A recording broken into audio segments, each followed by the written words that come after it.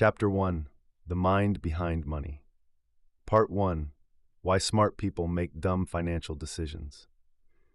The most intelligent people often make the most catastrophic financial mistakes, a paradox that reveals the complex relationship between intelligence and money management. High IQ individuals frequently fall victim to the same psychological traps as everyone else, but their overconfidence in their intellectual abilities can make these errors even more damaging. Understanding why brilliant minds stumble when it comes to money requires examining the fundamental difference between analytical intelligence and financial wisdom. This exploration reveals how emotions, biases, and overconfidence can override logical thinking, leading even Nobel Prize winners and successful professionals to make decisions that destroy their wealth and financial security. Consider the case of long-term capital management, a hedge fund founded by two Nobel Prize-winning economists and staffed with some of the brightest minds in finance. Despite their collective genius and sophisticated mathematical models, the fund collapsed spectacularly in 1998, losing $4.6 billion in a matter of months. The founders believed their intellectual superiority and complex algorithms could eliminate risk, but they fell victim to overconfidence bias and ignored the psychological elements that drive markets. Overconfidence bias represents one of the most dangerous traps for intelligent individuals. Smart people often assume their analytical skills will naturally translate to financial success. They trust their ability to outsmart markets, time investments perfectly, and spot opportunities others miss. This confidence leads to excessive trading, concentration in risky investments, and dismissal of proven strategies like diversification and dollar-cost averaging. A successful surgeon earning $500,000 annually might feel confident enough to day trade options or invest heavily in individual stocks. Their success in medicine creates an illusion of competence in finance, despite these being entirely different skill sets. The surgeon's precision in the operating room doesn't translate to market timing, yet overconfidence bias prevents them from recognizing this limitation.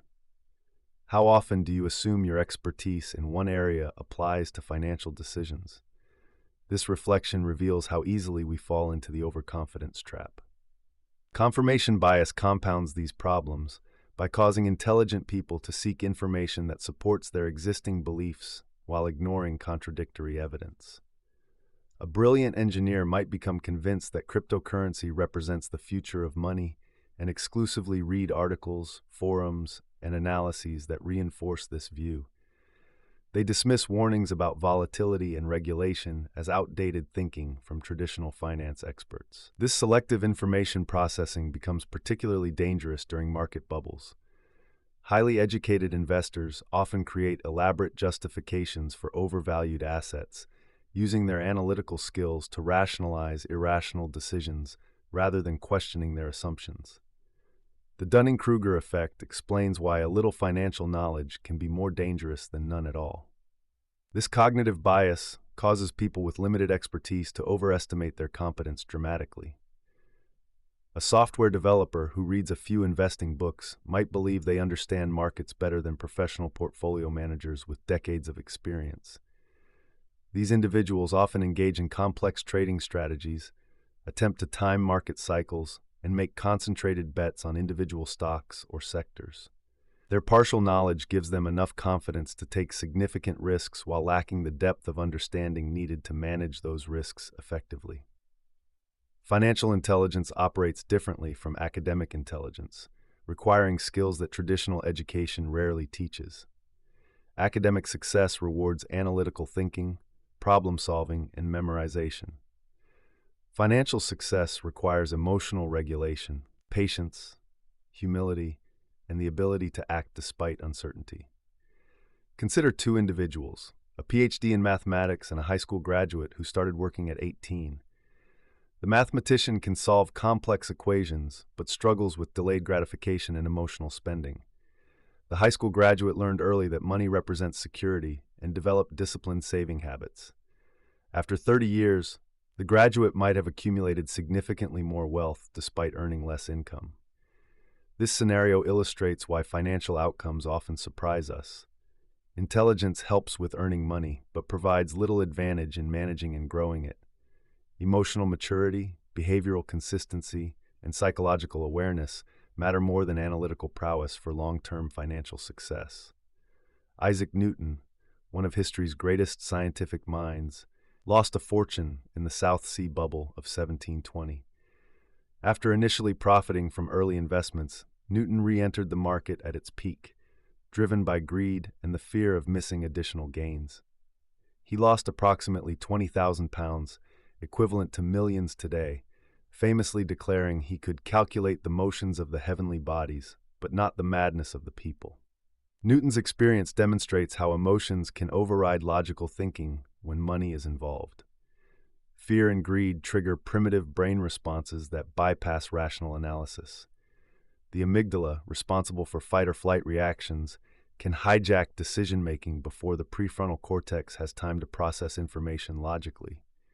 Modern examples abound of brilliant individuals making similar mistakes. Tech entrepreneurs worth hundreds of millions often risk everything on single investments or ventures. Academic researchers fall for elaborate Ponzi schemes. Medical professionals accumulate massive debt, purchasing expensive homes and luxury items, assuming their high incomes guarantee financial security. What financial decisions have you made based on emotion rather than logic? Recognizing these moments helps identify patterns that might be sabotaging your financial progress. The pharmaceutical executive who lost $2 million day trading during lunch breaks exemplifies how overconfidence and emotional decision-making intersect. Despite managing complex drug development programs, he believed stock trading was simply another analytical challenge. Market volatility triggered stress responses that led to impulsive decisions, doubling down on losing positions and abandoning rational risk management. His recovery required acknowledging that financial markets operate differently from corporate environments. Success demanded developing new skills: emotional regulation, patience, and humility. He eventually achieved better results with simple index fund investing than with sophisticated trading strategies. Intelligence can actually hinder financial success by creating blind spots and overconfidence. Smart people often complicate simple strategies, believing basic approaches are beneath their intellectual capabilities. They might reject dollar-cost averaging as too simplistic, preferring complex timing strategies that rarely work. The key to financial success lies in recognizing these psychological limitations and developing systems that account for human nature. Successful investors often use automatic contributions, diversified portfolios, and long-term perspectives, not because they're unsophisticated, but because they understand their own psychological vulnerabilities. Building financial intelligence requires different practices than developing academic intelligence. Instead of memorizing theories or solving complex problems, financial intelligence grows through self-awareness, emotional regulation, and behavioral consistency. It means acknowledging mistakes quickly, learning from market feedback, and maintaining humility about what we can and cannot control. The most financially successful individuals often display average intelligence, but exceptional emotional maturity and behavioral discipline. They understand that money amplifies existing character traits and psychological patterns. Rather than fighting these tendencies, they create systems and safeguards that channel their psychology toward beneficial outcomes. This understanding transforms how we approach financial education and decision-making, shifting focus from technical knowledge to psychological awareness and behavioral modification. Part 2. Your money story. How childhood shapes your wallet. Your relationship with money began forming long before you received your first allowance or opened your first savings account.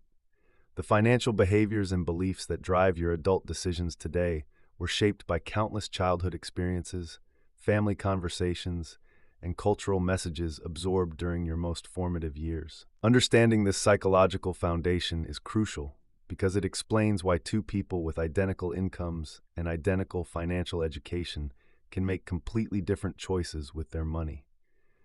Your childhood money story operates like invisible software running in the background of every financial decision you make. Consider Sarah, a successful marketing executive who earns 6 figures but still clips coupons obsessively and refuses to buy brand-name products. Her behavior puzzles colleagues who know her income, but it makes perfect sense when you learn that her family lost their home during her childhood due to her father's gambling addiction. Now contrast this with Michael, a teacher who barely makes ends meet but consistently spends money on expensive gadgets and dining out. His financial choices become clearer when you discover he grew up in a wealthy family where money was used to express love and maintain social status. These examples illustrate how early money experiences create what psychologists call money scripts, the unconscious beliefs about money that guide our financial behavior throughout life. These scripts form through direct observation of parental behavior, explicit messages about money, and the emotional climate surrounding financial discussions in the household. Family dynamics play a particularly powerful role in shaping financial psychology. Children who witness parents arguing about money often develop anxiety around financial conversations as adults. Those who experienced financial instability may become either extreme savers who hoard money for security, or extreme spenders who believe money should be enjoyed immediately since it might disappear tomorrow. The money personalities that emerge from childhood typically fall into four main categories. Savers learned early that financial security comes from accumulation and careful management. They often grew up in households where thrift was valued and financial planning was emphasized. Spenders, conversely, may have learned that money represents freedom, pleasure, or emotional comfort. Their childhood environments often featured immediate gratification or parents who used spending as a way to show love. Money avoiders developed their personality from households where money was a source of conflict, shame, or stress. As adults, they often delegate financial responsibilities to others or simply ignore money matters entirely. Money worriers emerged from environments of financial uncertainty or where money was discussed in catastrophic terms. They tend to obsess over financial details and struggle with decision paralysis. What specific money messages did you receive in your childhood home? Did your parents discuss financial goals openly, or was money a taboo subject that created tension? Socioeconomic background adds another layer of complexity to money psychology. Children from wealthy families may develop an unconscious belief that money will always be available, leading to poor budgeting skills in adulthood. Those from middle-class backgrounds often internalize messages about maintaining appearances and keeping up with social expectations. Children from low-income families might develop scarcity thinking that persists even after their financial situation improves. Cultural messages about money further shape these early beliefs. Some cultures emphasize collective financial responsibility and saving for family needs. Others prioritize individual achievement and wealth accumulation. Religious backgrounds may instill beliefs about money being the root of evil, or that financial success indicates moral virtue. These cultural scripts operate alongside family messages to create complex, often contradictory beliefs about money. Dr. Brad Klontz, a financial psychologist, has identified several common money scripts that limit financial success. The money avoidance script teaches that money is bad, rich people are greedy, and financial focus is superficial. The money worship script suggests that money solves all problems and more money always equals more happiness. The money status script equates self-worth with net worth and drives people to overspend to maintain appearances. The most damaging aspect of these scripts is their unconscious nature. Most people remain unaware of how childhood experiences influence their adult financial decisions. A woman who experienced financial trauma as a child might sabotage her own financial success without realizing why. A man who learned that discussing money was inappropriate might avoid crucial financial conversations with his spouse. Identifying your personal money story requires honest self-reflection and careful observation of your financial patterns. Start by examining your earliest money memories. What emotions arise when you think about money? What were the spoken and unspoken rules about money in your childhood home? How did your parents handle financial stress, windfalls, or major purchases? Pay attention to your current financial behaviors for clues about underlying scripts. Do you feel guilty when spending money on yourself? Do you avoid checking your bank account balance? Do you make impulsive purchases when feeling emotional? These patterns often trace back to childhood programming. The physical sensations you experience around money decisions also provide valuable insights. Some people feel stomach knots when making purchases, while others experience excitement or relief. These bodily responses often connect to early emotional associations with money that were formed before rational thought processes developed. How do you typically react when facing a significant financial decision? Do you feel excitement, anxiety, or something else entirely? Rewriting negative money narratives requires both awareness and intentional practice. The first step involves recognizing that your childhood money story is just one possible narrative, not an absolute truth about money or your capabilities. This cognitive shift creates space for new beliefs and behaviors to emerge. Challenge limiting beliefs by examining evidence that contradicts them. If you believe wealthy people are inherently greedy, seek examples of generous, wealthy individuals. If you think you're naturally bad with money, document small financial successes you've achieved. This process helps weaken the emotional charge of old scripts. Replace negative scripts with positive, evidence-based beliefs about money. Instead of "I'm bad with money," try "I'm learning to manage money more effectively." Rather than "money always causes problems," consider "money is a tool that can solve problems when used wisely." These new scripts need reinforcement through repetition and supporting actions. Create new money experiences that contradict old patterns.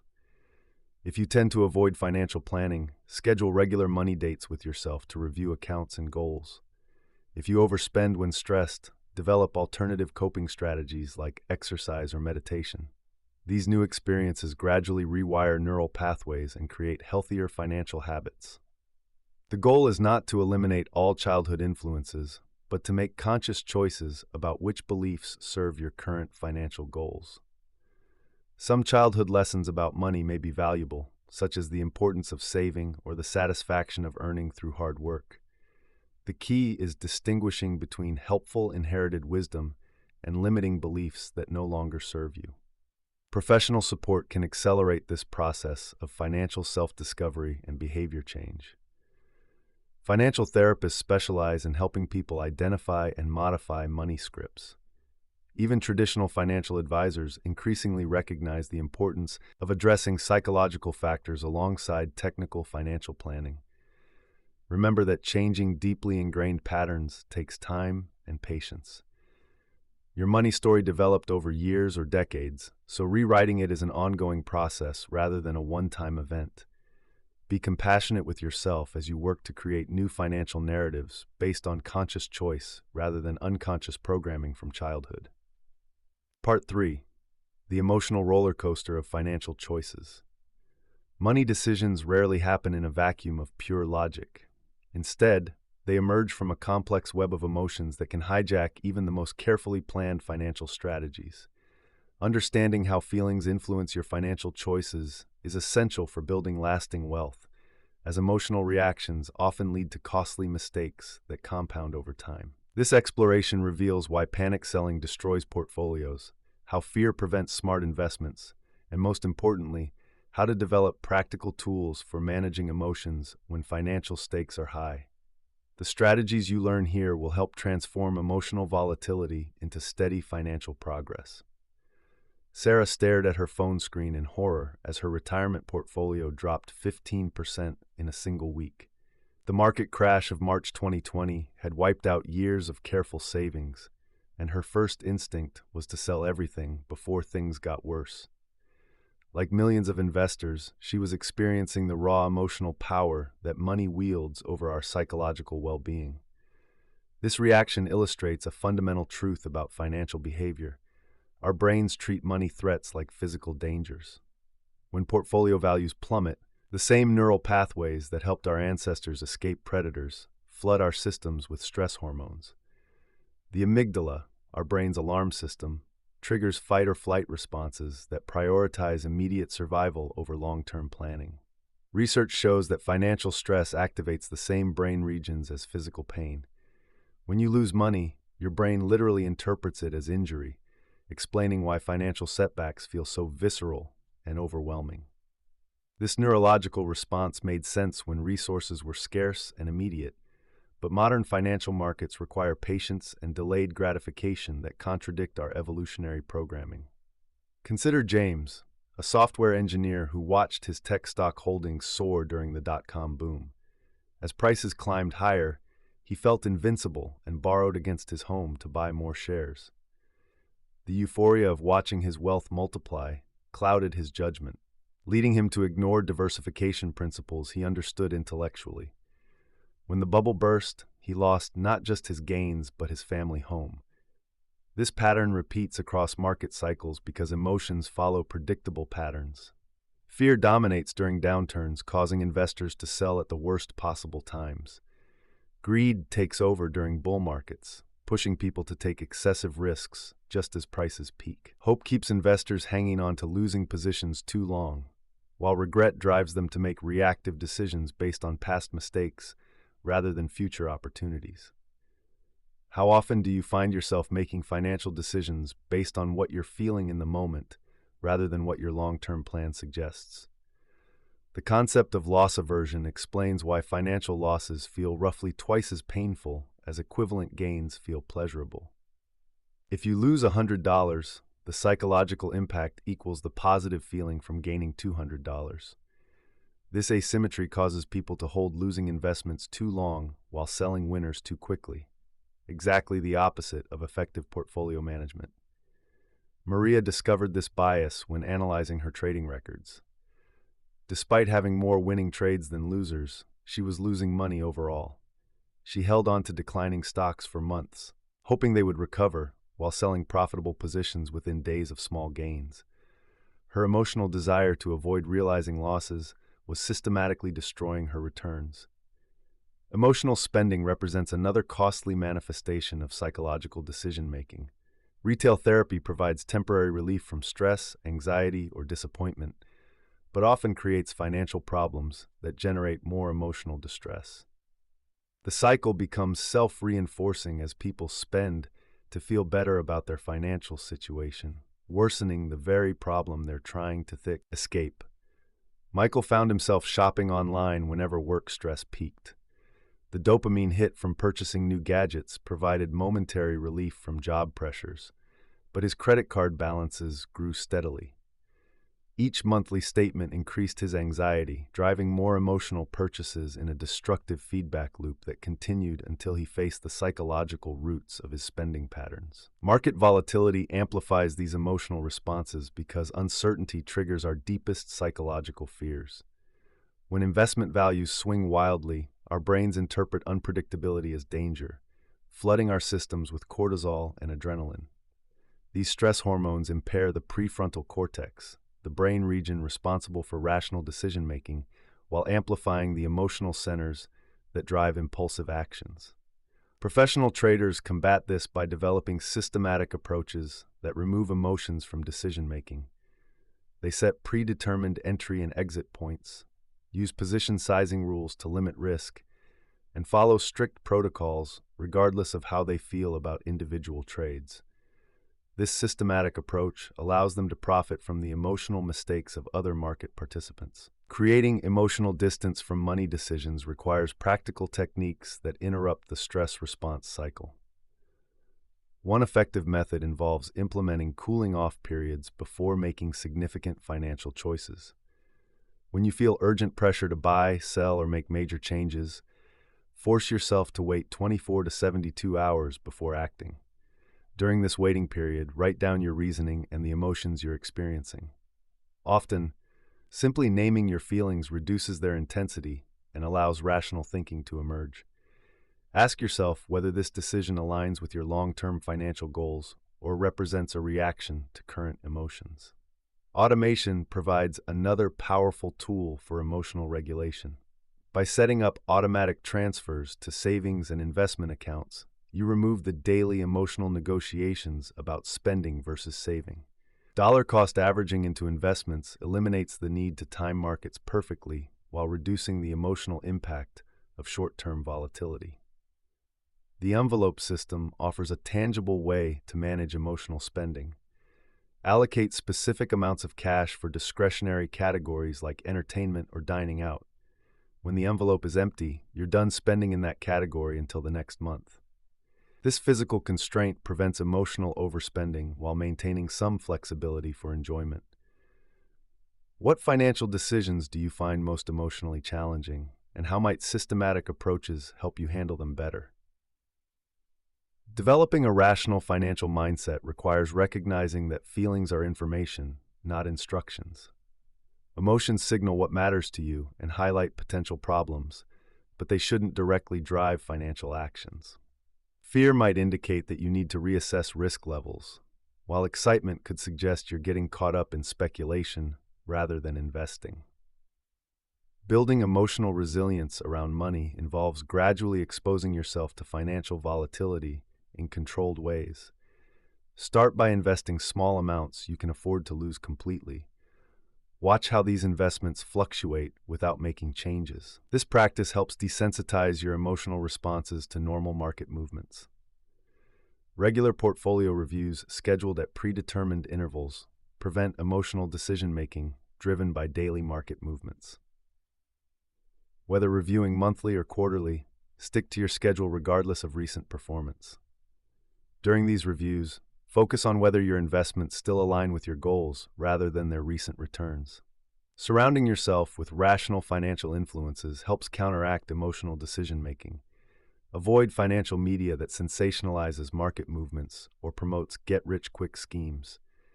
Instead, seek educational content that emphasizes long-term thinking and evidence-based strategies.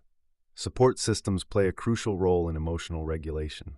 Whether through financial advisors, investment clubs, or trusted friends, having people who can provide objective perspectives during emotional moments prevents costly mistakes. These relationships work best when established before crises occur, giving you rational voices to counter emotional impulses. Remember that everyone experiences financial emotions differently based on their money story and personal circumstances. What triggers anxiety in one person might not affect another. The key is developing self-awareness about your particular emotional patterns and building systems that account for these tendencies rather than fighting against them. Professional help becomes valuable when emotional patterns consistently interfere with financial progress. Financial therapists can help identify the root causes of money-related emotions and develop healthier coping strategies. Even working with fee-only financial advisors who understand behavioral finance can provide the objective guidance needed to make rational decisions during emotional periods. The goal isn't to eliminate emotions from financial decisions entirely, as feelings provide valuable information about your values and priorities. Instead, the objective is developing the emotional intelligence to recognize when feelings are helping versus hurting your financial progress. Then, having practical tools to maintain rational decision-making, even during stressful periods. Part 4. Breaking free from money myths and misconceptions. Understanding the difference between financial truth and financial fiction can mean the difference between building lasting wealth and remaining financially stagnant. Most people carry deeply ingrained beliefs about money that feel like common sense, but actually work against their financial best interests. These myths, passed down through generations and reinforced by media narratives, create invisible barriers to wealth building. By examining the evidence behind popular financial beliefs and developing skills to evaluate financial information critically, you can make decisions based on reality rather than misconceptions, transforming your financial trajectory through informed action rather than inherited assumptions. Sarah worked as a software engineer earning 6 figures, yet she kept her entire emergency fund in a savings account earning 0.5% interest, while inflation ran at 3%. When asked why she avoided investing, she explained that her grandmother lost money in the stock market during the Great Depression, and her family always believed the stock market is just gambling. This single belief, formed decades before Sarah was born, cost her thousands in potential returns and demonstrated how financial myths can persist across generations despite changing economic realities. The myth that investing equals gambling represents one of the most destructive misconceptions about wealth building. This belief stems from confusing speculation with investing and short-term volatility with long-term risk. Gambling involves random chance, with odds favoring the house, while investing involves owning productive assets that generate value over time.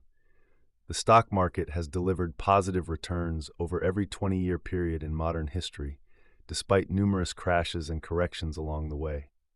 Consider how this myth affects behavior. People who believe investing is gambling often keep their money in savings accounts or certificates of deposit, earning returns that fail to keep pace with inflation. Over 30 years, $100,000 earning 1% annually becomes $135,000, while the same amount earning 7% annually becomes $761,000. The safe choice actually guarantees a loss of purchasing power over time. Another pervasive myth suggests that successful investing requires perfect timing. Financial media reinforces this belief by constantly discussing when to buy, when to sell, and which sectors will outperform next quarter. The reality is that even professional fund managers consistently fail to time markets effectively. Studies show that over 90% of actively managed funds fail to beat simple index funds over 15-year periods, largely because timing the market is nearly impossible. The data reveals why timing myths persist despite evidence against them. People remember the few instances when someone successfully called a market top or bottom while forgetting the countless failed predictions. This availability bias makes market timing seem more achievable than statistics suggest. Professional investors understand this reality and focus on time in the market rather than timing the market. How often do you hear people say they're waiting for the right time to start investing? This perfectionist approach costs more than poor timing ever could. Someone who invested $1,000 monthly starting in January 2000, right before the dot-com crash, would have accumulated more wealth by 2020 than someone who waited for better times and started investing the same amount in 2010. The myth of debt as universally bad creates another barrier to wealth building. While high-interest consumer debt damages financial health, low-interest debt used to acquire appreciating assets can accelerate wealth creation. Real estate investors understand this principle, using mortgages to control properties worth far more than their down payments. The key distinction lies between productive debt that generates income or tax advantages and consumptive debt used for lifestyle expenses. Media narratives often reinforce the debt is evil myth by focusing on extreme cases of debt mismanagement while ignoring sophisticated debt strategies used by wealthy individuals and businesses. Tax laws actually favor debt in many situations, allowing mortgage interest deductions and enabling depreciation benefits that reduce taxable income. Understanding these nuances requires moving beyond simplistic rules toward situation-specific analysis. Cultural beliefs about wealthy people create additional barriers to wealth building. The stereotype of the greedy, unethical rich person makes wealth seem morally questionable to many people. Research on millionaires reveals a different reality. Most wealthy individuals built their fortunes through consistent saving, smart investing, and providing value to others through businesses or careers. They typically live below their means, drive modest cars, and accumulate wealth gradually rather than through windfalls or inheritance. This myth becomes self-limiting when people unconsciously sabotage their financial progress to avoid being perceived as greedy or materialistic. The internal conflict between wanting financial security and fearing negative judgment creates approach avoidance patterns that prevent consistent wealth-building behaviors. Financial media perpetuates myths through sensationalism and oversimplification. Headlines like 5 stocks to buy now or the coming market crash generate clicks but promote unrealistic expectations about investing. The media business model depends on creating urgency and drama, which directly conflicts with the patient, methodical approach that actually builds wealth. Television shows about extreme couponing or house flipping create unrealistic expectations about how average people should manage money. These entertainment programs showcase exceptional cases as normal outcomes, leading viewers to expect similar results from following basic strategies. Real wealth building involves consistent, often boring behaviors performed over decades rather than dramatic transformations in short periods. What financial advice have you received that seemed too good to be true? Learning to recognize red flags in financial information becomes crucial for avoiding costly mistakes. Promises of guaranteed returns, secret strategies, or get-rich-quick schemes always deserve skepticism. Legitimate financial advice focuses on long-term principles, acknowledges risks honestly, and avoids making specific predictions about market timing or individual security performance. The myth of needing large amounts of money to start investing prevents many people from beginning their wealth-building journey.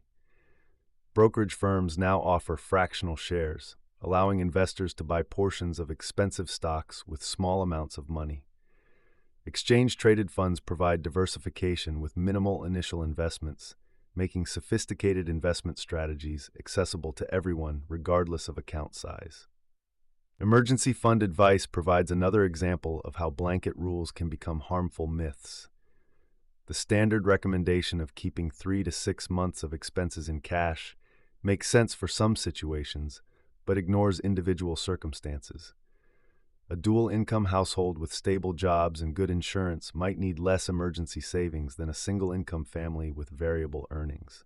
Someone with excellent credit and available credit lines might optimize their situation differently than someone without access to emergency credit. Developing critical thinking skills for evaluating financial information starts with understanding the source's motivations. Financial advice from someone selling products or services should be weighted differently than guidance from fee-only advisors with fiduciary responsibilities. Academic research and government data provide more objective information than marketing materials or entertainment-focused financial media. The rise of social media has created new channels for financial misinformation. Investment advice from social media influencers often lacks proper disclaimers about risks, conflicts of interest, or the influencer's actual qualifications. Young investors particularly fall prey to social media myths about day trading, cryptocurrency speculation, and option strategies that require sophisticated risk management skills. Evidence-based alternatives to common financial folklore focus on principles supported by decades of academic research and real-world results. Dollar-cost averaging into diversified index funds, maintaining appropriate emergency savings, and avoiding high-fee investment products represent boring but effective strategies that consistently produce better outcomes than more exciting alternatives. The myth of complexity in successful investing keeps many people from taking action. Financial services companies benefit from presenting investing as complicated because complexity justifies high fees and frequent trading. Reality suggests that simple strategies often outperform complex ones because they're easier to maintain consistently and involve lower costs. The most successful individual investors often use straightforward approaches: regular contributions to low-cost index funds, annual rebalancing, and patient long-term holding periods. Breaking free from financial myths requires active effort to seek out accurate information and challenge inherited beliefs. This process involves examining the evidence behind popular financial advice, understanding the motivations of information sources, and testing beliefs against measurable outcomes rather than anecdotal stories or cultural assumptions. Chapter 2: The Luck and Risk Dance. Part 1: When Fortune Favors the Bold and When It Doesn't. The difference between calculated risk and reckless gambling often becomes clear only in hindsight, making it one of the most challenging aspects of financial decision-making. Understanding this distinction requires examining not just the outcomes of bold financial moves, but the processes and circumstances that led to them. This exploration reveals how timing, market conditions, and sheer luck play crucial roles in determining whether audacious financial decisions become success stories or cautionary tales. Through real-world examples and practical frameworks, we can learn to evaluate risk-reward ratios more effectively and make informed decisions under uncertainty. The story of Amazon's early years perfectly illustrates how fine the line can be between visionary investing and financial recklessness. When Jeff Bezos left his lucrative Wall Street job in 1994 to start an online bookstore, many viewed it as career suicide. The internet was still nascent, e-commerce was unproven, and established retailers like Barnes & Noble seemed unbeatable. Yet Bezos had identified a unique opportunity: the internet's ability to offer unlimited shelf space and reach customers anywhere. What made this a calculated risk rather than pure gambling was Bezos's systematic approach to uncertainty.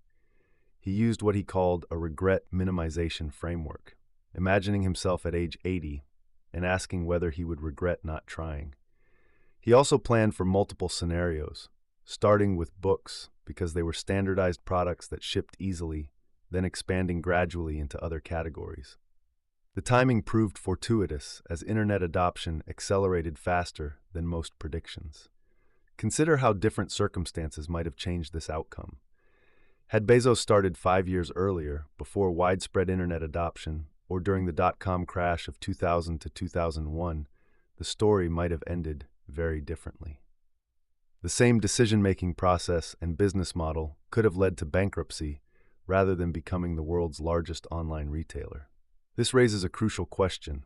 How do you distinguish between a well-reasoned risk and a lucky gamble when evaluating your own financial decisions? The collapse of long-term capital management in 1998 provides a stark contrast to Amazon's success story. LTCM was founded by Nobel Prize-winning economists and seasoned Wall Street professionals who developed sophisticated mathematical models to identify market inefficiencies.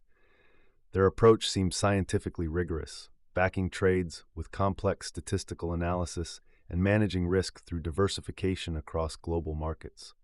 For several years, LTCM generated extraordinary returns, seemingly validating their quantitative approach. However, their models failed to account for extreme market events that fell outside historical patterns. When the Russian financial crisis created unprecedented market correlations, positions they thought were uncorrelated moved in the same direction simultaneously. Their high leverage, which had amplified previous gains, now magnified catastrophic losses. The LTCM case demonstrates how apparent expertise and sophisticated analysis can mask dangerous assumptions.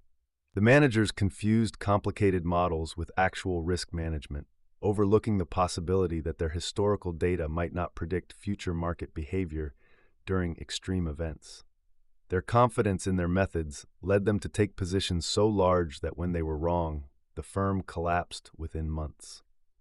Real estate investor Sam Zell's approach offers valuable insights into managing uncertainty while taking bold positions.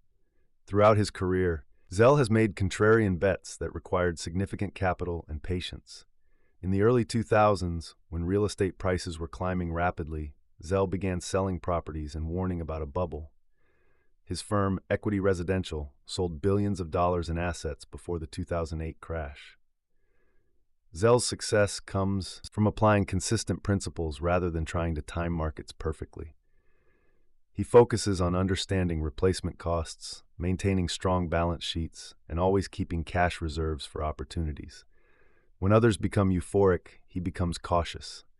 When panic sets in, he looks for bargains. This approach has worked across multiple economic cycles because it acknowledges that timing specific market movements is impossible while positioning for various scenarios. What specific principles guide your financial decisions when facing uncertainty, and how do you test whether they hold up under different market conditions? The framework Zell uses can be adapted for personal financial decisions through a systematic risk evaluation process. First, assess the worst-case scenario and whether you can survive it financially and emotionally.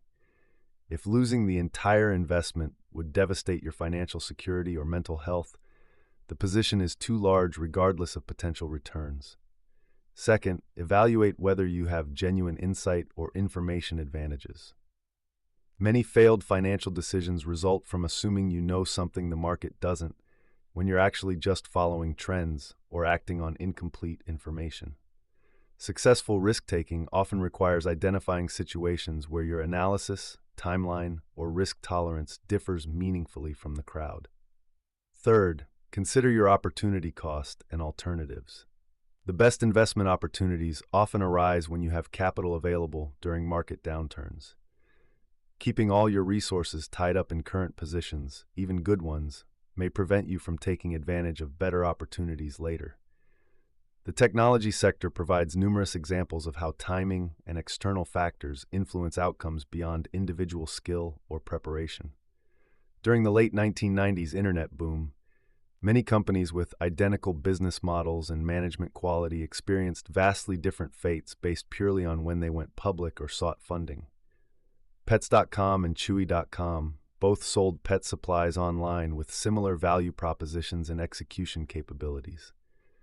Pets.com launched during the dot-com bubble when investors funded almost any internet-related business, but went bankrupt when the bubble burst in 2000. Chewy.com launched more than a decade later into a mature e-commerce environment with proven consumer behavior and sold to PetSmart for $3.35 billion in 2017. The different outcomes had little to do with management competence or business model validity. Instead, external timing factors, investor sentiment, market maturity, and consumer readiness determine success or failure. This illustrates why evaluating financial decisions based solely on outcomes can be misleading. Market conditions during the 2008 financial crisis created both disasters and opportunities that had little correlation with prior decision-making quality. Banks that had maintained conservative lending standards for decades failed because of exposure to seemingly safe mortgage-backed securities. Meanwhile, investors who happened to have cash available could purchase quality assets at massive discounts. Warren Buffett's acquisition of Goldman Sachs preferred shares in September 2008 exemplifies how external conditions can make good decisions look brilliant. Buffett invested $5 billion when Goldman needed capital desperately, negotiating a 10% dividend plus warrants to purchase common stock. The deal generated billions in profits, but success depended heavily on government intervention to stabilize the financial system. Had the government allowed more banks to fail or implemented different policies, even Buffett's carefully structured investment might have produced losses. The positive outcome reflected both sound analysis and favorable external circumstances beyond anyone's control. How do you separate the influence of external factors from your own decision-making quality when evaluating past financial choices? Understanding these dynamics requires developing frameworks that account for both skill and luck in financial outcomes. One effective approach involves scenario planning that explicitly considers multiple possible futures rather than trying to predict a single outcome. Before making significant financial decisions, map out several plausible scenarios and evaluate how your choice would perform in each. For major career or investment decisions, consider using a pre-mortem analysis. Imagine the decision has failed spectacularly and work backward to identify what could have gone wrong. This exercise often reveals risks and dependencies that aren't apparent when focusing only on potential success. Another useful tool is the journalist test. Imagine explaining your decision to a skeptical reporter who understands finance. If you can articulate clear reasons based on evidence and logic, rather than just optimism or fear, you're more likely making a calculated risk than gambling. The venture capital industry provides structured approaches to managing high-risk, high-reward scenarios that individuals can adapt. Professional investors expect most of their investments to fail completely, while hoping a few generate enormous returns. This portfolio approach only works because they can afford multiple failures and don't need every decision to succeed. Individual investors can apply similar thinking by limiting any single risky investment to amounts they can afford to lose completely. This position sizing discipline allows for taking meaningful risks without jeopardizing overall financial security. When one investment performs exceptionally well, the gains can offset multiple smaller losses. The key insight from professional risk-taking is distinguishing between concentrated execution and diversified betting. You might concentrate your career efforts in a specific industry or skill set while diversifying your investment portfolio across multiple asset classes and strategies. This approach manages both the risks you can control through preparation and those you cannot control through diversification. Building systems that work across different environments requires acknowledging that no strategy succeeds in all conditions. The most robust approaches maintain flexibility to adapt when circumstances change, rather than assuming current conditions will persist indefinitely. This means avoiding financial structures that require specific outcomes to avoid disaster, while positioning to benefit when opportunities arise. Part 2. The thin line between genius and gambler. Understanding how identical financial behaviors produce dramatically different results reveals one of money's most perplexing realities. The same aggressive investment strategy that transforms one person into a billionaire can bankrupt another, while timing, market conditions, and pure chance often determine which outcome occurs. This exploration examines why we struggle to separate skill from luck in financial success stories, how survivorship bias distorts our understanding of what works, and provides practical frameworks for making sound financial decisions regardless of uncertain outcomes. Consider two tech entrepreneurs who both mortgaged their homes and maxed out their credit cards to fund their startups in the early 2000s. One launched just before the dot-com crash and lost everything, while the other started 3 years later during the recovery and became extraordinarily wealthy. Both made identical financial decisions with the same level of research, preparation, and commitment. The only difference was timing, yet we celebrate one as a visionary risk-taker while forgetting the other entirely. Warren Buffett himself acknowledges this paradox when discussing his investment philosophy. His concentrated betting approach, holding large positions in relatively few companies, appears brilliant in retrospect. However, countless investors using similar strategies have suffered devastating losses. Buffett's success stems not just from his analytical skills, but from fortunate timing, a long bull market during his prime years, and the luxury of patient capital that many investors lack. The venture capital industry provides stark evidence of how thin this line truly is. Successful venture capitalists often employ strategies that seem identical to failed ones. They both seek disruptive technologies, back confident entrepreneurs, and concentrate significant resources in high-growth potential companies. Yet for every celebrated success story, hundreds of similar bets quietly disappear from public memory. What separates your current financial decision-making from gambling, and how would you know the difference if luck has been masking poor process? Tesla's Elon Musk exemplifies this genius gambler dynamic perfectly. His decision to invest his entire PayPal windfall into SpaceX and Tesla appeared reckless to most observers in 2002. He literally borrowed money for rent while pouring everything into these ventures. Today, this decision looks brilliant, but it easily could have resulted in complete financial ruin. Musk himself admitted he gave both companies only a 10% chance of success. The same pattern emerges in traditional investing. Carl Icahn's activist approach, buying large stakes in underperforming companies and pushing for changes, has generated enormous returns over decades. However, numerous investors attempting similar strategies have lost fortunes when their target companies continued declining or when management successfully resisted their pressure. The difference often comes down to factors beyond the investor's control: regulatory changes, market sentiment, or simply luck and timing. Hindsight bias compounds this problem by creating false narratives around financial success. We construct logical explanations for outcomes that were actually heavily influenced by randomness. When someone becomes wealthy through cryptocurrency investments, we emphasize their research and risk tolerance while downplaying the role of timing and market irrationality. This creates dangerous precedents for future decision-making. Survivorship bias further distorts our understanding by ensuring we only hear success stories. For every celebrated entrepreneur who mortgaged their home to fund a startup, dozens of others made identical decisions and lost everything. These failures remain invisible in our collective memory, creating a skewed perception of what constitutes smart financial behavior. Day trading exemplifies how identical behaviors produce vastly different outcomes based on timing and, luck. During bull markets, aggressive day traders appear brilliant, posting impressive returns and attracting followers. During market downturns, the same strategies destroy accounts. The behavior remains constant, but market conditions determine the outcome. The distinction between calculated risk and gambling lies not in the outcome, but in the process. Calculated risk involves thorough analysis, position sizing that won't cause ruin if wrong, and decision-making frameworks that can be replicated consistently. Gambling relies on gut feelings, bet sizes that create financial stress, and decision processes that vary based on emotions or recent outcomes.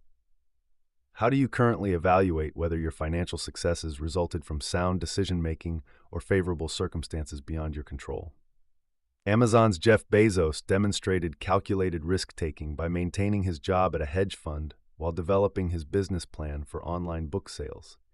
He structured his decision to minimize regret, knowing he could return to finance if the venture failed. This contrasts sharply with entrepreneurs who quit stable employment without financial cushions or backup plans, relying entirely on their startup's success for survival. The venture capital model itself acknowledges this reality through portfolio diversification. Successful VCs expect most investments to fail completely, while hoping a few generate enormous returns. They've built a process that accounts for the fundamental unpredictability of individual outcomes while positioning to benefit from the few successes that emerge. Professional poker players offer valuable insights into managing this balance. They focus entirely on decision quality rather than individual hand results, knowing that good decisions sometimes produce bad outcomes, while poor decisions occasionally succeed through luck. This mindset prevents the emotional swings that destroy long-term performance. Building robust evaluation frameworks requires separating process from outcome when analyzing financial decisions.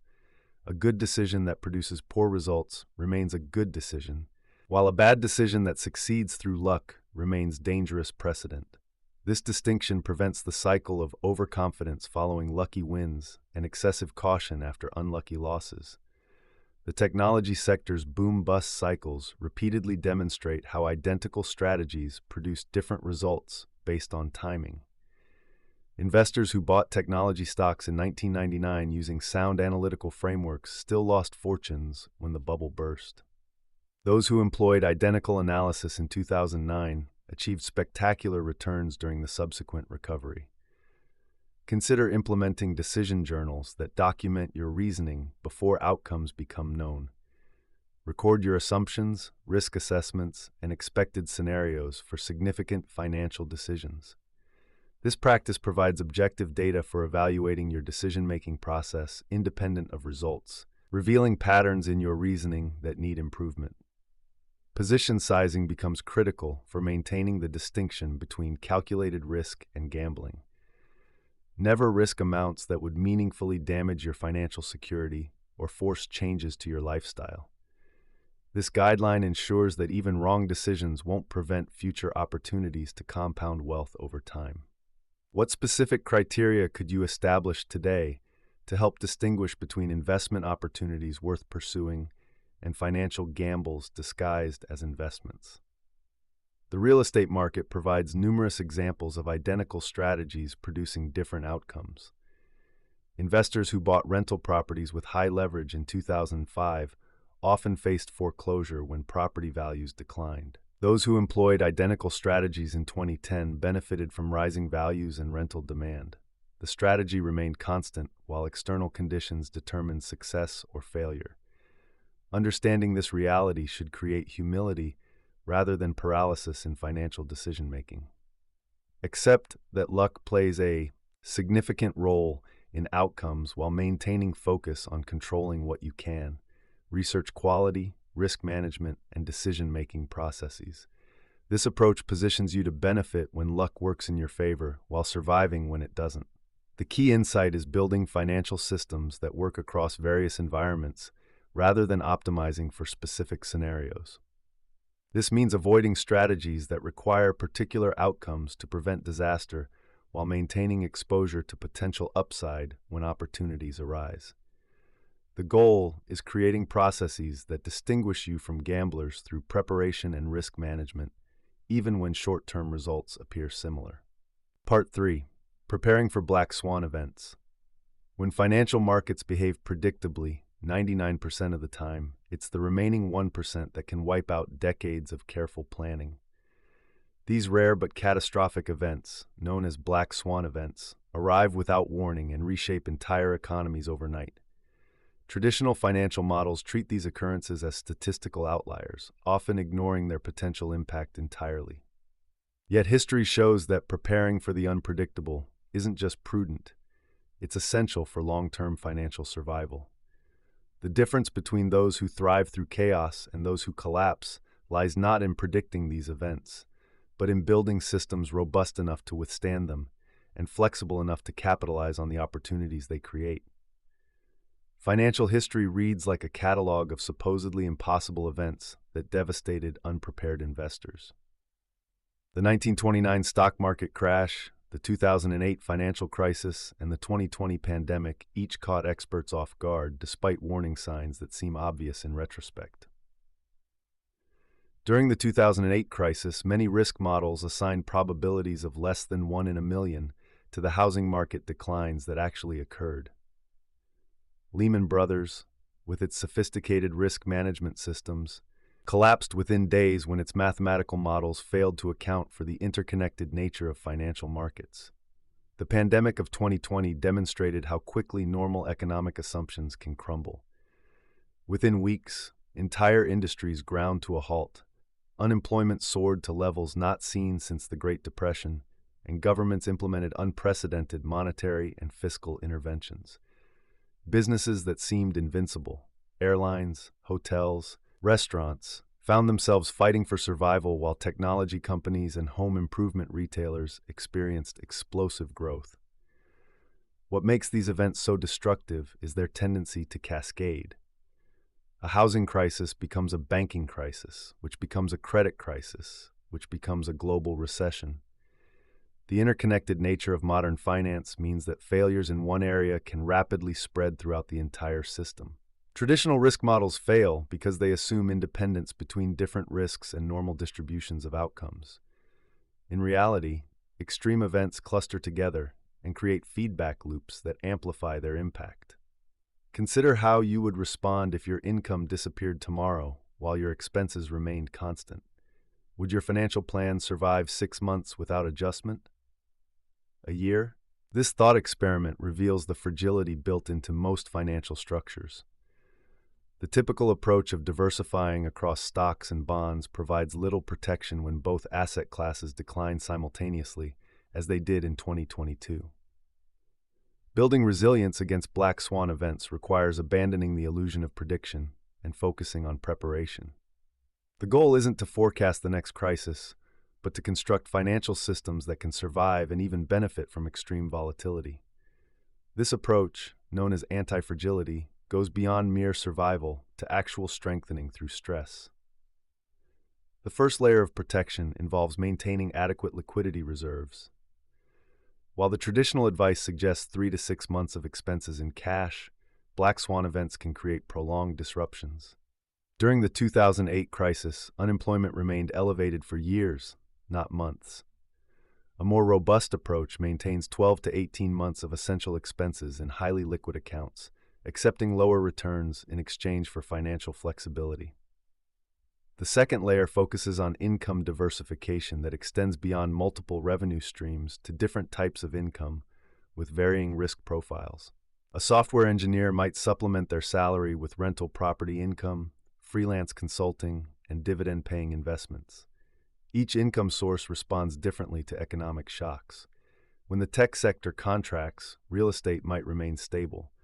When interest rates rise and hurt property values, consulting rates might increase due to corporate cost-cutting. Debt structure plays a crucial role in financial resilience. Fixed-rate, long-term debt provides stability during inflationary periods, while variable-rate debt can benefit from declining interest rates. However, the key principle is avoiding debt structures that require refinancing during potential stress periods. A business owner who must renew their line of credit annually faces significant risk if banks tighten lending standards during a crisis. How would your financial plan perform if interest rates doubled overnight, as they did in the early 1980s? What if inflation reached 15%, as it did during that same period? Stress testing involves running these extreme scenarios to identify vulnerabilities before they become fatal flaws. Geographic and currency diversification provides additional protection against localized economic disasters. Citizens of countries that experienced hyperinflation understand the value of maintaining assets in stable foreign currencies and jurisdictions. Even residents of stable economies benefit from some international exposure, as demonstrated by the relative outperformance of international stocks during various periods when domestic markets struggled. Professional skills and human capital represent perhaps the most important form of anti-fragile investment. Skills that become more valuable during crisis periods, such as cost reduction, turnaround management, or essential services, provide natural hedges against economic downturns. A consultant specializing in bankruptcy proceedings, or a healthcare worker with critical skills, maintains earning power even when other professions suffer. The concept of optionality becomes crucial when preparing for black swan events. Options provide the right, but not the obligation, to take specific actions. Maintaining cash reserves creates options to invest when assets become cheap. Developing multiple skill sets creates options to change careers if necessary. Building relationships across different industries creates options for new opportunities when traditional paths close. During the 2020 market crash, investors with available cash could purchase quality stocks at prices not seen in years. Those without liquidity could only watch as opportunities passed. The lesson isn't that cash always outperforms investments, but that maintaining optionality allows for opportunistic moves during periods of maximum pessimism. Physical preparedness often gets overlooked in financial planning discussions, yet it forms the foundation of resilience. Basic emergency supplies, backup power systems, and essential equipment protect against supply chain disruptions and infrastructure failures. The 2021 Texas freeze demonstrated how quickly modern conveniences can disappear, leaving even wealthy individuals struggling with basic needs. Insurance strategies for black swan events require moving beyond standard coverage to consider tail risks. Umbrella liability policies protect against lawsuits that could exceed standard limits. Disability insurance protects human capital, often the most valuable asset for working professionals. Political risk insurance might seem excessive until considering the economic disruptions caused by policy changes or civil unrest.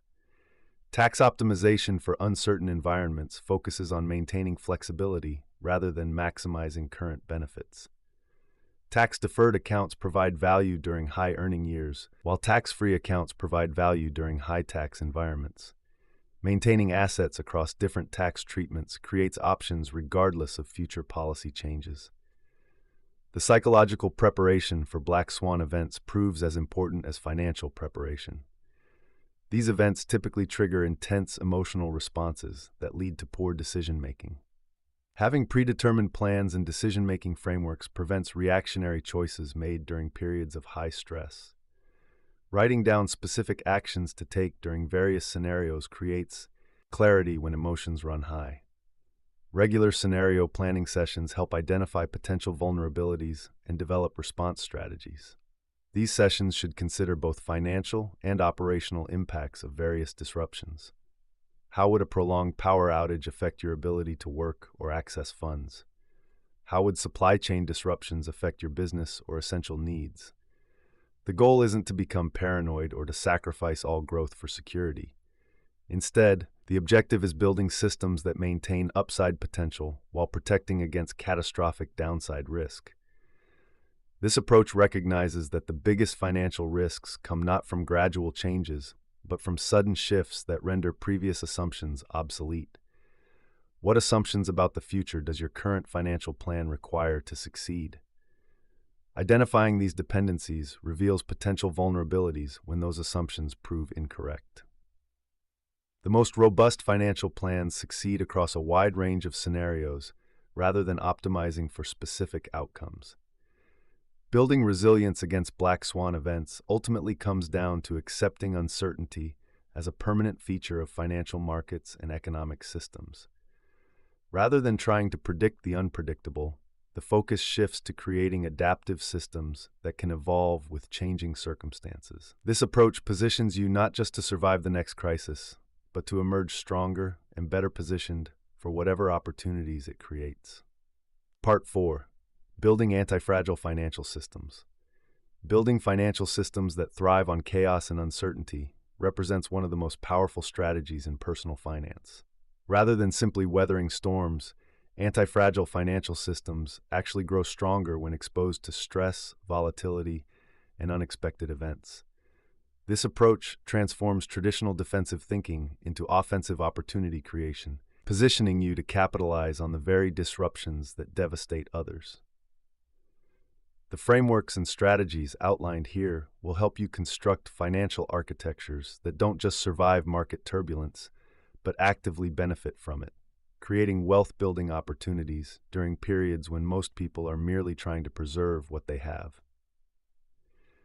Maria worked as a marketing director for 15 years, diligently saving money and investing in index funds. When the 2020 pandemic hit, she lost her job like millions of others. However, Maria had spent the previous 3 years building what she didn't even know was an anti-fragile financial system. She had developed freelance writing skills, maintained a small online course business, and kept significant cash reserves. While her peers struggled with unemployment, Maria used the disruption to triple her freelance income, acquire distressed rental properties at reduced prices, and launch a consulting business. Her financial position actually improved during one of the worst economic periods in recent history. The concept of anti-fragility goes far beyond traditional risk management. Most financial advice focuses on resilience or robustness, helping you survive negative events without losing too much ground. Anti-fragile systems actively benefit from disorder and stress. They contain built-in mechanisms that convert volatility into opportunity and uncertainty into advantage. Consider how your current financial setup responds to unexpected events. Does a market crash simply reduce your portfolio value, or does it create buying opportunities you can actually capitalize on? When economic uncertainty rises, do you hunker down defensively, or do you have systems in place to potentially benefit from the disruption? The foundation of anti-fragile finance rests on asymmetric risk-reward structures. These are financial positions where potential gains significantly outweigh potential losses. Traditional investing often seeks balanced risk-reward ratios, but anti-fragile systems deliberately seek situations where small downside risks can lead to massive upside potential. David, a software engineer, exemplified this approach during the 2008 financial crisis. While maintaining his steady employment income, he had been quietly developing programming skills in emerging technologies. When his company downsized, David used his severance package not to extend his lifestyle, but to spend 6 months building applications in the then nascent mobile app market. His small investment of time and modest savings generated returns that exceeded his previous annual salary. The economic crisis that destroyed many careers actually accelerated his financial growth. Multiple income streams form the backbone of anti-fragile financial systems, but not all income diversification creates true anti-fragility. The key lies in developing income sources that respond differently to various economic conditions. Some should be stable and predictable, while others should have the potential to surge during periods of disruption. The optimal configuration includes at least one steady income source, one or more scalable income streams that can grow rapidly when opportunities arise, and one income source that specifically benefits from economic uncertainty. This might include employment income for stability, freelance work or business income for scalability, and investments in distressed assets or counter-cyclical businesses for uncertainty-based gains. Sarah built this structure as a hospital nurse. Her primary income remains stable even during economic downturns because healthcare demand stays consistent.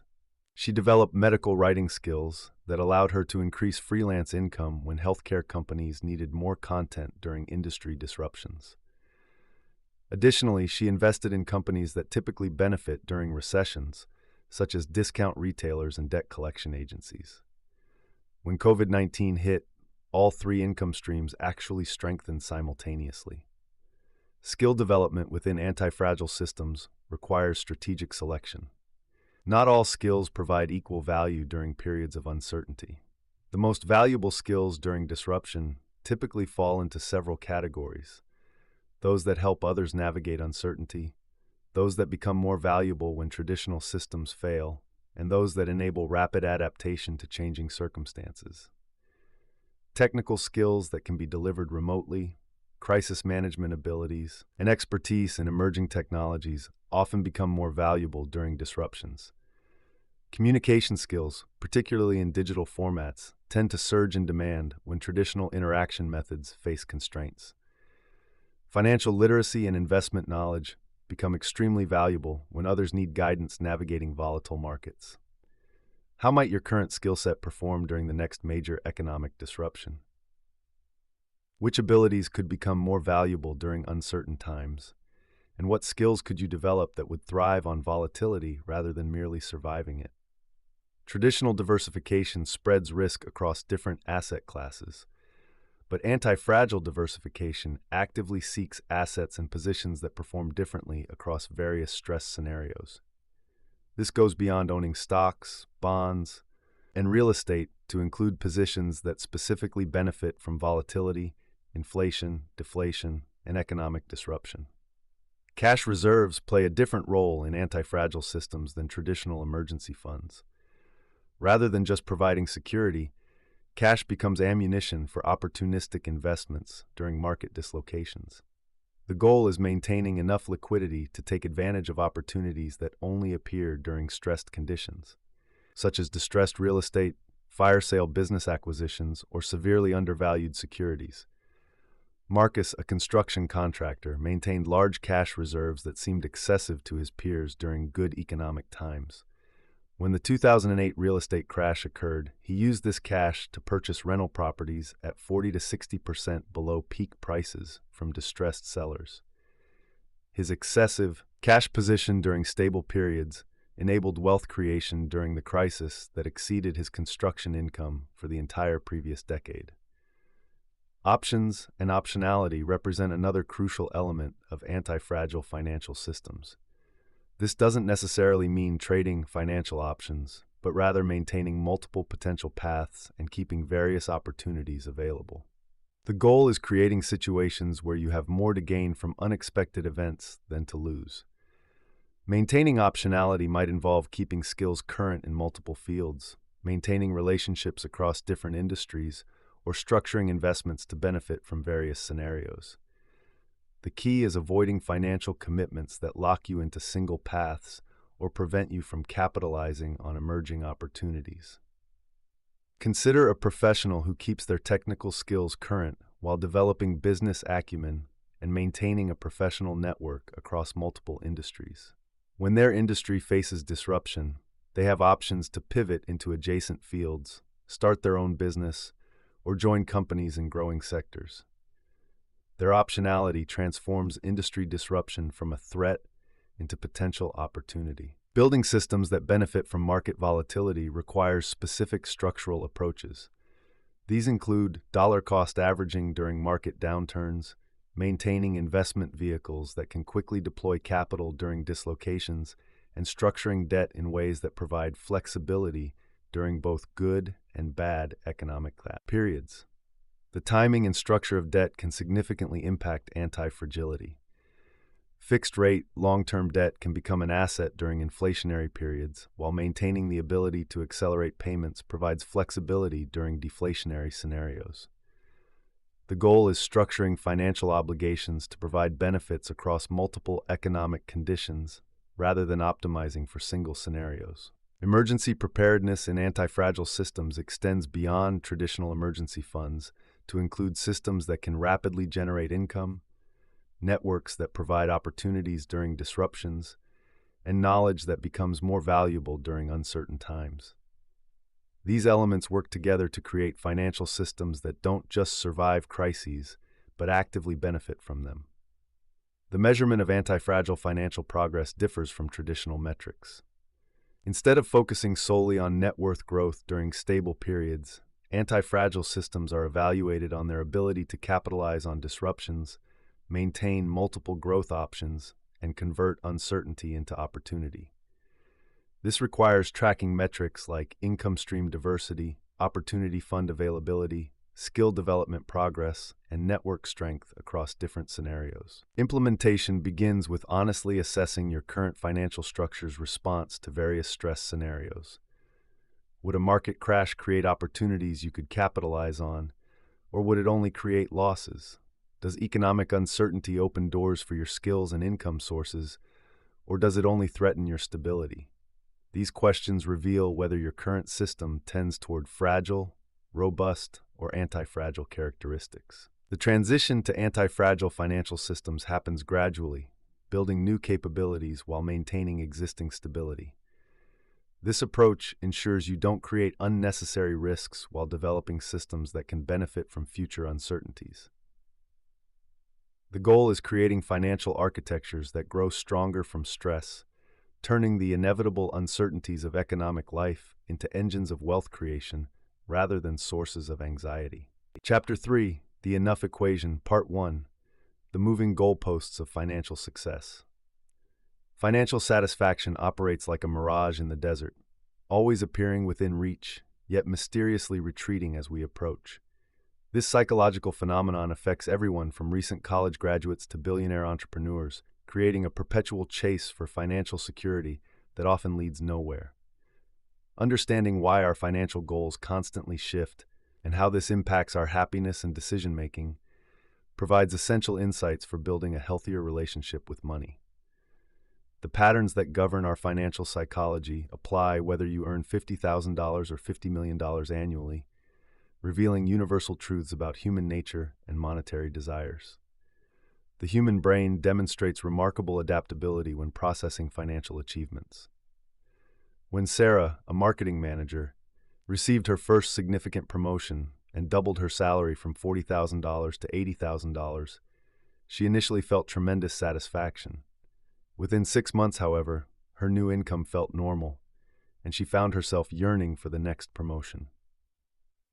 This adaptation represents the hedonic treadmill in action, where increased income provides temporary happiness boosts before our baseline satisfaction levels reset. Research consistently shows that people adapt to improved financial circumstances within 12 to 18 months. The excitement of a raise, bonus, or investment gain fades as our expectations adjust upward. This biological mechanism helped our ancestors survive by preventing complacency, but in modern financial contexts, it creates an endless cycle of pursuing more without achieving lasting satisfaction. Consider the experience of tech entrepreneurs during the dot-com boom. Many individuals who achieved paper wealth exceeding $10 million reported feeling anxious about their financial security. As one founder explained, "When I had nothing, $1 million seemed like infinite money. When I had $10 million, I worried about losing it all and calculated I needed $50 million to feel secure." The goalpost had moved, not based on rational financial planning, but due to psychological adaptation.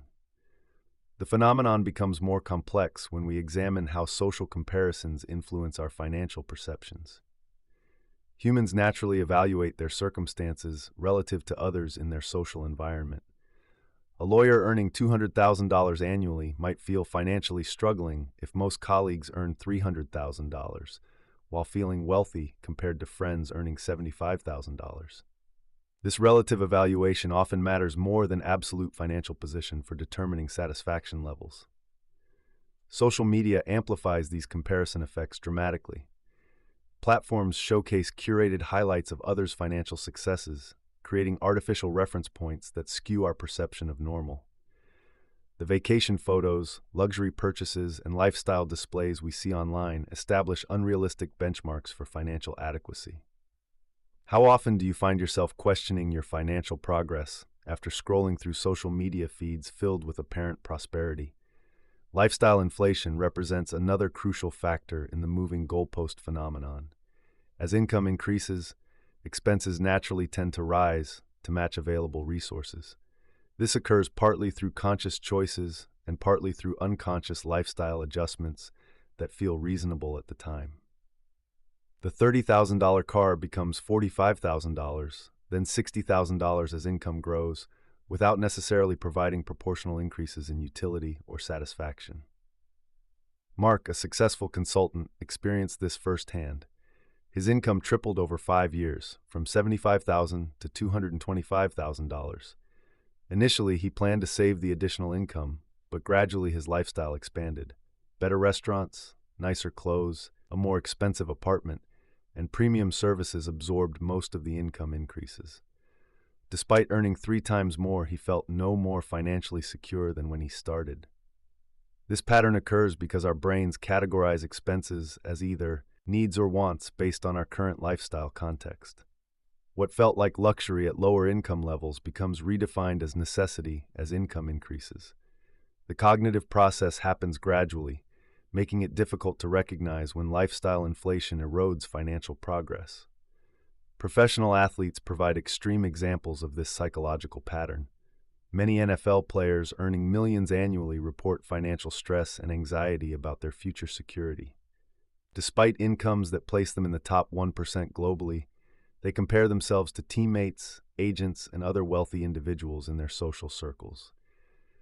The multi-million-dollar contracts that should provide complete financial freedom instead create new reference points for adequacy. The moving goalpost effect also stems from how we mentally account for future uncertainties. As wealth increases, people become more aware of potential risks that could impact their financial security. Healthcare costs, market volatility, inflation, and family obligations create expanding lists of financial concerns that grow alongside net worth. Ironically, having more money often increases awareness of how much more might be needed. Breaking free from this cycle requires intentional strategies that anchor financial goals to personal values rather than external comparisons. The first step involves recognizing when goalpost shifting occurs in your own financial thinking. Notice moments when achieving a financial milestone provides less satisfaction than expected, or when you immediately focus on the next target without acknowledging current progress. Establishing value-based financial goals creates more stable reference points than income or net worth targets alone. Instead of aiming for a specific salary figure, focus on what that income should enable: family security, career flexibility, charitable giving capacity, or lifestyle choices that align with personal priorities. These purpose-driven goals provide clearer endpoints and more lasting satisfaction when achieved. Regular gratitude practices specifically focused on financial circumstances help counteract adaptation effects. Weekly reviews of financial progress compared to previous years rather than peer comparisons maintain perspective on actual advancement. Documenting specific improvements in financial security, flexibility, or peace of mind creates tangible reminders of progress that adaptation tends to erase. What financial achievement from your past do you now take for granted, even though it once seemed incredibly important? Creating artificial constraints prevents automatic lifestyle inflation while preserving the psychological benefits of increased income. Automated savings that increase proportionally with income raises ensure that lifestyle improvements remain sustainable long-term. Setting specific percentages for lifestyle enhancement versus savings creates guardrails that allow enjoyment without compromising financial security. The practice of temporal reframing helps maintain perspective during moments of financial dissatisfaction. When feeling inadequate about current financial circumstances, consciously compare your situation to your financial position 5 or 10 years ago, rather than to idealized future scenarios or other people's apparent success. This mental exercise often reveals significant progress that psychological adaptation has obscured. Understanding the psychology behind moving financial goalposts empowers better decision-making and increased satisfaction with monetary achievements. Recognizing these patterns as normal human tendencies rather than personal failures creates space for implementing strategies that lead to genuine financial contentment rather than perpetual striving. Part 2. Why billionaires still feel broke. This exploration reveals a striking paradox that challenges our fundamental assumptions about wealth and security. Even individuals with billions of dollars often experience the same financial anxieties that plague those living paycheck to paycheck. Understanding this phenomenon provides crucial insights into the psychological mechanisms that drive our relationship with money and explains why accumulating wealth rarely delivers the peace of mind we expect it to provide. When Howard Hughes died in 1976, he possessed an estimated wealth of $2.5 billion in today's dollars.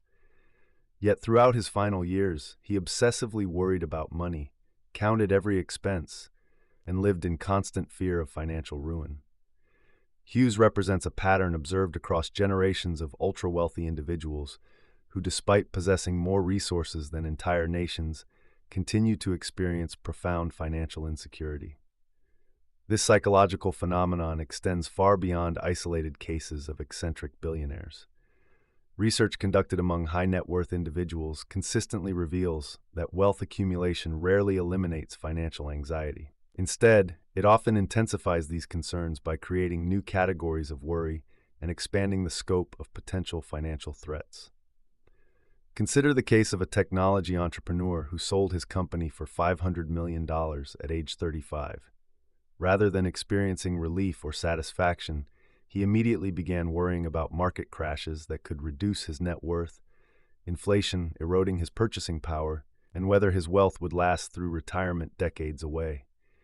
His concerns multiplied as he calculated the costs of maintaining multiple properties, supporting extended family members, and funding his children's education at elite institutions. The root of this paradox lies in the psychological concept of relative deprivation. Wealthy individuals typically compare themselves not to the general population, but to their peer group of equally wealthy people. A person with $50 million feels financially insecure when surrounded by friends who possess $500 million. This comparison creates an artificial scarcity mindset where objective abundance feels like relative poverty. What drives someone who already has enough money for several lifetimes to continue pursuing more with desperate intensity? The answer often connects to identity formation and self-worth validation through financial achievement. Many extremely wealthy individuals have built their entire sense of self around the process of wealth creation. Their net worth becomes their primary measure of personal value, creating a psychological trap where any decline in financial growth feels like personal failure. This identity fusion makes it virtually impossible to feel satisfied with current wealth levels, regardless of their absolute size. Warren Buffett, despite being one of the world's wealthiest individuals, continues to live modestly and work intensively well into his 90s. While his continued engagement stems partly from genuine passion for investing, it also reflects the difficulty of separating personal identity from financial performance when that connection has been reinforced over decades. The competitive environment among ultra-wealthy individuals creates additional psychological pressure that maintains financial anxiety despite objective security. Wealthy social circles often function as implicit competitions where net worth serves as the primary scoring system. Private jet ownership, art collections, charitable donations, and property portfolios become markers in an ongoing status game that has no clear endpoint. These competitive dynamics create what economists call positional goods, items whose value derives primarily from their relative scarcity rather than their intrinsic utility. When everyone in your social circle owns a yacht, you need a larger yacht to maintain your relative position. When your peers donate millions to charity, your own generous contributions may feel inadequate by comparison. Have you ever noticed how your definition of enough changes as your income increases? This same mechanism operates at every wealth level, including among billionaires who theoretically have access to anything money can buy. The psychological costs of chronic financial insecurity among the wealthy often manifest in damaged relationships and reduced life satisfaction. Family members may feel neglected as the wealthy individual continues to prioritize wealth accumulation over personal connections. Children of ultra-wealthy parents frequently report feeling disconnected from parents who remain obsessively focused on business and financial growth, even after achieving tremendous success. Marriage relationships suffer when one or both partners cannot find satisfaction in their current financial circumstances. The constant pursuit of more wealth can consume time and emotional energy that might otherwise strengthen family bonds. Ironically, the very success that was intended to provide security for loved ones can become the source of family disconnection. Consider the case of a real estate mogul who built a billion-dollar empire but spent so much time managing his expanding portfolio that he missed his children's childhood milestones. Despite providing his family with extraordinary material comfort, his relationships remained strained because his identity remained entirely focused on wealth accumulation rather than wealth enjoyment or family connection. The phenomenon extends beyond individual psychology to encompass entire social systems. Private schools, exclusive clubs, luxury retailers, and high-end service providers all cater to and reinforce the competitive mindset among wealthy individuals. These institutions create environments where spending more money becomes both a social expectation and a demonstration of continued financial success. Wealth managers and financial advisors often inadvertently contribute to this dynamic by focusing conversations on growth, performance, and accumulation rather than sufficiency and satisfaction. Their professional incentives typically align with continued wealth expansion rather than helping clients determine when they have enough. Some wealthy individuals eventually recognize this psychological trap and make conscious efforts to break free from it. They might establish clear criteria for what constitutes financial sufficiency, engage in practices that maintain perspective on their wealth relative to global standards, or deliberately expose themselves to communities where money is not the primary measure of worth. The most successful wealthy individuals at finding financial peace often share common strategies. They regularly engage with causes or communities that provide perspective on their wealth. They establish clear boundaries around work and wealth accumulation. They consciously invest time in relationships and experiences that exist independently of their financial status. Understanding why billionaires still feel broke provides valuable insights for individuals at every financial level. The psychological mechanisms that drive financial insecurity among the ultra-wealthy operate similarly across all income levels, just with different absolute numbers involved. Recognizing these patterns early can help prevent the development of destructive relationships with money, regardless of your current financial circumstances. Part 3. Finding your personal enough number.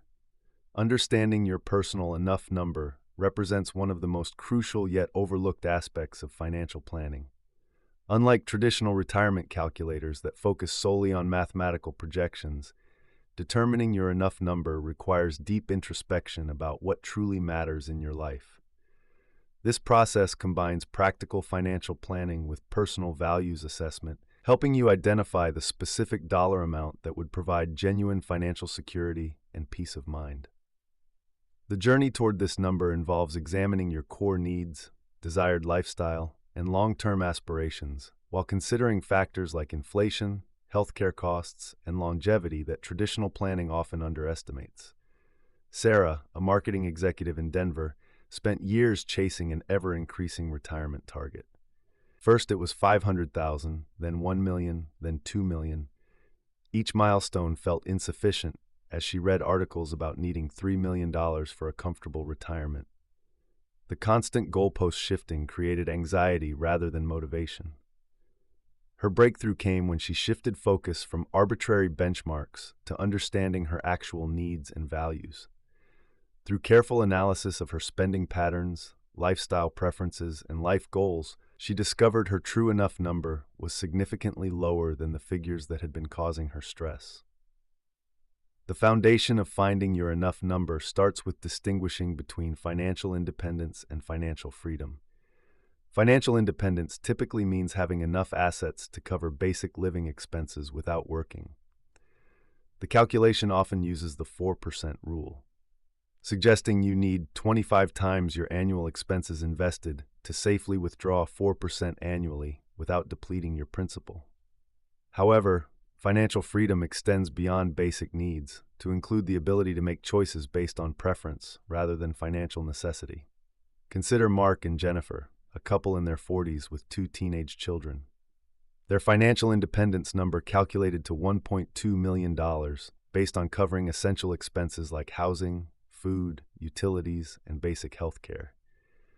Their financial freedom number reached $2.1 million, incorporating their desire to travel internationally twice yearly, support their children's college education without loans, and maintain their current lifestyle without significant compromises. Understanding this distinction helped them set realistic intermediate goals while working toward their ultimate target. What does financial security mean to you personally? And how might this definition differ from conventional wisdom about retirement planning? The basic needs approach provides the most conservative starting point for calculating your enough number. This method involves identifying the minimum monthly expenses required to maintain your health, safety, and basic comfort. Essential categories include housing costs, food, utilities, transportation, healthcare, and insurance. Many people discover their basic needs require far less than their current spending, providing hope for those feeling overwhelmed by traditional retirement projections. Lisa, a teacher from Ohio, used this approach when feeling discouraged about her retirement prospects on a modest salary. She calculated that her essential monthly expenses totaled $20,800, translating to an enough number of $840,000 using the 4% withdrawal rule. This figure felt achievable compared to the $2 million target she had previously considered necessary. The exercise also revealed areas where she could reduce current expenses, accelerating her progress toward financial independence. The lifestyle maintenance approach takes a different perspective, calculating the amount needed to continue your current standard of living indefinitely. This method requires careful tracking of actual spending across all categories, including discretionary expenses like entertainment, dining out, hobbies, and travel. The resulting number typically exceeds the basic needs calculation, but provides a more realistic picture for those unwilling to significantly downsize their lifestyle. Healthcare costs deserve special attention in enough number calculations due to their unpredictability and potential magnitude. Medical expenses often increase with age, and traditional health insurance may not cover all costs, particularly for long-term care. Financial planners often recommend adding an additional $300,000 to $500,000 specifically for healthcare costs beyond what insurance typically covers. Inflation presents another critical factor often underestimated in financial planning. An inflation rate of just 3% annually means expenses double approximately every 23 years.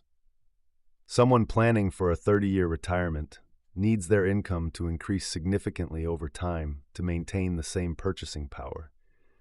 This reality suggests enough numbers should include provisions for inflation protection through investments in assets that historically outpace inflation, such as stocks and real estate. How might your enough number change if you factored in potential healthcare needs or inflation over the next 20 to 30 years? Longevity considerations have become increasingly important as life expectancies extend. Planning for a retirement lasting 25 to 30 years requires different calculations than assuming 15 to 20 years. The sequence of returns risk also becomes relevant, where poor investment performance early in retirement can significantly impact long-term financial security, even if average returns meet expectations over the full period. Tom, a 55-year-old engineer, initially calculated his enough number assuming retirement at 65 with expenses covered until age 85. However, after researching family history and current life expectancy trends, he adjusted his planning horizon to age 95. This 10-year extension increased his enough number by approximately 30%, fundamentally changing his savings strategy and potential retirement timeline. Regular reassessment of your enough number ensures alignment with changing circumstances and priorities. Life events such as marriage, divorce, having children, career changes, health issues, or shifts in personal values can significantly impact financial needs and goals. Many financial advisors recommend annual reviews of financial goals, including enough number calculations. The reassessment process should examine both quantitative changes, such as altered expenses or income projections, and qualitative shifts in priorities or life satisfaction. Sometimes people discover their enough number can decrease as they clarify what truly brings happiness and meaning to their lives. Other times, new goals or responsibilities require upward adjustments. Communication about enough numbers within families prevents misalignment and conflict around financial goals. Spouses often have different risk tolerances, spending preferences, and definitions of financial security. Children's financial expectations may not match their parents' enough number calculations, particularly regarding inheritance or ongoing financial support. Rachel and David's marriage faced strain when Rachel's enough number focused on basic financial independence, while David's incorporated extensive travel and luxury purchases. Their breakthrough came through structured conversations about underlying values and fears driving their different approaches. They ultimately agreed on a compromise figure that provided Rachel's desired security while accommodating David's lifestyle aspirations. Regular family meetings about financial goals create opportunities for alignment and adjustment as circumstances change. These discussions should address not only the enough number itself, but also the timeline for achieving it and the lifestyle implications of different scenarios. Values alignment represents perhaps the most crucial aspect of determining your personal enough number. Money serves as a tool for living according to your priorities, and your enough number should reflect what you consider most important in life. Some people prioritize security and prefer conservative estimates that virtually guarantee financial independence. Others value flexibility and accept higher risk for potentially greater freedom. The geographical component of enough numbers often surprises people with its significance. Living costs vary dramatically between locations, potentially cutting enough numbers in half by relocating to lower-cost areas. Some individuals build location flexibility into their financial independence plans, considering domestic relocation or international destinations where dollars stretch further. Your enough number should ultimately provide peace of mind rather than stress. If achieving your calculated number feels impossible or requires sacrificing everything that makes life enjoyable in the present, the number may need adjustment, or the timeline may need extension. Financial planning should enhance life satisfaction, not diminish it through overwhelming pressure or unrealistic expectations. The process of finding your personal enough number combines mathematical calculation with deep self-reflection about what constitutes a meaningful and secure life. Regular reassessment ensures your financial goals remain aligned with your evolving values and circumstances, while family communication prevents conflicts and ensures shared understanding of financial priorities. Part 4. The Art of Financial Contentment. Financial contentment represents one of life's most challenging balancing acts, finding peace with your current situation while maintaining motivation for future growth. This section explores practical approaches to developing a healthy relationship with money that promotes both satisfaction and progress. You'll discover mindfulness techniques for spending decisions, gratitude practices that reshape your financial perspective, and strategies for teaching these valuable lessons to the next generation. The goal isn't to eliminate financial ambition, but to cultivate a sustainable mindset that allows you to enjoy the journey while working toward your destination. The story of Sarah, a marketing executive who doubled her salary over 5 years, illustrates a common pattern. Despite her income growth from $50,000 to $100,000, she felt more financially stressed than before. Her spending had expanded to match her earnings, and she constantly worried about maintaining her upgraded lifestyle. The promotion she thought would bring relief instead created new pressures and expectations. Sarah's experience demonstrates how financial contentment isn't automatically achieved through higher earnings, but requires intentional cultivation. Mindful money management begins with creating space between impulse and action. Before making any purchase over a predetermined threshold, whether $50 or $500, pause for 24 hours. During this cooling-off period, ask yourself 3 questions.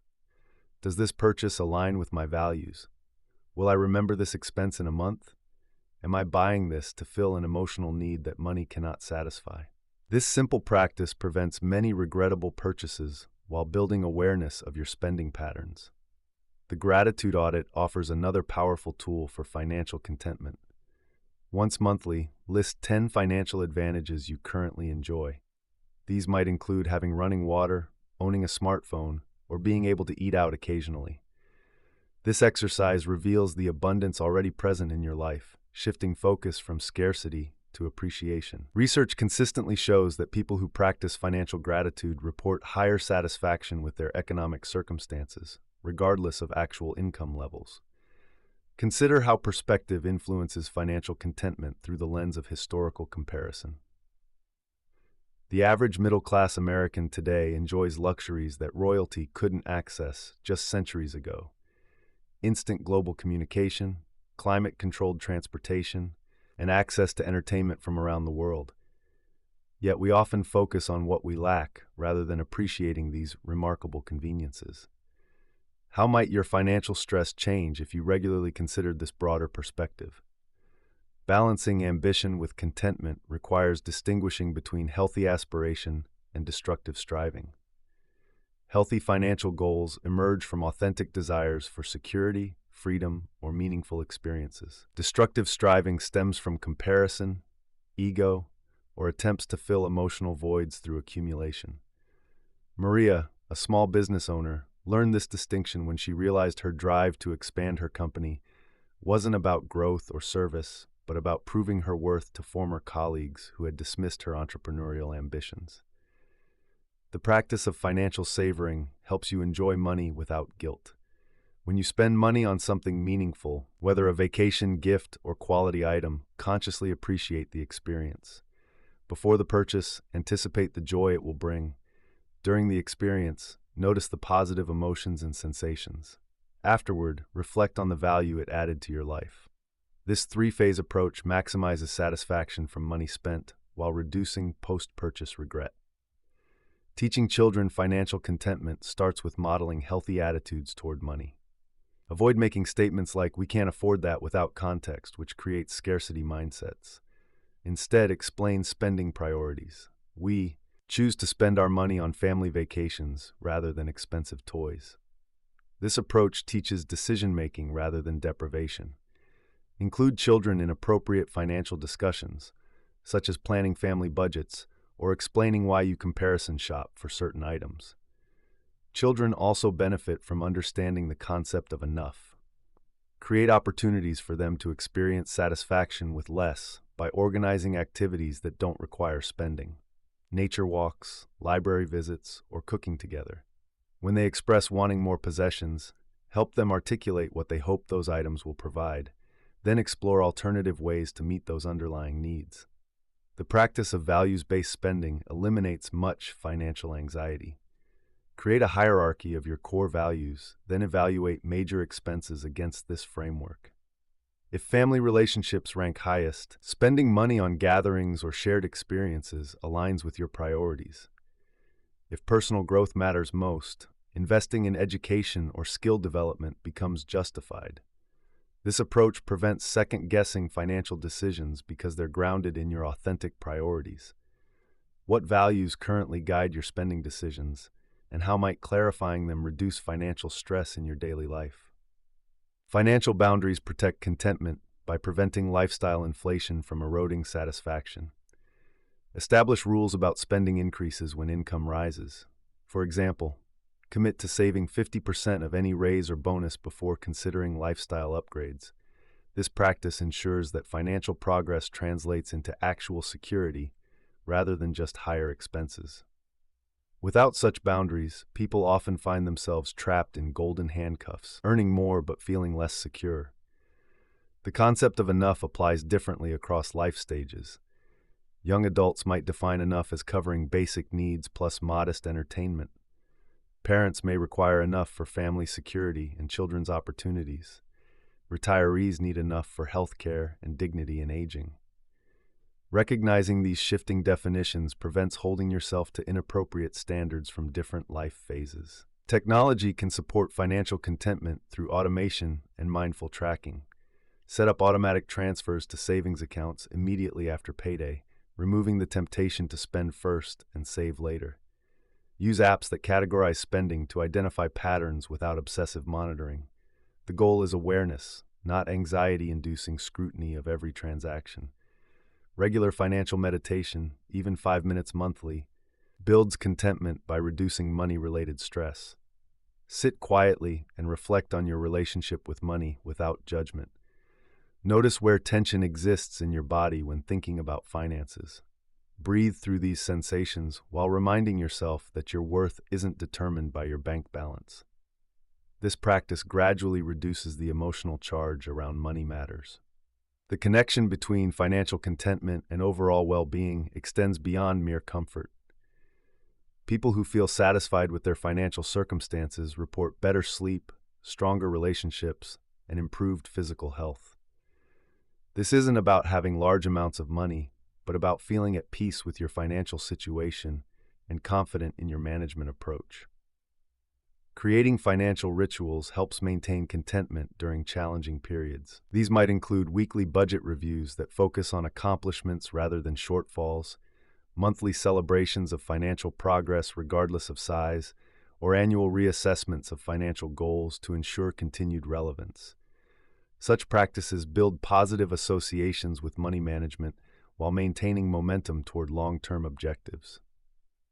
Financial contentment ultimately serves as the foundation for sustainable wealth building and life satisfaction. When you feel at peace with your current circumstances while working purposefully toward future goals, you avoid both complacency and destructive striving.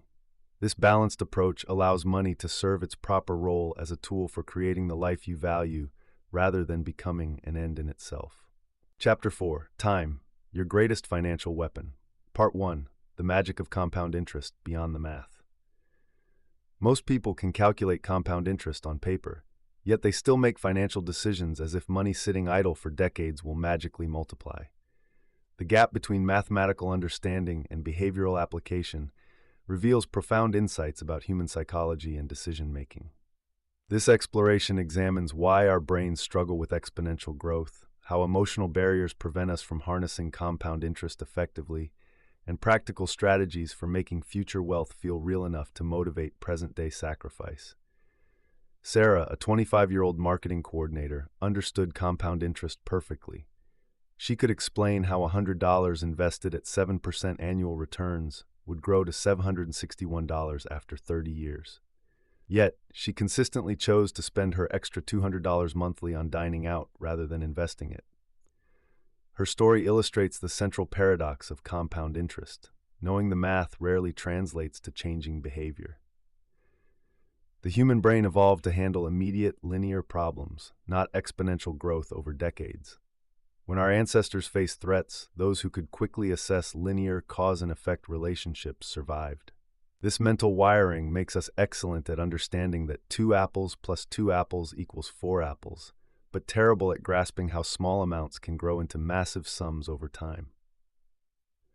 Consider how Warren Buffett accumulated most of his wealth after age 50, despite starting his investment journey as a teenager. His net worth was $1 billion at age 56, but grew to over $100 billion by age 90. The exponential curve of compound interest means that the majority of growth happens in the later years, when the psychological reward for early sacrifices feels disconnected from the eventual outcome. Research in behavioral economics reveals that humans systematically undervalue future rewards compared to immediate ones. A $1,000 gain today feels significantly more valuable than $2,000 in 5 years, even though the math clearly favors waiting. This temporal discounting becomes particularly pronounced with compound interest, where the biggest gains occur decades after the initial sacrifice. What specific sacrifices are you making today that feel disproportionately large compared to their future benefit? The coffee shop analogy, while overused, demonstrates our linear thinking limitations. When someone suggests that skipping a $5 daily coffee could fund retirement, most people instinctively reject this advice. The math seems wrong. $5 times 365 days equals $1,825 annually, which feels insufficient for retirement. However, that same $1,125 invested annually at 7% returns for 40 years grows to over $400,000. Our brains struggle to make this connection naturally. James, a software engineer, experienced this firsthand. He calculated that his $15 daily lunch expenses equaled $30,900 annually. Instead of brown bagging lunch completely, he reduced his spending to $8 daily, investing the $1,800 difference. After visualizing this amount growing to $380,000 over 35 years, the packed lunch option suddenly felt less like deprivation and more like paying his future self. The emotional challenge of delayed gratification compounds the mathematical confusion. Unlike immediate purchases that provide instant satisfaction, investing requires sacrificing present pleasure for abstract future benefits. The neural pathways that drive spending decisions activate immediately, while the reward circuits for long-term planning remain largely dormant. Successful compound interest investors develop strategies to make future benefits feel more immediate and tangible. They create vivid mental images of their future selves and the lifestyle that accumulated wealth will provide. Some use digital tools to visualize their nest egg growing, watching hypothetical account balances increase monthly. Lisa, a teacher, printed charts showing her projected account balance growth and posted them in her kitchen. Each month, she colored in another bar on her progress chart, creating a visual reward system that made the abstract concept of future wealth feel more concrete. This simple technique helped her maintain motivation during the slow early years when her account balance seemed to barely move. The early years of compound interest feel particularly discouraging because the mathematical magic hasn't yet kicked in. Investing $500 monthly might only grow to $6,200 after the first year, including returns. The growth feels linear and unremarkable. However, by year 20, that same monthly contribution creates annual growth of over $15,000, and by year 30, the account generates more than $35,000 in annual growth. Understanding this curve helps explain why many people abandon their investment plans after a few years. The psychological reward doesn't match the mathematical promise during the early phase. The key lies in recognizing that compound interest is like pushing a massive boulder. It requires enormous effort initially, but once momentum builds, the force becomes unstoppable. How can you create immediate psychological rewards for behaviors that only pay off decades later? Professional investors often use mental tricks to maintain motivation during these crucial early years.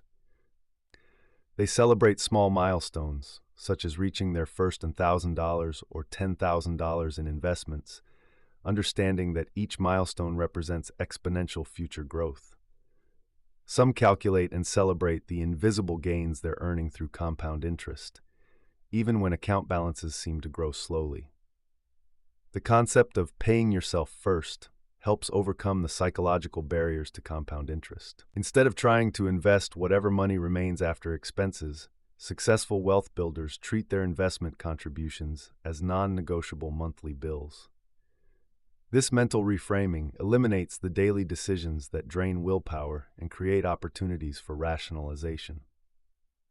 Marcus, a sales representative with irregular income, automated his investments to occur on the same day he received his largest monthly commission check. By removing the decision-making process, he eliminated the mental negotiations that previously led him to skip investment months when other expenses seemed more pressing.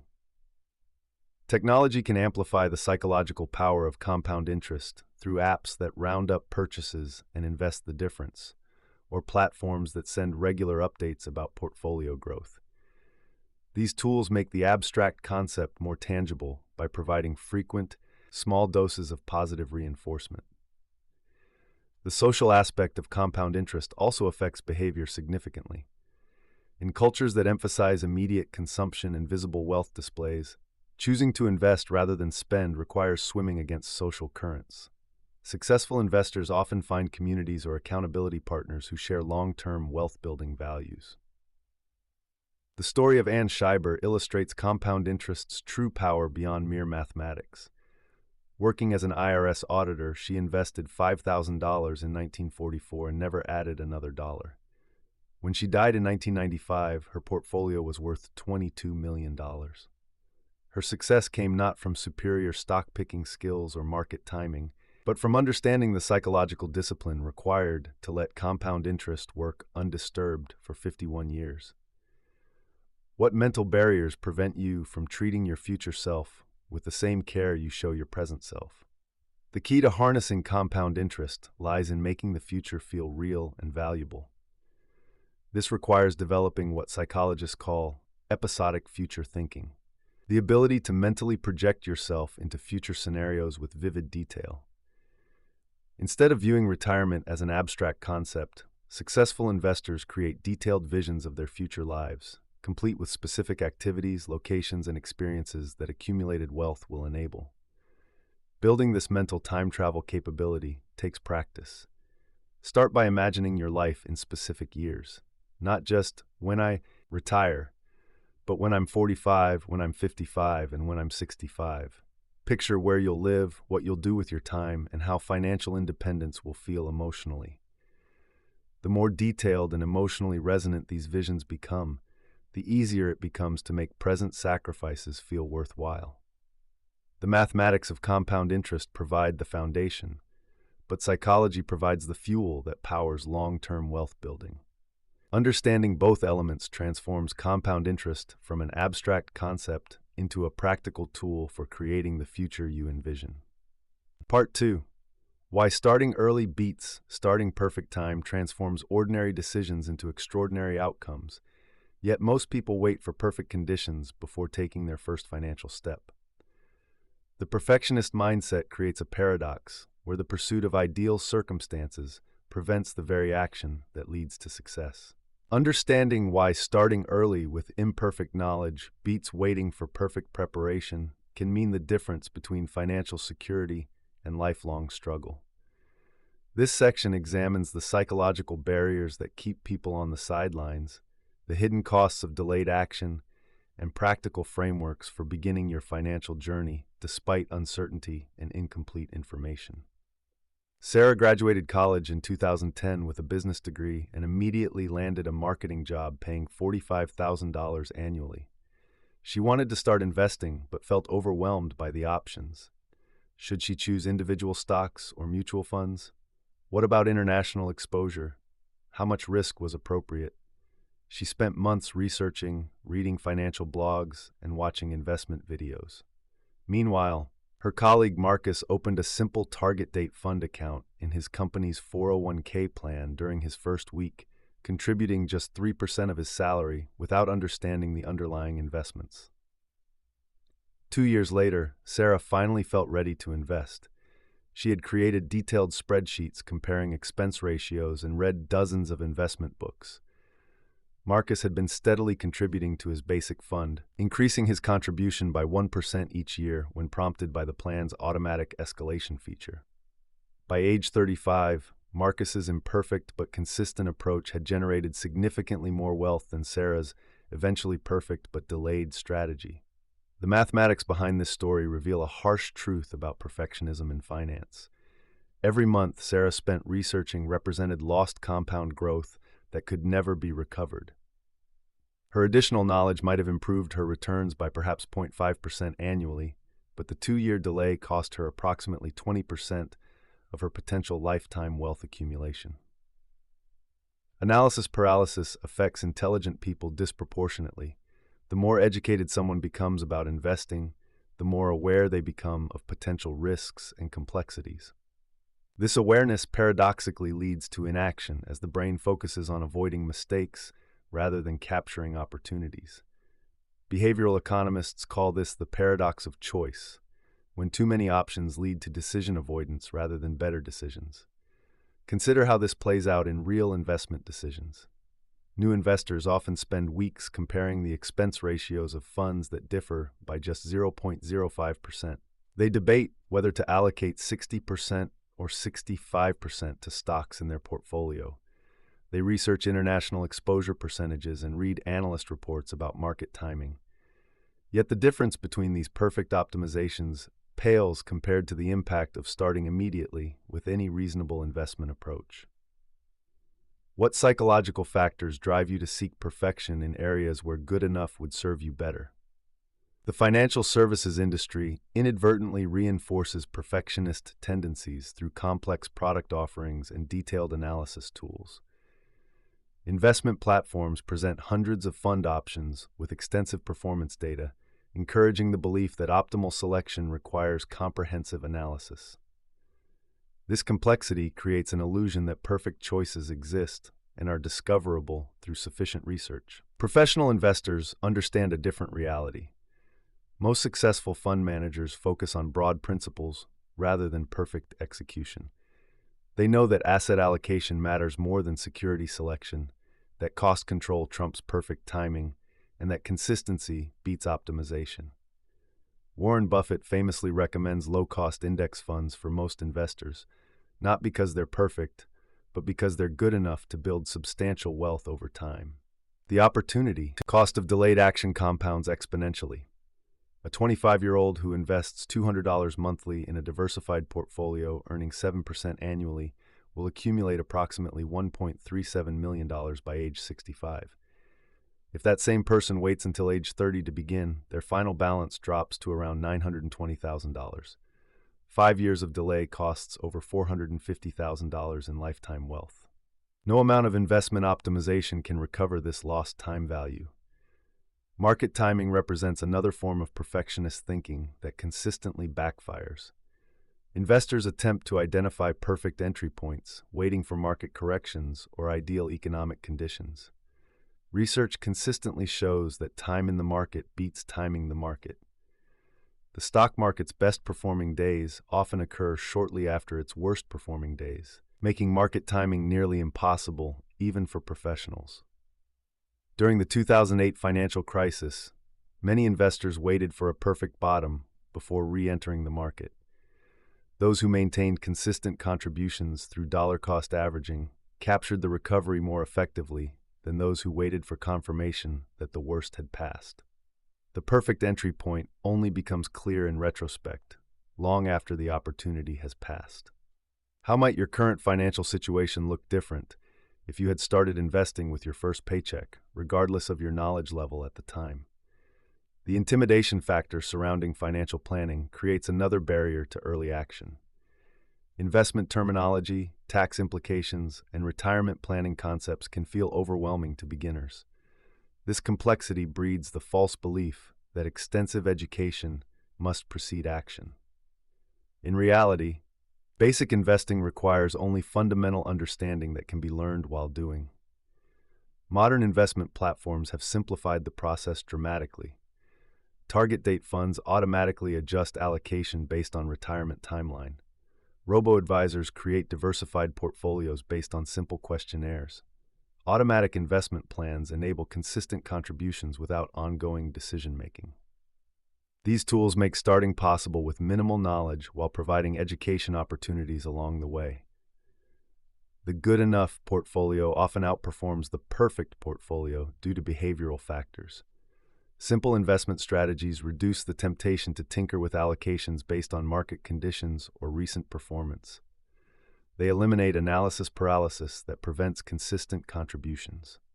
They focus attention on controllable factors like savings rate and cost management, rather than uncontrollable factors like market timing and security selection. Consider a practical framework for imperfect action. Start with your employer's retirement plan if available, contributing enough to capture any matching funds. Choose the simplest diversified option, typically a target date fund. Set up automatic increases to your contribution rate annually. This approach requires perhaps 30 minutes of initial setup and generates decades of wealth accumulation. Fear of making mistakes keeps many people from beginning their financial journey. Yet the biggest mistake in investing is not investing at all. Small mistakes in fund selection or allocation can be corrected over time with minimal impact. The mistake of not starting cannot be corrected. Lost time cannot be recovered. Real wealth building happens through consistent action over time rather than perfect decisions at perfect moments. The investor who starts early with imperfect knowledge and improves gradually will consistently outperform the investor who waits for perfect conditions. This principle applies whether you're 22 or 52. The best time to start was 20 years ago, but the second best time is today. Progress over perfection becomes a powerful mindset shift for building wealth. Instead of seeking the optimal investment strategy, focus on taking the next practical step. Instead of waiting for complete understanding, begin with basic knowledge and learn through experience. Instead of pursuing perfect timing, prioritize consistent timing through automatic systems. The psychology of perfectionism often masks deeper fears about financial responsibility and long-term commitment. Starting an investment account forces acknowledgement of aging, career uncertainty, and personal mortality. It requires believing in a future self and taking responsibility for that person's well-being. These psychological challenges feel more manageable when addressed through action rather than contemplation. What small financial action could you take this week that would be imperfect but beneficial? Technology has eliminated most barriers to starting an investment account. Smartphone apps allow account opening in minutes. Minimum investment requirements have largely disappeared. Educational resources provide just-in-time learning as questions arise. The tools exist to begin immediately with whatever knowledge you currently possess. The perfectionist mindset becomes self-defeating when it prevents beneficial action. Financial planning improves through iteration rather than initial optimization. Your first investment allocation won't be your last. Your initial savings rate can increase over time. Your understanding will deepen through experience. Perfection is not only unnecessary, it's counterproductive when it delays beneficial action. Successful wealth building resembles learning a musical instrument more than solving a mathematical equation. Musicians don't wait until they can play perfectly before picking up their instrument. They start with simple songs, make mistakes, and gradually improve through consistent practice. Similarly, investors build wealth through consistent contributions and gradual learning rather than perfect initial strategies. The compound effect applies to knowledge as well as money. Early investing experience generates insights impossible to gain through research alone. You learn how your emotions respond to market volatility. You discover your true risk tolerance through experience rather than questionnaires. You understand the importance of staying invested during difficult periods. This experiential knowledge proves more valuable than theoretical perfection. Breaking the perfectionist cycle requires conscious action despite uncomfortable uncertainty. Set a deadline for making your first investment decision, perhaps 1 week from today. Choose simple, diversified options that you can understand and explain to others. Start with amounts that feel comfortable, knowing you can increase contributions as your income and confidence grow. The path to financial security is paved with good enough decisions made consistently over time. Perfect investors don't exist, but wealthy people do. They share common traits of starting early, investing regularly, and staying patient through market cycles. Their success comes not from perfect knowledge or timing, but from recognizing that imperfect action beats perfect inaction every time. Your financial future depends more on when you start than how perfectly you start. The difference between a good investment strategy and a great investment strategy pales compared to the difference between starting today and starting tomorrow. Time remains the most powerful factor in wealth building, and perfectionist thinking is time's greatest enemy. Part 3. The power of patience in impatient markets. The financial world operates on seconds, milliseconds even, with algorithmic trading and instant market reactions dominating headlines. Yet the greatest wealth builders in history share one counterintuitive trait. They move deliberately slowly in a system designed for speed. This creates a fundamental tension between what works and what feels natural. Understanding how to maintain long-term perspective while surrounded by short-term noise becomes essential for financial success. The ability to resist immediate gratification and market hysteria separates wealth builders from wealth chasers. Mastering patience in impatient markets transforms from a nice-to-have trait into your most valuable financial skill. Sarah Chen learned this lesson the hard way. In March 2020, as global markets plummeted 20% in 3 weeks, she watched her retirement account lose 2 years of contributions in mere days. The financial media screamed about the worst crash since 2008. Her colleagues sold everything, fearing complete financial ruin. Sarah felt physically sick watching her portfolio shrink hourly. But Sarah remembered her grandfather's advice about his experience during the 1987 crash. He had held steady while others panicked, and those who stayed invested recovered within 18 months. Against every instinct screaming at her to sell, Sarah kept her regular investment schedule unchanged.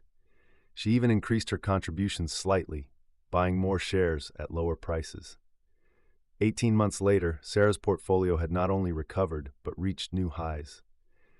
Her colleagues who sold at the bottom were still waiting for the right time to get back in, missing the entire recovery.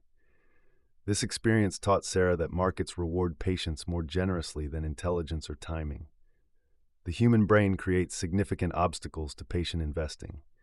Our neural wiring evolved for immediate survival threats, not long-term wealth building. When markets drop, ancient fight-or-flight responses activate, flooding our system with stress hormones that demand immediate action. The same mental processes that kept our ancestors alive now sabotage our financial future. Consider how your own mind reacts to financial volatility. Do you check your investment accounts more frequently during market downturns? This behavior, while natural, works against successful investing. Research shows that investors who check their portfolios daily earn significantly lower returns than those who review them quarterly or annually. The constant monitoring amplifies every fluctuation, turning normal market movements into emotional roller coasters. Modern technology amplifies these psychological challenges. Smartphone apps provide instant access to real-time portfolio values, creating addictive checking behaviors. Push notifications alert us to every market movement, transforming investing from a long-term strategy into a minute-by-minute anxiety source. Social media compounds the problem, exposing us to countless opinions, predictions, and dramatic reactions to every market event. Financial media contributes significantly to impatience culture. Television networks need viewers every day, not just during major financial events. This creates pressure to make every market movement seem critically important. Headlines use urgent language designed to trigger emotional responses. Market crash, economic disaster, crisis ahead. These messages train our brains to expect constant drama and immediate action. Warren Buffett provides a masterclass in patient investing. During the 2008 financial crisis, while others panicked, Buffett wrote an op-ed titled "Buy American, I Am." He invested billions during the market's darkest moments, viewing the crisis as a buying opportunity. His long-term perspective allowed him to see temporary panic as advantageous rather than threatening. Buffett's approach demonstrates key principles of patient investing. He focuses on business fundamentals rather than stock price movements. He considers market volatility a feature, not a bug, of investing. When others react emotionally to short-term events, he maintains focus on long-term value creation. His annual letters to shareholders consistently emphasize the importance of patience over intelligence in investing success. How might your investment results change if you adopted a similar perspective? Instead of viewing market downturns as losses, consider them sales opportunities. This mental shift transforms volatility from a source of stress into a potential advantage. Developing patience as a financial skill requires specific strategies and practices. First, establish clear long-term goals with specific timeframes. Instead of vague objectives like saving for retirement, create concrete targets such as accumulating $500,000 by age 55 for early retirement. Clear goals provide context for short-term market movements, making temporary setbacks feel less significant. Second, automate your investment process to remove daily decision-making. Set up automatic transfers from checking to investment accounts, eliminating the temptation to time the market or skip contributions during volatile periods.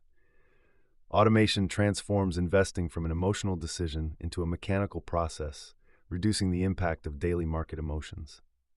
Third, limit portfolio monitoring to predetermined intervals. Choose a specific day each month or quarter to review your investments, then avoid checking between scheduled reviews. This practice prevents daily market movements from affecting your emotional state and long-term strategy. The story of Janet Williams illustrates the power of systematic patience. A teacher earning $45,000 annually, Janet began investing $300 monthly at age 28. She chose low-cost index funds and automated her contributions. During her 35-year career, she experienced 5 major market downturns, including the dot-com crash, 2008 financial crisis, and COVID-19 pandemic. Each crash tempted Janet to stop investing or sell her holdings. Instead, she maintained her systematic approach, treating market downturns as normal parts of the investment process. She rarely checked her account balance and avoided financial news during stressful periods. By retirement at age 63, Janet's consistent $300 monthly investments had grown to over $1.2 million, despite her modest income. Janet's success came not from superior investment knowledge or perfect timing, but from developing patience as a learnable skill. She understood that successful investing requires managing emotions more than managing money. Creating distance between yourself and daily market noise becomes crucial for maintaining long-term perspective. Consider how professional investors structure their environment to support patient decision-making. Many successful fund managers limit their exposure to financial media, focusing instead on fundamental business analysis. They schedule specific times for market research rather than consuming information constantly throughout the day. What environmental changes could support your own patient investing approach? Perhaps removing investment apps from your phone's home screen, unsubscribing from daily financial newsletters, or scheduling weekly investment-free days where you avoid checking portfolios entirely. Social pressure creates another significant challenge to patient investing. Friends and colleagues often share investment tips, market predictions, and stories about quick profits. These conversations can trigger fear of missing out, leading to impulsive investment decisions that contradict long-term strategies. Learning to resist social pressure while maintaining relationships requires diplomatic skills and strong personal conviction. During the GameStop trading frenzy of 2021, millions of investors abandoned long-term strategies to chase quick profits in meme stocks. Social media platforms amplified the excitement, creating a fear of missing out on life-changing gains. While some earned quick profits, many lost significant money when the bubble burst. Those who maintained their patient, diversified approach avoided both the euphoria and the subsequent losses. The key to managing social pressure lies in understanding your own investment goals and strategy well enough to explain them confidently to others. When you can articulate why you invest in index funds for retirement rather than individual stocks for quick gains, you're less likely to be swayed by other strategies. Building emotional resilience for market volatility requires preparation and practice. Successful long-term investors develop mental frameworks that help them interpret market movements productively. They view downturns as temporary setbacks rather than permanent losses. They focus on their investment strategy's long-term track record rather than recent performance. Consider creating a written investment philosophy that you can reference during stressful market periods. This document should outline your long-term goals, your chosen strategy, and your reasons for believing this approach will succeed over time. During market downturns, reviewing this philosophy can provide emotional stability and prevent impulsive decisions.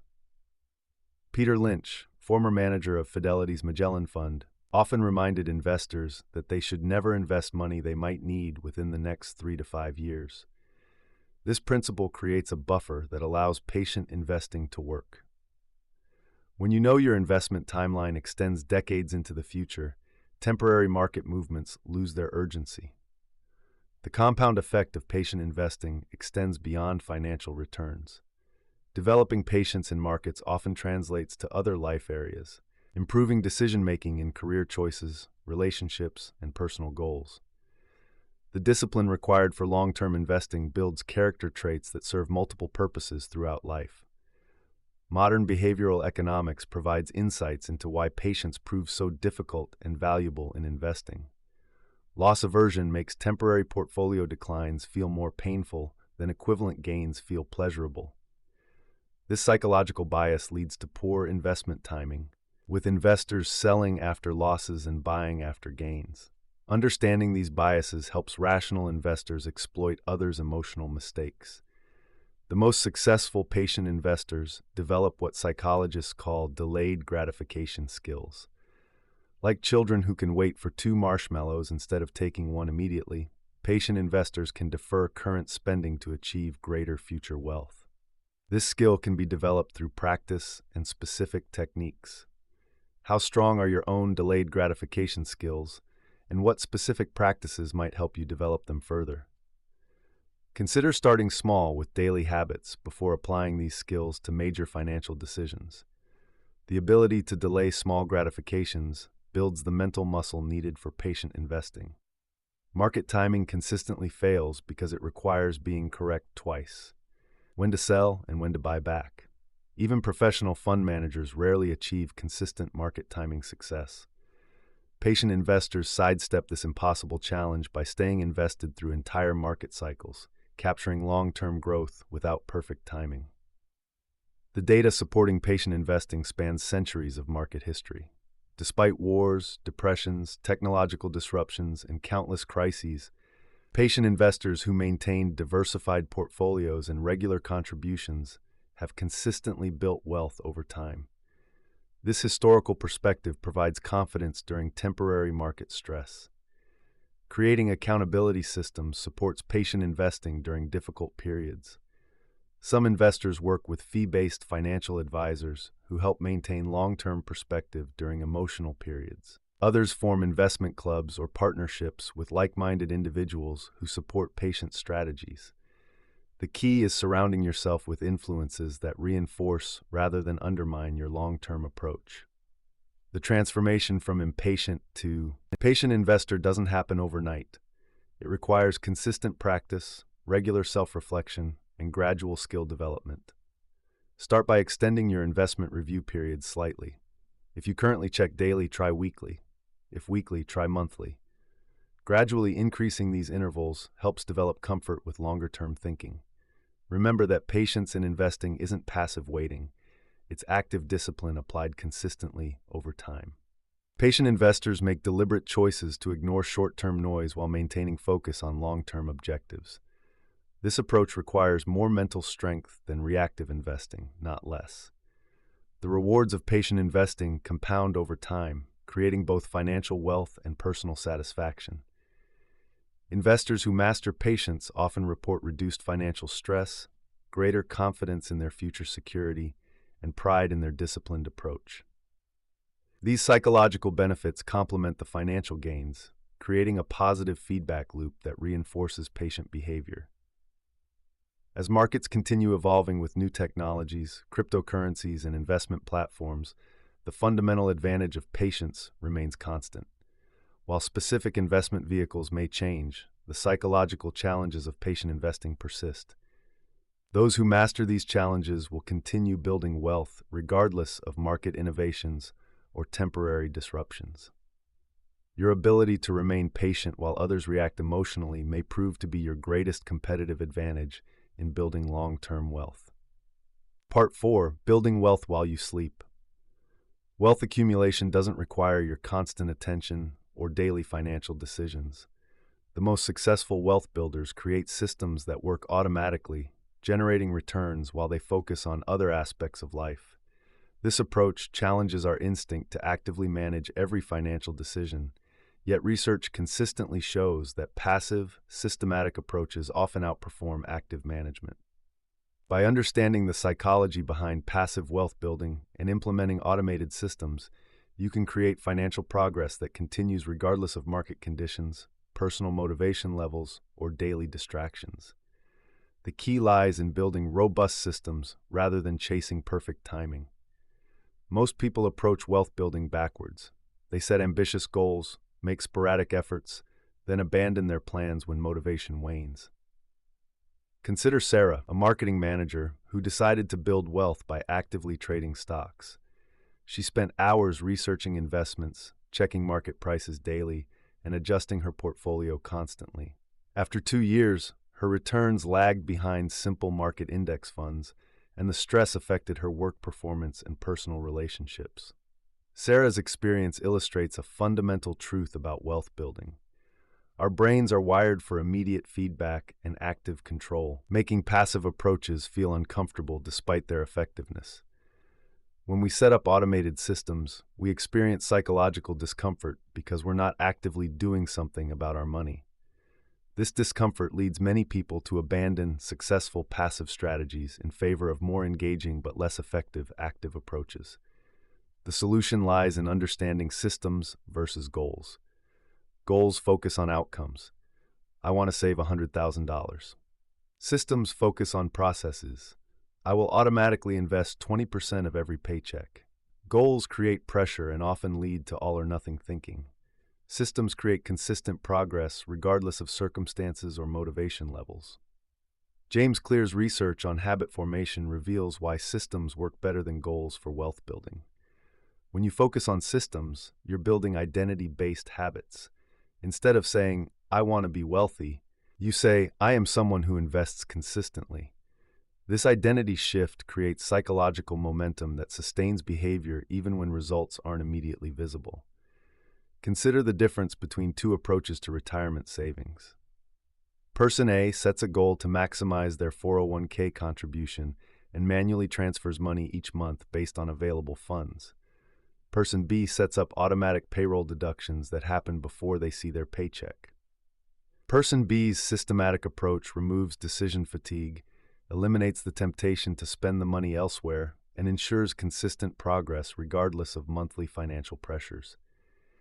What aspects of your current financial routine require daily decisions that could be automated instead? Passive income streams represent the pinnacle of systematic wealth building. These income sources generate money without active daily involvement. Real estate investment trusts, REITs, provide exposure to property income without property management responsibilities. Dividend-paying stocks generate regular income without requiring you to sell shares. Index fund investments capture market growth without stock picking or timing decisions. The psychology of passive income feels counterintuitive because it violates our sense of control.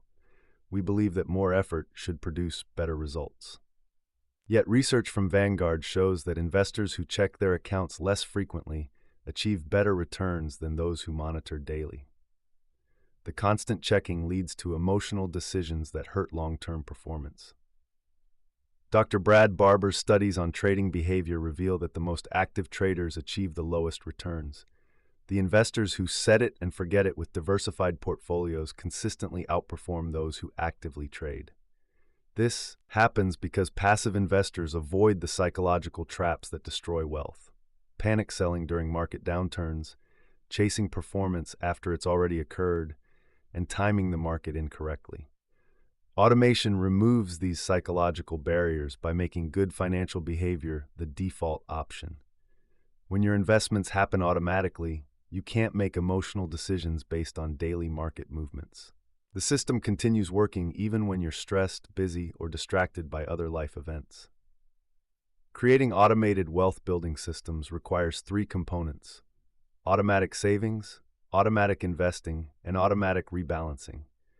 Automatic savings transfers a predetermined amount from checking to savings before you can spend it. This follows the principle of paying yourself first, ensuring wealth building takes priority over discretionary spending. Automatic investing takes saved money and purchases investments according to predetermined rules.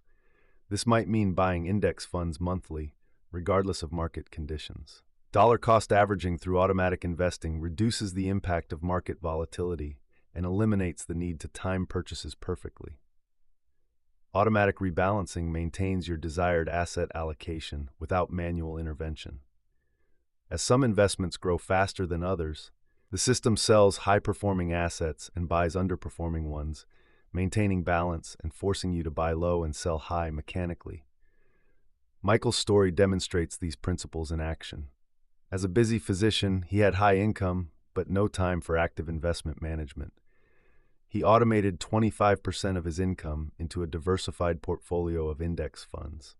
The system rebalanced quarterly and increased contributions annually with salary raises. Over 15 years, with minimal attention to his investments, he accumulated over $2 million in wealth. The key to Michael's success wasn't superior investment knowledge or perfect timing. He simply created systems that worked consistently over time. While colleagues spent hours researching individual stocks and adjusting portfolios, Michael's automated approach captured market returns without the stress or time commitment of active management. How might your wealth building change if you spent less time making financial decisions and more time earning income in your primary career? The psychology of passive wealth building requires patience and trust in the process. Our brains crave immediate feedback and visible progress. Passive systems often show slow, steady growth that feels less exciting than active trading or business ventures. This psychological challenge causes many people to abandon effective passive strategies for more engaging but less reliable approaches. Overcoming this challenge requires reframing how you think about wealth building. Instead of viewing it as an active pursuit requiring constant attention, view it as a background process similar to physical fitness or skill development. Just as muscles grow during rest periods between workouts, wealth often grows most effectively during periods of neglect when you're not interfering with market forces. The most successful passive wealth builders develop what researchers call learned helplessness about market timing. They accept that they cannot predict short-term market movements and focus instead on controlling what they can: savings rate, asset allocation, and time horizon. This acceptance reduces stress and improves results by preventing counterproductive intervention in successful systems. Building wealth while you sleep isn't about finding magical investments that generate returns without risk. It's about creating systematic approaches that harness compound growth, market forces, and time to build wealth consistently. The magic happens not in the investments themselves, but in the psychological discipline to let effective systems work without interference. Your wealth-building system should be boring enough that you forget about it for months at a time. If you're constantly thinking about your investments, checking balances, or adjusting strategies, you're probably overcomplicating the process. The most effective wealth building happens quietly, consistently, and automatically while you focus your energy on earning income and living your life. Chapter 5: The Status Trap. Part 1: The Car Paradox: Why Nobody Cares About Your Stuff.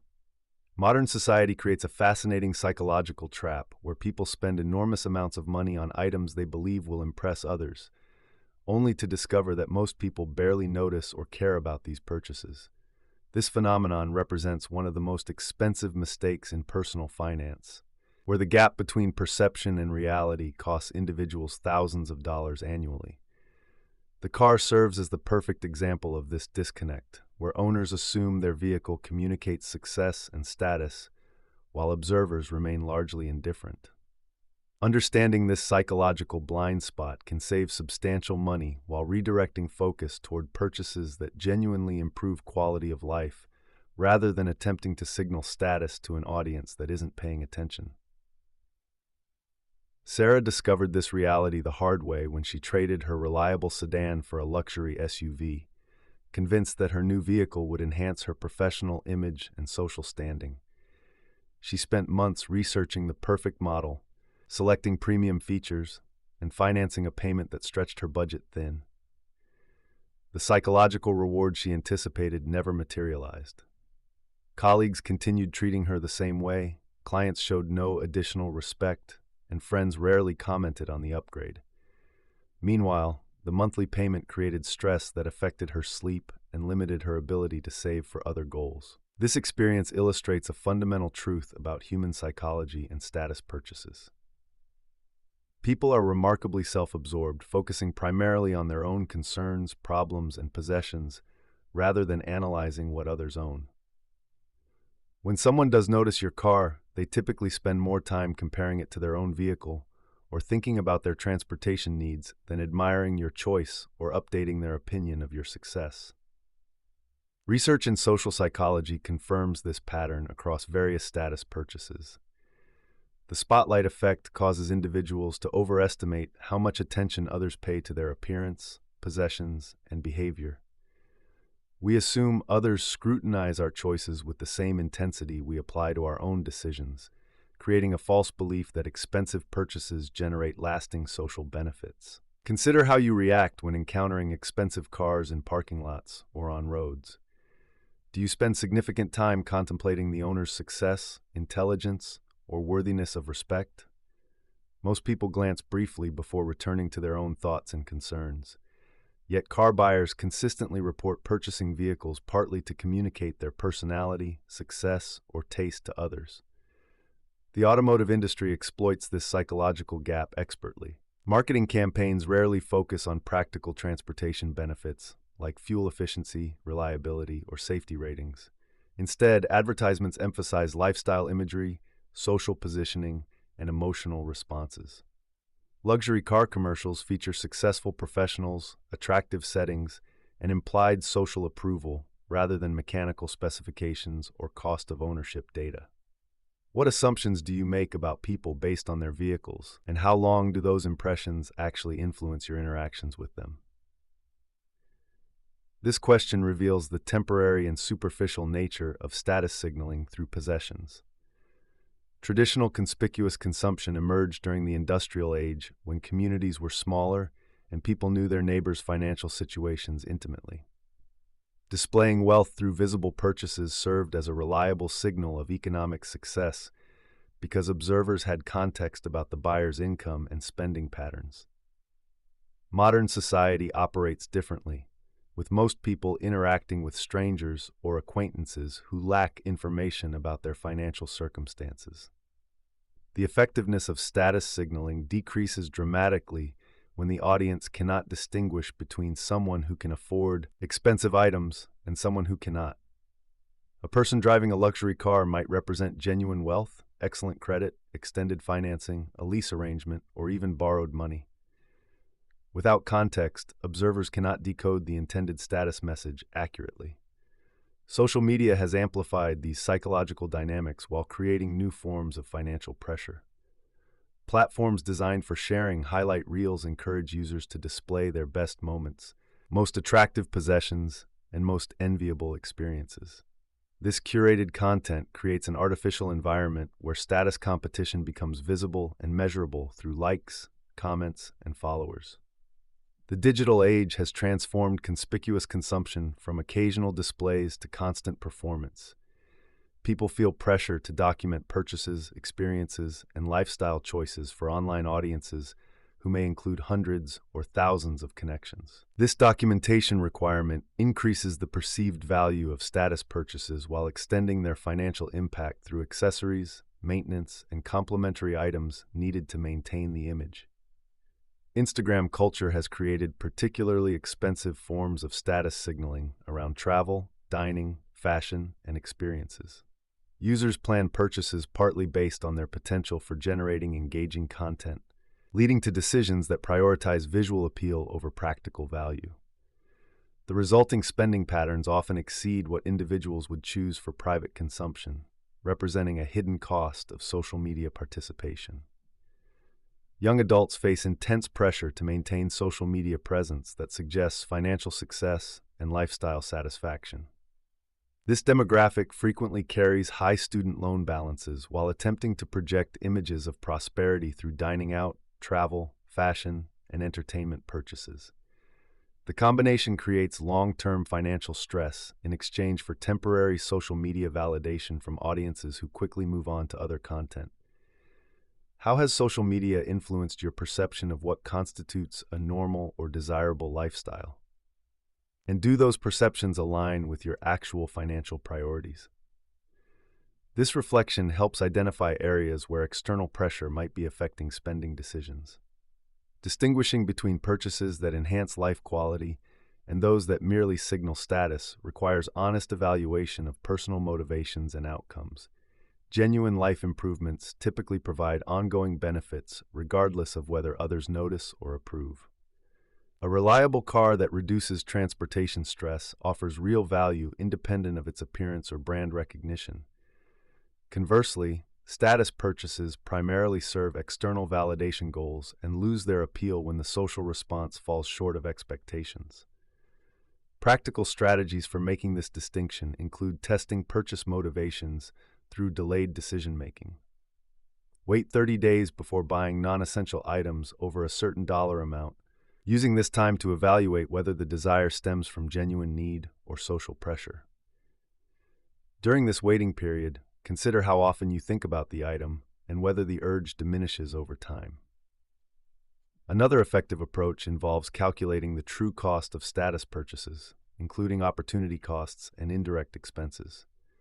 A luxury car payment might consume money that could otherwise fund retirement savings, emergency funds, or experiences that provide lasting satisfaction. This calculation helps quantify the trade-offs involved in status spending and clarifies whether the social benefits justify the financial costs. Consider adopting a stealth wealth approach that prioritizes financial security over visible displays of prosperity. This philosophy focuses spending on items that improve quality of life while maintaining a modest external appearance. Examples include investing in high-quality basics rather than designer labels, choosing reliable used cars over flashy new models, and directing money toward experiences, education, and savings rather than depreciating assets. Building genuine confidence and self-worth independent of possessions creates freedom from status-driven spending patterns. This psychological shift requires developing identity and satisfaction from relationships, personal growth, skills, and contributions rather than material accumulations. People who derive self-esteem from internal sources spend money more intentionally and feel less pressure to communicate their worth through purchases. The most financially successful individuals often practice intentional invisibility regarding their wealth. They understand that true status comes from financial security, personal freedom, and the ability to make choices based on values rather than social expectations. This approach allows them to accumulate wealth efficiently while avoiding the psychological trap of constant status competition that drains resources without providing lasting satisfaction. Part 2. Invisible wealth versus visible spending. The quiet millionaire next door drives a 10-year-old Honda while their neighbor struggles with payments on a brand new BMW. This paradox reveals a fundamental truth about wealth. The richest people often look the poorest, while those displaying wealth frequently have the least. Understanding this inverse relationship between visible spending and actual wealth accumulation transforms how we think about money and success. The psychological satisfaction of building invisible net worth far exceeds the fleeting pleasure of status purchases, yet our brains are wired to seek immediate visible rewards over long-term financial security. Sarah, a marketing executive, earned $95,000 annually and drove a luxury sedan, wore designer clothes, and lived in an expensive downtown apartment. Her Instagram feed showcased weekend trips to wine country and dinners at trendy restaurants. Meanwhile, her colleague Mike, earning $92,000, drove a reliable used car, shopped at discount stores, and lived in a modest suburban home. After 5 years, Sarah had accumulated $12,000 in savings and $45,000 in various debts. Mike had quietly amassed $180,000 in investments and owned his home outright. The difference between Sarah and Mike illustrates a critical financial principle. Visible wealth and actual wealth often move in opposite directions. Sarah's lifestyle projected success but prevented wealth accumulation. Every dollar spent on status symbols was a dollar that couldn't compound over time. Mike understood that true wealth is invisible to outsiders but provides genuine security and freedom. Research from affluent communities reveals that many millionaires live surprisingly modest lifestyles. They drive used cars, shop at regular stores, and live in homes below their means. This behavior isn't about being cheap or miserly. These individuals recognize that every dollar spent on appearances is a dollar that can't work toward financial independence. The psychology behind visible spending often stems from insecurity and the need for external validation. When someone feels uncertain about their worth or position, expensive purchases provide temporary confidence boosts. The new watch, designer handbag, or luxury car creates a momentary feeling of success and importance. However, this satisfaction fades quickly, requiring increasingly expensive purchases to maintain the same psychological effect. Consider how you felt after your last major status purchase. Did the satisfaction last as long as you expected? How quickly did you begin considering the next upgrade? True wealth accumulation requires developing satisfaction from invisible progress. The millionaire checking their investment account balance experiences a different type of pleasure than someone admiring their new luxury car. This satisfaction comes from security, options, and progress toward long-term goals, rather than immediate social recognition. The concept of stealth wealth has gained popularity among genuinely affluent individuals. Stealth wealth means having significant financial resources while maintaining a modest external lifestyle. Tech entrepreneurs often exemplify this approach, wearing simple clothes and driving ordinary cars despite having millions in assets.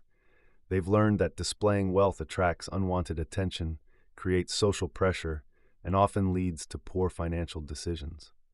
A real estate investor with a portfolio worth $3 million continues driving his 2015 Toyota Camry and shopping at Costco. His friends have no idea about his wealth because he doesn't broadcast it through his lifestyle. This invisibility allows him to continue making rational financial decisions without social pressure to upgrade his lifestyle to match his net worth. The psychological trap of visible wealth markers creates a destructive cycle. Once someone begins displaying wealth through purchases, they feel pressure to maintain and upgrade that image. The lawyer who buys an expensive watch feels compelled to ensure their car, clothes, and home match that perceived status level. Each purchase raises the bar for future spending, making wealth accumulation increasingly difficult. Financial stress, paradoxically, often becomes highly visible through spending patterns. People experiencing money problems frequently increase their status spending as a form of psychological compensation. The overwhelming credit card debt gets temporarily forgotten when carrying a designer purse or wearing expensive shoes. This visible spending serves as a denial mechanism, helping individuals avoid confronting their financial reality. The temporary pleasure of status purchases operates like a drug, providing brief highs followed by inevitable lows. The excitement of buying something expensive lasts days or weeks, but the financial consequences extend for months or years. Meanwhile, the satisfaction of building net worth grows stronger over time. Each month of increased savings and investments builds confidence and security. How might your life change if you found the same satisfaction in growing your net worth that you currently find in new purchases? Developing appreciation for invisible financial progress requires shifting your reward system. Instead of celebrating with expensive purchases, successful wealth builders find satisfaction in reaching savings milestones, paying off debts, or achieving investment targets. They might celebrate reaching $10,000 in savings with a home-cooked dinner rather than an expensive restaurant meal. The most effective strategy for building invisible wealth involves automating the process. When savings and investments happen automatically, the temptation to spend on visible items decreases. The money disappears from checking accounts before spending decisions can derail wealth accumulation. This automation removes the daily psychological battle between spending and saving. Creating personal wealth tracking systems provides the satisfaction needed to resist status spending. Regular review of net worth, investment growth, and progress toward financial goals generates excitement about invisible wealth building. Many successful savers use spreadsheets or apps to visualize their financial progress, creating charts and graphs that make invisible wealth feel tangible and rewarding. The social environment significantly impacts the ability to maintain invisible wealth building. Surrounding yourself with people who value financial security over material display makes modest living easier and more satisfying. When friends prioritize experiences over possessions and financial independence over status symbols, resisting visible spending becomes natural rather than challenging. Building real wealth while avoiding status traps requires developing internal measures of success. Instead of measuring progress through material acquisitions, focus on financial metrics like savings rate, investment returns, and debt reduction. These invisible measures provide genuine security and freedom that visible purchases cannot match. The path to sustainable wealth accumulation lies in finding satisfaction in the quiet, invisible work of building financial security rather than the loud, temporary pleasure of status consumption. Part 3. Social Media and the New Age of Financial Comparison. Social media has fundamentally changed how we experience money and wealth, creating a 24-hour showcase of curated financial lifestyles that would have been impossible just 2 decades ago. Unlike previous generations who compared themselves primarily to their immediate neighbors and colleagues, today's consumers face constant exposure to carefully edited highlight reels from millions of strangers. This digital transformation has intensified financial comparison beyond anything humanity has previously experienced, creating new psychological pressures that can derail even the most disciplined financial plans. The platforms we use daily have become sophisticated engines for generating dissatisfaction with our current financial situation, while simultaneously promoting solutions through targeted advertising and influencer recommendations. Sarah Martinez thought she was doing well financially until she joined Instagram. As a 28-year-old marketing coordinator earning $65,000 annually, she had saved $15,000 and was steadily building her emergency fund. Within 6 months of active social media use, however, she found herself comparing her modest apartment to the luxury homes featured in her feed, her reliable Honda to the BMW convertibles in travel posts, and her weekend hiking trips to the exotic vacation destinations that filled her screen. Her savings rate dropped from 20% to 5% as she began spending on experiences and items designed to match what she saw online. The fundamental problem with social media financial comparison lies in the nature of curated content itself. Every post represents the best moment of someone's day, week, or month, compressed into a single image or video that suggests this represents their normal lifestyle. A luxury vacation photo might represent someone's entire annual discretionary spending, yet it appears alongside dozens of other impressive posts that create an illusion of constant affluence. The psychological impact mirrors what researchers call compare and despair, where individuals consistently measure their behind-the-scenes reality against others' highlight reels. Consider how traditional wealth signaling worked before social media. In previous generations, status displays were limited to your immediate community. You might compare your car to your neighbors or your clothing to your colleagues, but the comparison set remained relatively small and accessible. Social media has exploded this comparison set to include celebrities, influencers, and carefully curated accounts that may or may not represent genuine financial situations. The rise of influencer culture has created an entirely new category of financial pressure. Unlike traditional advertising, which clearly identified itself as promotional content, influencer marketing blends seamlessly with personal content. When someone with 100,000 followers casually mentions their morning coffee routine featuring a $300 espresso machine, it doesn't feel like advertising. It feels like a friend's recommendation. This subtle promotion creates what psychologists call aspirational debt, where individuals borrow money or divert savings to purchase items that maintain their desired self-image. How often do you find yourself checking social media when making purchasing decisions? And what specific triggers cause you to question your current financial situation after browsing these platforms? The algorithms powering social media platforms amplify this effect by learning your interests and showing increasingly targeted content. If you pause to look at luxury items, travel destinations, or lifestyle content, the algorithm interprets this as engagement and serves more similar content. This creates what researchers term artificial scarcity loops, where users see repeated messages about limited-time offers, exclusive opportunities, and products that promise to transform their lives. Marcus Thompson, a software engineer in Austin, experienced this firsthand when he started following cryptocurrency and investment accounts on Twitter. Initially interested in financial education, he soon found his feed dominated by posts about luxury purchases made with investment gains, exotic cars bought with trading profits, and lifestyle upgrades funded by successful market timing.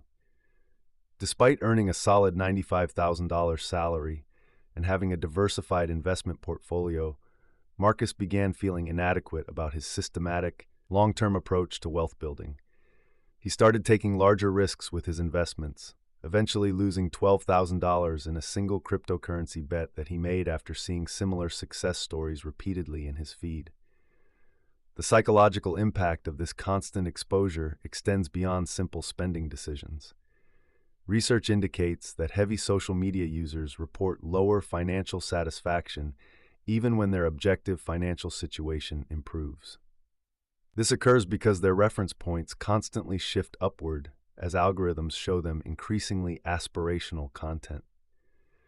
What once felt like financial progress, paying off debt, building savings, or making steady investment gains, begins to feel inadequate when measured against the curated wealth displays that fill their daily media consumption.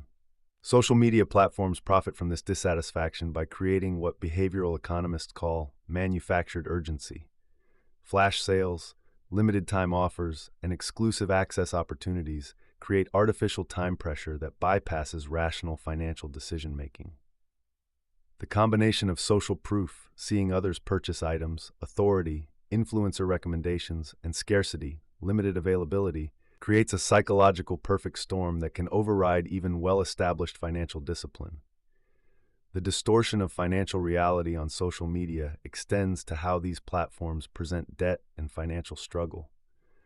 While people readily share images of new purchases, vacations, and lifestyle upgrades, they rarely post about credit card debt, financial stress, or the behind-the-scenes reality of funding their displayed lifestyle. This creates a sampling bias where the visible financial information skews heavily toward apparent success while hiding the financial costs and struggles that often underlie impressive social media presentations.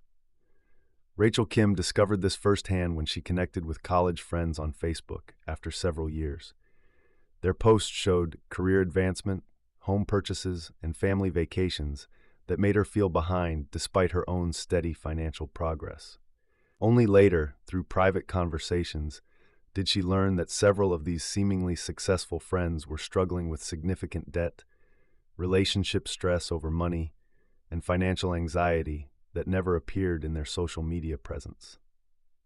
What would your financial decision-making look like if you had no access to social media for 6 months, and which of your recent purchases were influenced by content you saw online?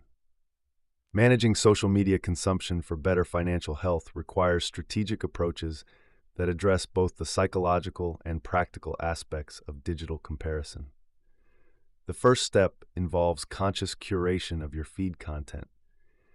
Instead of passively consuming whatever the algorithm serves, actively choose to follow accounts focused on financial education, realistic lifestyle content, and people who share honest perspectives about money management. This doesn't mean avoiding all aspirational content, but rather balancing it with realistic perspectives that normalize financial challenges and celebrate modest progress.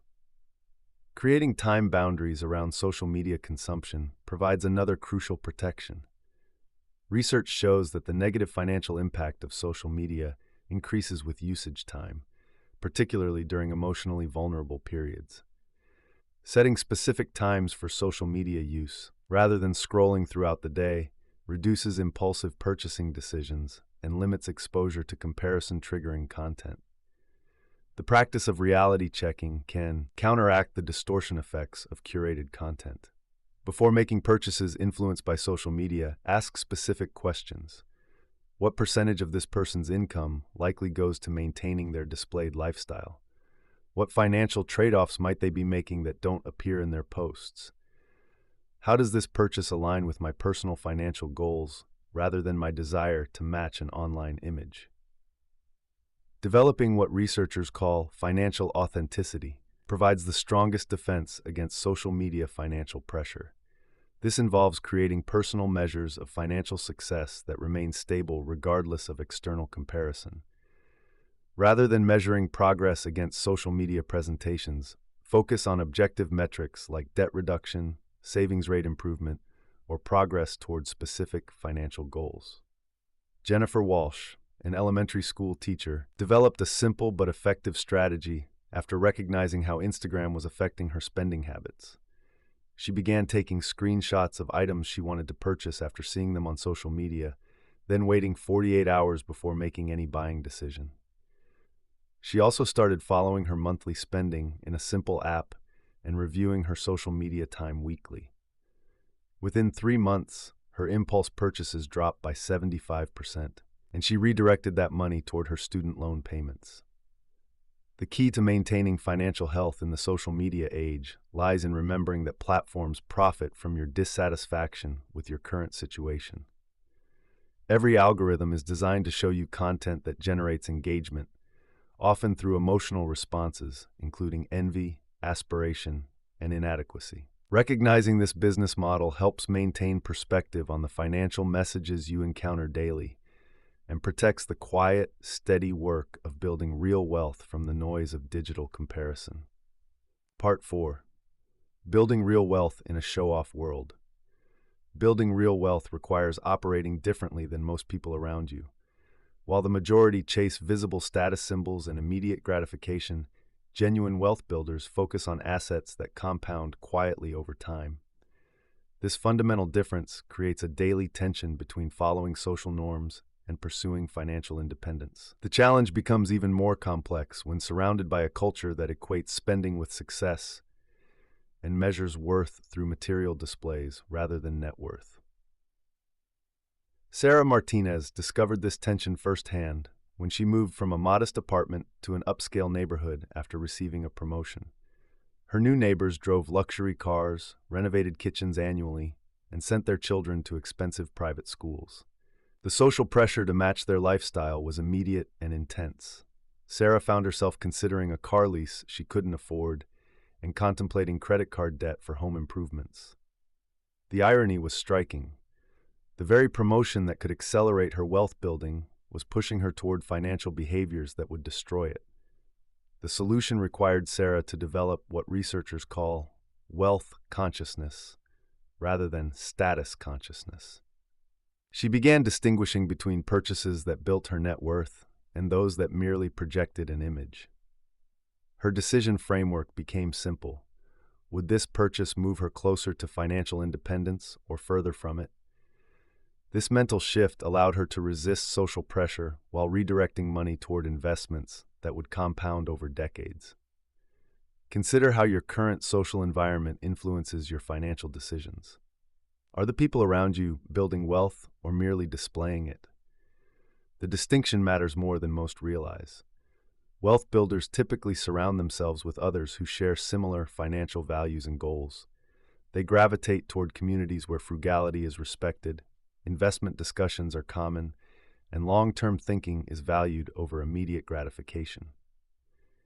Creating this environment often requires intentional choices about where to live, work, and socialize. Tom and Jennifer Kim made this decision when they chose to remain in their starter home despite significant income increases over 5 years. Their neighbors were teachers, nurses, and small business owners who valued financial security over status displays. This environment supported their wealth-building goals by normalizing behaviors like driving older cars, cooking at home, and investing consistently. The social reinforcement helped them accumulate substantial assets while their higher-earning peers in expensive neighborhoods struggled with debt. The peer group effect extends beyond adult relationships to family dynamics and child rearing. Teaching children about real wealth versus apparent wealth becomes crucial in a society that constantly promotes consumption.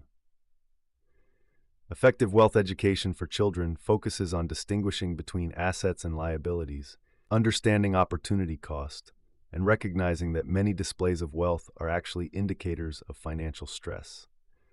Maria Rodriguez implemented this approach with her teenage daughters by creating family discussions around financial decisions. When neighbors bought expensive cars or took elaborate vacations, the family would privately discuss the potential trade-offs. What investment opportunities might they have given up? How might those decisions affect their long-term financial security? These conversations helped her daughters develop critical thinking about money and status without judging others' choices. The concept of quiet luxury offers a middle path for those who have accumulated wealth and want to enjoy it without falling into status traps. Quiet luxury emphasizes quality over brand recognition, experiences over possessions, and personal satisfaction over social signaling.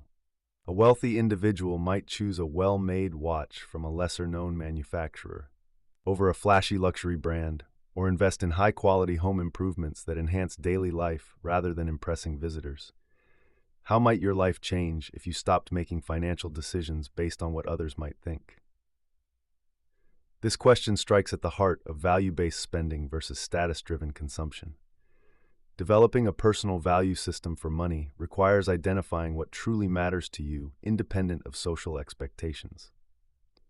For some, this might mean prioritizing travel experiences over expensive cars. For others, it could mean investing in education or charitable giving rather than luxury goods. The framework for value-based financial decisions starts with honest self-reflection. What brings you genuine satisfaction? What purchases have you regretted and why? What financial achievements have brought lasting happiness versus temporary pleasure? These questions help identify personal values that can guide spending decisions when social pressure intensifies. Building confidence that doesn't depend on external financial validation requires shifting focus from comparative wealth to personal progress. This involves celebrating milestones that others might not recognize, reaching savings goals, reducing debt, or achieving positive cash flow from investments. The satisfaction comes from internal scoreboards rather than external recognition. David Chen learned this lesson after years of feeling inadequate despite steady wealth accumulation. His investment portfolio grew consistently, but he felt unsuccessful compared to colleagues who drove expensive cars and lived in larger homes. The breakthrough came when he began tracking his net worth monthly and celebrating each milestone. He realized that his apparently less successful peers were actually living paycheck to paycheck despite their higher incomes and impressive possessions. Creating systems that reinforce wealth-building behaviors helps maintain focus when social pressure intensifies. This might include automated investing, regular net worth tracking, or finding communities of like-minded wealth builders.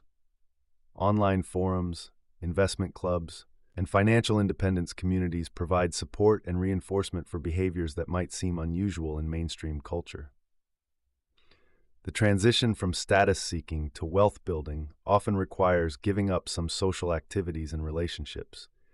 This doesn't mean becoming antisocial, but rather choosing interactions that support long-term goals.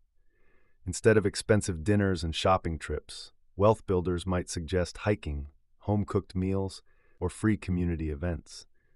These choices naturally filter social circles toward people who share similar values and financial goals. Teaching this approach to children requires modeling the behaviors you want them to adopt. Children learn more from observing parental behavior than from lectures about money. When parents consistently choose long-term wealth building over short-term status display, children internalize these values naturally. The goal isn't to create miserly children, but rather thoughtful ones who understand the real cost of financial decisions. The most successful wealth builders develop what psychologists call internal locus of control around money. They measure success by their own standards rather than external validation. This mindset shift allows them to make financial decisions based on personal goals rather than social pressure. The result is not just greater wealth accumulation, but also reduced financial stress and increased satisfaction with financial progress.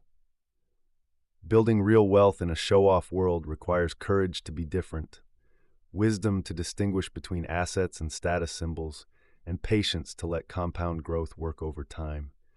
The rewards extend beyond money to include reduced financial stress, increased options, and the security that comes from true financial independence, rather than the illusion of wealth through consumption. Chapter 6: The Survival Guide to Financial Freedom. Part 1: Room for Error, Your Financial Safety Net. Financial security isn't just about having money. It's about having enough margin for error to sleep peacefully at night and make rational decisions during turbulent times. Building appropriate safety nets transforms your relationship with money from one of constant anxiety to confident control. This section reveals how to construct multiple layers of financial protection, calculate the right buffer sizes for your unique situation, and understand when safety becomes counterproductive. You'll discover practical frameworks for balancing growth with security, ensuring your financial foundation remains solid while pursuing opportunities. These strategies provide the psychological freedom to take calculated risks and make better long-term decisions. Sarah Martinez thought she had everything figured out. As a successful marketing director earning $95,000 annually, she had invested aggressively in her 401k and built a modest stock portfolio. When the pandemic hit in 2020, her confidence shattered alongside her employment. With only $2,800 in her checking account and mounting bills, she faced a devastating choice: liquidate her retirement investments at a 30% loss, or risk falling behind on her mortgage payments. This scenario plays out countless times across different economic cycles. The difference between financial resilience and financial catastrophe often comes down to one critical factor: room for error. While Sarah focused exclusively on growth, she neglected the psychological and practical power of financial buffers. Financial safety nets serve dual purposes that extend far beyond their obvious utility. On the surface, they provide resources during emergencies. More importantly, they create psychological space for better decision-making by removing desperation from the equation. When you have adequate margins of safety, you avoid forced liquidations, rushed career decisions, and panic-driven financial moves that can derail long-term wealth building.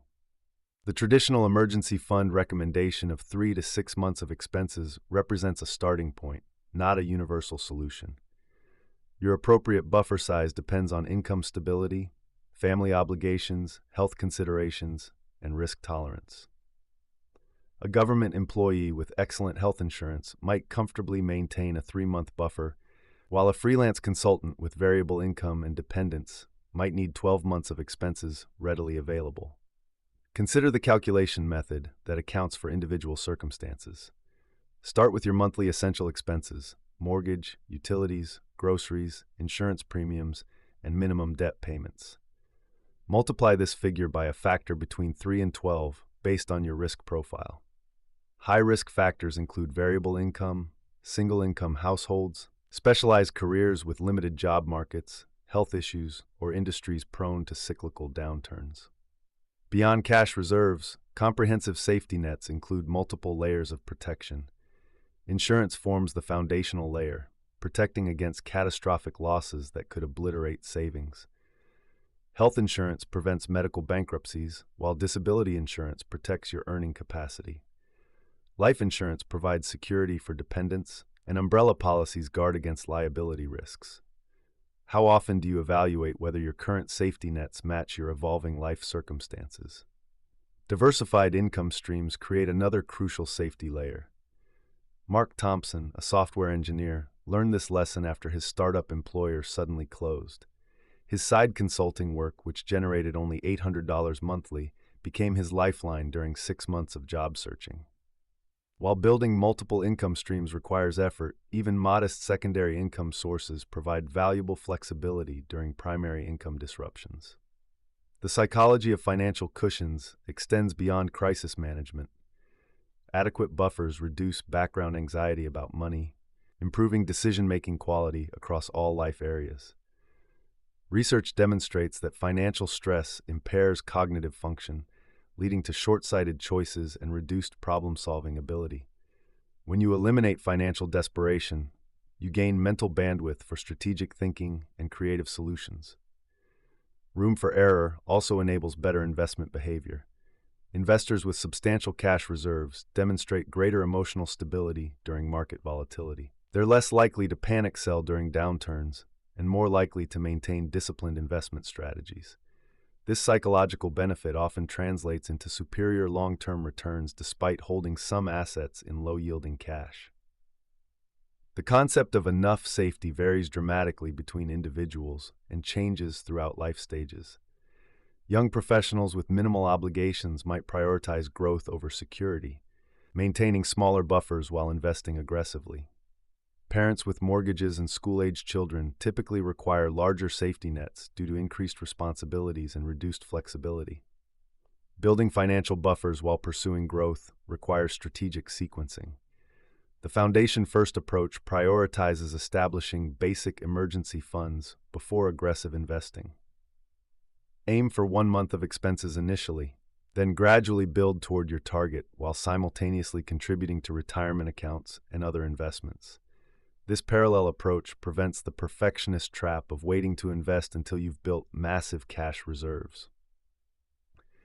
Automatic systems facilitate consistent buffer building without willpower depletion. Set up separate savings accounts specifically for emergency funds, automatically transferring predetermined amounts each payday. Treat these transfers as non-negotiable expenses, similar to rent or insurance premiums. Many successful savers use the pay-yourself-first principle, moving money to safety nets before discretionary spending temptations arise. The maintenance aspect of financial safety nets requires periodic evaluation and adjustment. Life changes such as marriage, children, job transitions, or health issues should trigger safety net reviews. Additionally, inflation erodes purchasing power over time, requiring periodic increases in cash reserve targets to maintain real protection levels.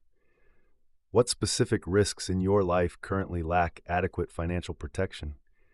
Excessive safety can become counterproductive, creating opportunity costs that hinder wealth building. Holding 2 years of expenses in savings accounts yielding 0.5% while paying credit card interest at 18% represents poor financial optimization. Similarly, maintaining enormous cash reserves during periods of high inflation effectively guarantees purchasing power loss.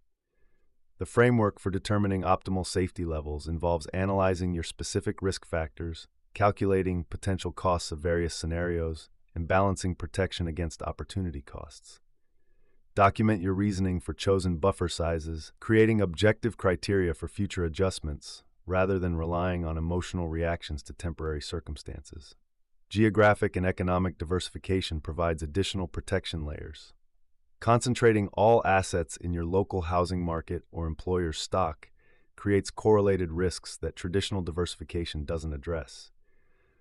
Consider spreading assets across different geographic regions, currencies, and economic sectors to reduce systematic risks. Technology offers new tools for optimizing safety net efficiency. High-yield savings accounts, money market funds, and short-term treasury bills provide better returns than traditional checking accounts while maintaining liquidity. Some investors use investment-grade bond funds or dividend-focused stock funds as secondary emergency reserves, accepting modest volatility in exchange for higher expected returns. The behavioral aspects of maintaining financial buffers require ongoing attention. Many people successfully build emergency funds, but struggle to preserve them, gradually eroding savings through lifestyle inflation or non-emergency purchases. Clear definitions of genuine emergencies help maintain discipline. Losing a job, major medical expenses, or essential home repairs qualify as emergencies. Vacation funding, holiday shopping, or investment opportunities do not. Room for error extends beyond personal finance into business and investment decisions. Successful entrepreneurs typically maintain larger cash reserves than corporate employees, understanding that business income volatility requires greater buffers. Real estate investors keep reserves for vacancy periods, maintenance costs, and interest rate fluctuations. Financial safety nets ultimately provide freedom rather than constraint. When you've built adequate margins of safety, you can pursue opportunities from positions of strength rather than desperation. You can negotiate better employment terms, take calculated entrepreneurial risks, or wait for optimal investment opportunities without time pressure. The compound benefits of financial security extend throughout your lifetime. People with robust safety nets experience lower stress levels, better health outcomes, and improved relationships. They make better career decisions, often pursuing meaningful work over merely high-paying positions. Their children learn financial security through observation, perpetuating positive money behaviors across generations. Room for error represents insurance against both known and unknown risks. While you can't predict specific future challenges, you can prepare for the certainty that challenges will arise. Building appropriate financial buffers transforms inevitable setbacks from potential catastrophes into manageable inconveniences, preserving your long-term wealth-building trajectory while providing psychological peace of mind. Part 2. Staying rich versus getting rich, two different games. Understanding the distinction between accumulating wealth and preserving it represents one of the most critical yet misunderstood aspects of personal finance. These two phases require entirely different skill sets, mindsets, and strategies.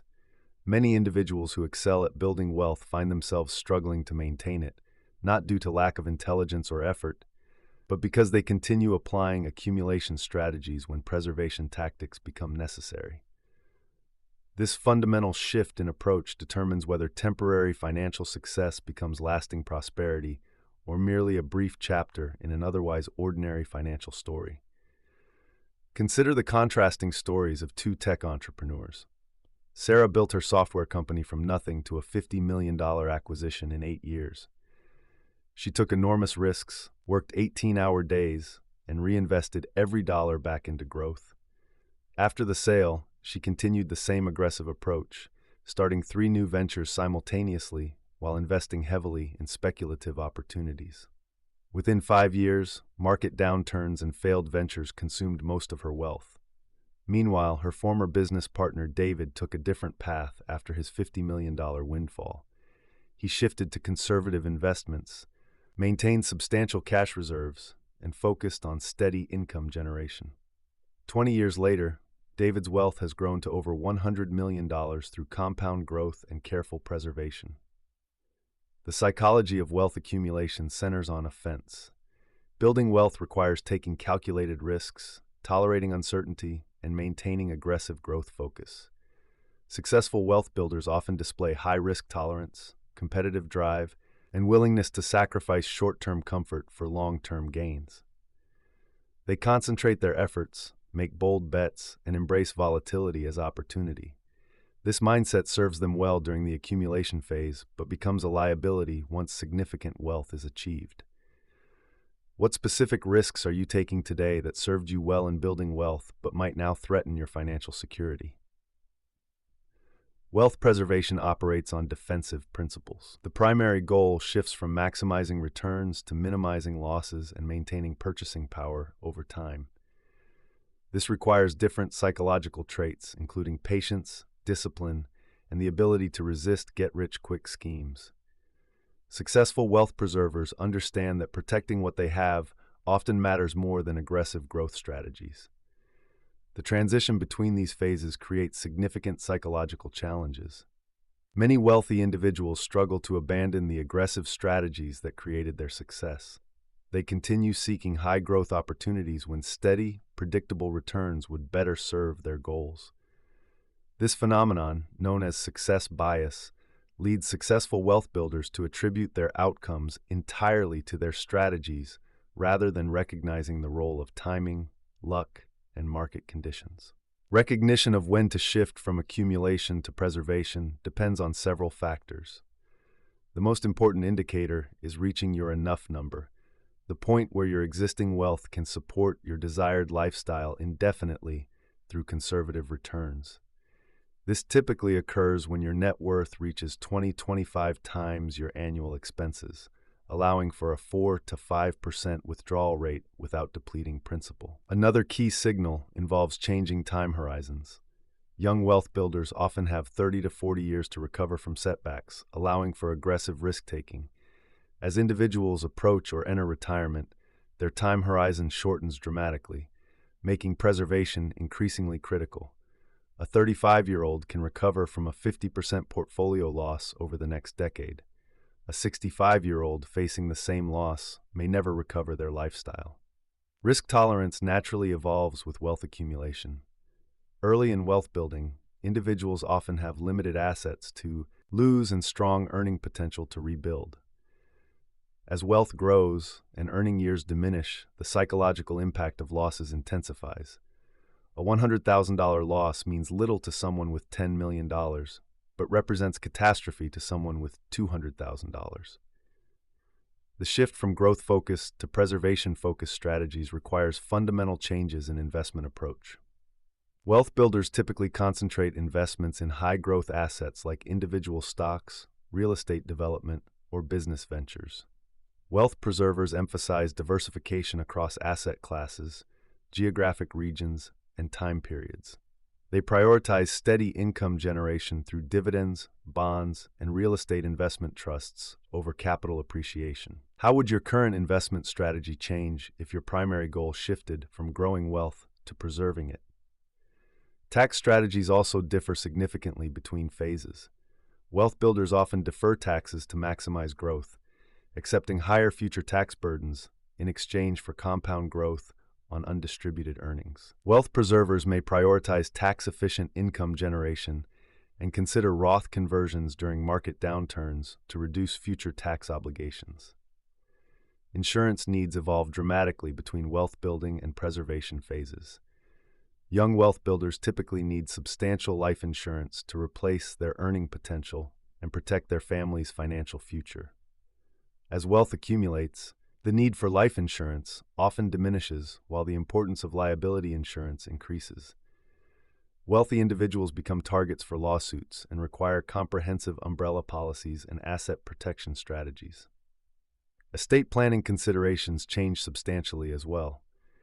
During accumulation, simple wills and basic beneficiary designations suffice. Wealth preservation requires sophisticated trust structures, tax-efficient wealth transfer strategies, and comprehensive legacy planning. The complexity increases exponentially with wealth levels. Many individuals successfully navigate both phases by developing separate strategies for different portions of their wealth. They might maintain aggressive growth strategies for 20 to 30% of their portfolio while preserving the remainder through conservative approaches. This barbell strategy allows continued wealth building while protecting against catastrophic losses. The psychological transition often proves more challenging than the tactical changes. Successful wealth builders must learn to find satisfaction in steady progress rather than explosive growth. They need to resist comparing their conservative returns to aggressive strategies that might generate higher short-term returns but threaten long-term security. Professional guidance becomes increasingly valuable during this transition. Wealth builders often succeed through self-directed approaches, but benefit from professional advice when shifting to preservation mode. Financial advisors, tax professionals, and estate planning attorneys provide expertise in areas outside most individuals' experience. Regular reassessment ensures strategies remain aligned with changing circumstances. Annual reviews should evaluate whether current approaches match your phase of wealth development. Life changes, market conditions, and personal priorities all influence the appropriate balance between growth and preservation strategies. The most successful individuals recognize that staying rich and getting rich represent entirely different games with different rules, strategies, and success metrics. Mastering both phases requires acknowledging when to abandon tactics that previously generated success in favor of approaches better suited to your current financial position and life stage. Understanding these differences prevents the common mistake of applying accumulation strategies when preservation becomes the priority. Your financial success depends not just on building wealth, but on adapting your approach as your wealth and circumstances evolve. The strategies that got you here won't necessarily take you where you want to go. Part 3. The flexibility factor. Why cash is king. Financial markets constantly pressure investors to optimize every dollar. Yet the smartest money managers often keep substantial cash reserves that appear to earn nothing. This apparent contradiction reveals a profound truth about financial success. Flexibility often trumps optimization. Cash provides something that spreadsheets cannot calculate: the ability to act when others cannot, to remain calm when others panic, and to seize opportunities when they appear. The psychological and practical benefits of maintaining liquidity create a form of wealth that extends far beyond traditional investment returns, offering peace of mind and strategic advantages that can prove more valuable than the highest-yielding investments. Most financial advice focuses relentlessly on putting money to work immediately. Investment platforms celebrate fully invested portfolios, and financial advisors often measure success by how little cash clients hold. This optimization mindset assumes that every dollar not invested represents a missed opportunity. However, this approach overlooks a fundamental principle that has guided successful investors for generations. Cash is not just money sitting idle. It represents potential energy waiting for the right moment to be deployed. Consider the experience of Warren Buffett during the 2008 financial crisis. While most investors watched their portfolios decline, Berkshire Hathaway deployed billions in cash to acquire stakes in companies like Goldman Sachs and General Electric at favorable terms. Buffett's willingness to hold substantial cash reserves during good times enabled him to act decisively when opportunities emerged. His cash was not earning significant returns for years, but it provided something more valuable: the ability to act when others could not. The psychological benefits of financial flexibility extend far beyond investment opportunities. People with adequate cash reserves make different decisions than those living paycheck to paycheck, even when their overall net worth is similar. A software engineer with 6 months of expenses and savings can negotiate salary increases more confidently, leave toxic work environments, or pursue entrepreneurial ventures. The same person with all assets tied up in retirement accounts and real estate faces every career decision from a position of vulnerability. What drives your financial confidence more, the size of your investment portfolio or the amount of readily available cash you can access? This confidence effect compounds over time. When you know you can handle unexpected expenses or income disruptions, you approach financial decisions with clearer judgment. You avoid desperate choices driven by immediate cash needs. A small business owner with adequate cash reserves can weather slow months without taking expensive loans or selling inventory at fire sale prices. They can invest in growth opportunities when competitors struggle with cash flow constraints. The concept of optionality explains why cash maintains its value beyond traditional return calculations. Options have value in financial markets, and cash represents the ultimate option, the ability to act on any opportunity that presents itself. Real estate investors with cash can close deals quickly, often negotiating better prices than buyers dependent on financing. Entrepreneurs with personal cash reserves can bootstrap businesses without giving up equity to early investors. A successful restaurateur learned this lesson during the early months of the COVID-19 pandemic. While competitors with thin cash reserves closed permanently or took expensive emergency loans, she used her cash cushion to adapt her business model, invest in delivery capabilities, and even acquire equipment from failed restaurants at fraction of original cost. Her cash reserves, which had earned minimal returns for years, became the most valuable asset in her portfolio. The challenge lies in determining appropriate cash levels without sacrificing long-term wealth building. Financial flexibility exists on a spectrum, and the optimal balance varies based on individual circumstances, risk tolerance, and life stage. Someone with stable employment and predictable expenses needs less cash than an entrepreneur with variable income. Young professionals might maintain smaller cash reserves than parents approaching retirement. A practical framework for cash allocation considers multiple factors simultaneously. Start with basic expenses coverage. Most financial experts recommend 3 to 6 months of living expenses as a baseline emergency fund.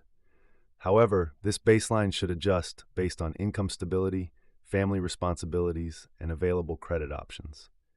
Self-employed individuals or those in volatile industries should consider larger reserves, potentially up to 12 months of expenses.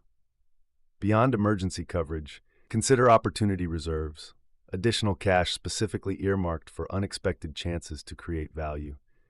This might mean maintaining funds to invest during market downturns, purchase discounted real estate, or support business expansion.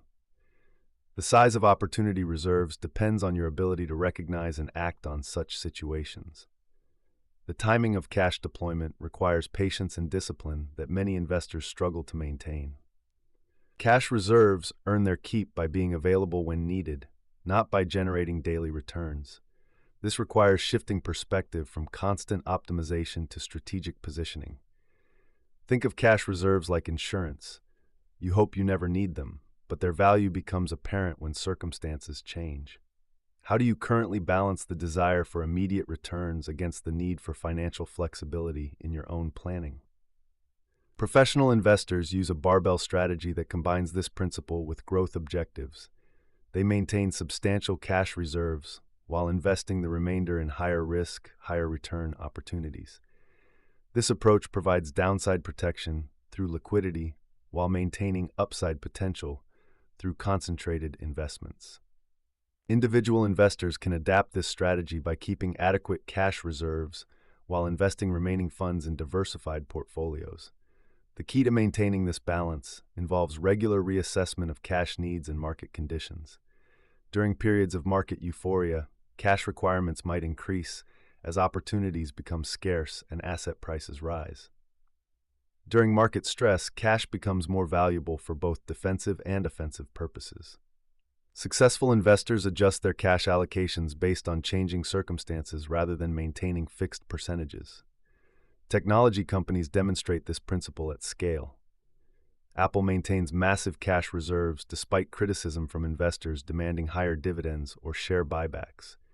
These reserves provide strategic flexibility to pursue acquisitions, invest in new technologies, or weather economic downturns without compromising core operations. Individual investors benefit from applying similar thinking to personal finances. Building adequate cash reserves while pursuing wealth building requires systematic approaches that treat liquidity as a strategic asset rather than investment underperformance. Automate transfers to cash reserves just as you would retirement contributions.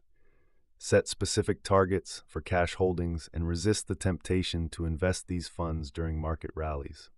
Consider cash reserves as a separate asset class with unique benefits rather than uninvested money. The peace of mind that comes from financial flexibility enables better decision-making across all areas of life. When you can handle unexpected expenses or income disruptions, you approach career changes, relationship decisions, and major purchases from a position of strength rather than desperation. This psychological advantage often creates more value than the returns you might earn by investing every available dollar. Remember that financial flexibility represents a form of insurance against uncertainty. Like all insurance, it costs something, in this case, the opportunity cost of potential investment returns. However, the benefits of maintaining adequate cash reserves extend far beyond their explicit costs, providing options, opportunities, and peace of mind that often prove more valuable than the highest-yielding investments. Part 4. Your personal financial constitution. Creating a personal financial constitution transforms how you make money decisions by establishing clear principles before emotions and circumstances cloud your judgment. This systematic approach to financial decision-making provides a framework that remains steady during market volatility, career changes, and life transitions. By defining your core financial values and translating them into actionable rules, you create a decision-making compass that guides choices when pressure mounts and uncertainty prevails. The process involves identifying what truly matters to you financially, establishing boundaries that protect your long-term interests, and building systems that ensure consistency even when feelings run high. Sarah learned this lesson the hard way during the 2008 financial crisis. As a marketing executive with a growing investment portfolio, she watched her retirement savings plummet by 40% in 6 months. Panic drove her to sell everything at the market bottom, locking in devastating losses. Years later, she realized that predetermined rules could have prevented this costly emotional reaction. She began developing what she called her financial rulebook, a set of written principles that would govern her decisions regardless of market conditions or personal circumstances. The foundation of any effective financial constitution rests on clearly defined values and priorities. These values serve as the bedrock for all subsequent rules and decisions. Start by examining what financial security means to you personally. Some people prioritize the freedom to leave unsatisfying jobs, while others focus on ensuring their children's education funding or achieving early retirement. Your values might center on supporting aging parents, building a family business, or having the flexibility to pursue creative endeavors without financial pressure.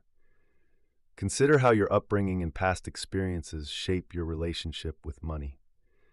Someone who grew up during economic hardship might prioritize emergency savings above all else, while another person from a stable background might feel comfortable taking calculated investment risks. Neither approach is inherently right or wrong, but understanding your natural tendencies helps create principles that work with your psychology rather than against it. What aspects of your financial life cause you the most stress or anxiety? These pain points often reveal areas where clear principles provide the greatest benefit. If market volatility keeps you awake at night, your constitution might include rules about asset allocation and rebalancing schedules.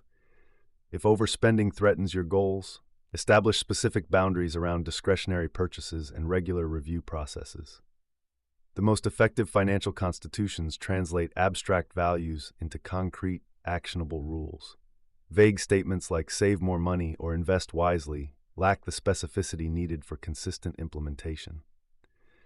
Instead, create rules that remove guesswork from common financial decisions. A well-crafted rule might state, I will automatically invest 15% of every paycheck in my retirement accounts before considering any discretionary purchases.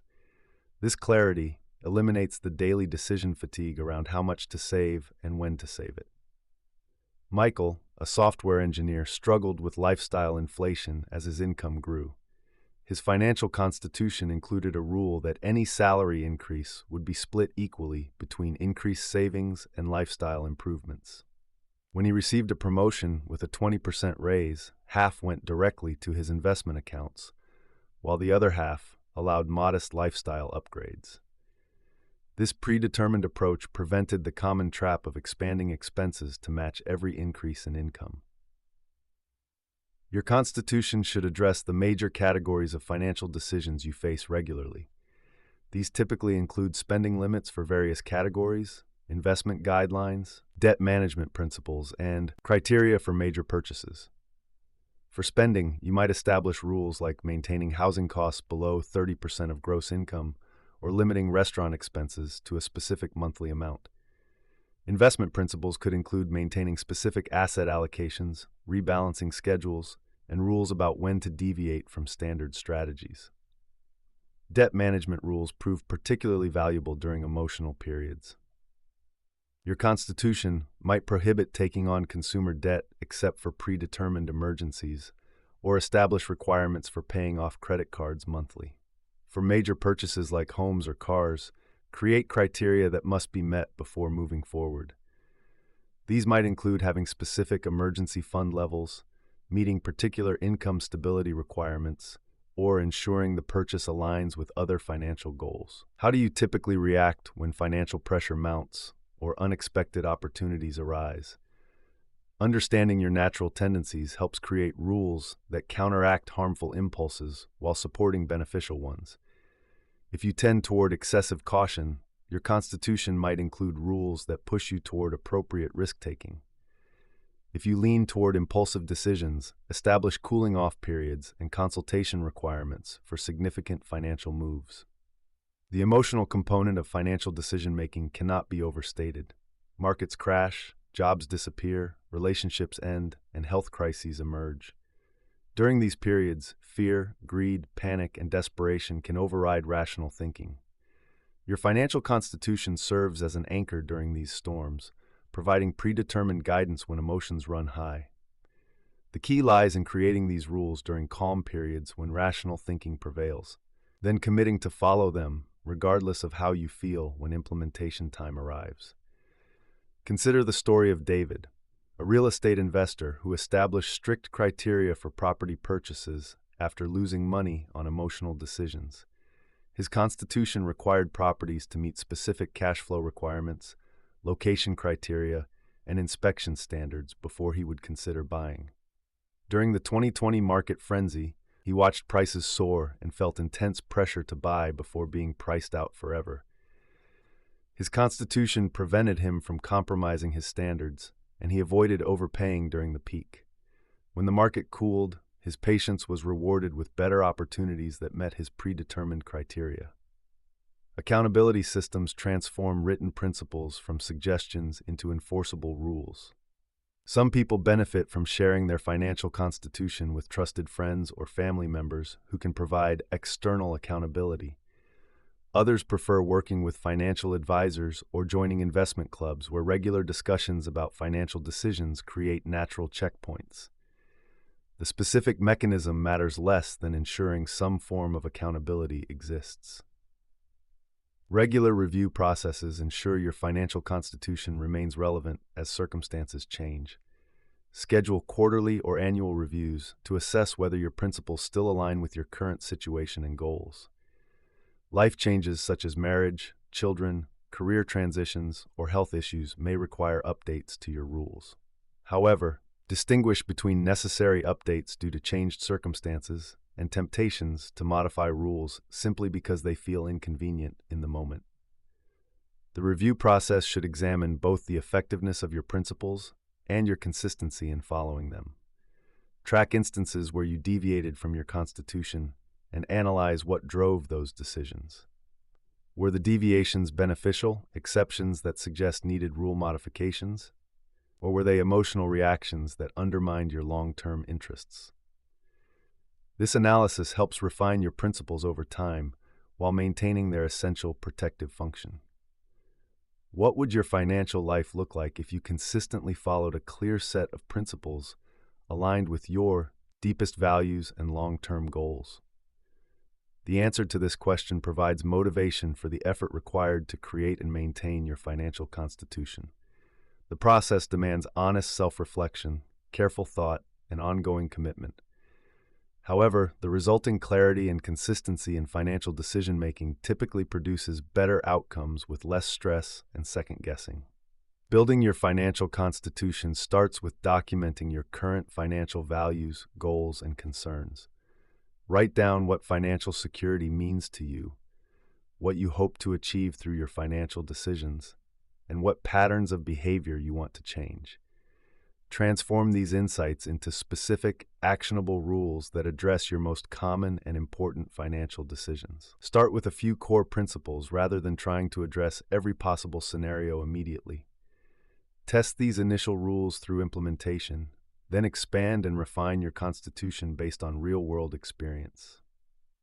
The power of a well-crafted financial constitution extends beyond individual decisions to create cumulative advantages over time. Consistent application of sound principles compounds just like investment returns, creating increasingly positive outcomes as time passes. More importantly, the peace of mind that comes from knowing you have a reliable framework for financial decisions proves invaluable during uncertain times. This psychological benefit often exceeds the direct financial benefits, enabling better sleep, reduced anxiety, and greater confidence in your financial future. Chapter 7. The Future of Money. Psychology Part 1. Digital Money, Ancient Brains. Our brains evolved over millions of years to handle physical exchanges, touching coins, counting bills, and feeling the weight of transactions in our hands. Today we navigate a financial world where money exists as numbers on screens, invisible transfers, and digital promises. This fundamental mismatch between our ancient psychology and modern monetary systems creates profound challenges for financial decision-making. Understanding this disconnect helps explain why we overspend with credit cards, lose track of digital subscriptions, and struggle to grasp the true value of cryptocurrency investments. The path to financial wellness requires recognizing how our Stone Age minds process Silicon Age money. When Sarah switched from cash to a contactless payment card for her daily coffee purchases, something unexpected happened. Her monthly coffee spending doubled within 3 weeks, despite her conscious intention to maintain the same routine. This experience illustrates a fundamental challenge facing millions of people as money becomes increasingly abstract and digital. The human brain processes physical cash differently than digital payments. When you hand over cash, multiple sensory systems activate simultaneously. You see the bills leave your wallet, feel their texture, and experience the physical act of separation. This creates what researchers call payment pain, a mild psychological discomfort that serves as a natural spending break. Digital payments eliminate most of these sensory cues. Tapping a card or phone creates minimal friction and virtually no payment pain. The transaction feels effortless, almost magical. Without the tangible reminder of money leaving your possession, your brain struggles to register the true cost of purchases. Consider how different payment methods affect your spending awareness. Cash transactions require deliberate action and create immediate visual feedback as your wallet empties. Credit cards reduce this awareness significantly, while contactless payments and mobile apps reduce it further still. Each step toward abstraction weakens the psychological connection between payment and consequence. This abstraction effect compounds with subscription-based services and automatic payments. When Netflix charges your card monthly, the transaction becomes nearly invisible. Your brain, which evolved to track concrete resources, loses sight of these recurring costs. Many people maintain subscriptions they rarely use simply because the payments disappear into digital obscurity. The rise of cryptocurrency introduces even greater psychological complexity. Bitcoin exists purely as digital information. No physical form, no central authority, no tangible reference point. This extreme abstraction can lead to both reckless speculation and excessive caution, as our minds struggle to assign appropriate value to something so fundamentally different from traditional money. How often do you check your account balance after making digital purchases, compared to when you spend cash? This simple question reveals how abstraction affects financial awareness. Digital money also changes our relationship with saving. Physical piggy banks and cash envelopes provided clear, visual progress toward financial goals. Digital savings exist as numbers on screens, lacking the emotional impact of watching a physical pile of money grow. This psychological distance can make saving feel less rewarding and more abstract. Investment apps exploit these psychological vulnerabilities through gamification. Colorful interfaces, achievement badges, and simplified investing processes make complex financial decisions feel like mobile games.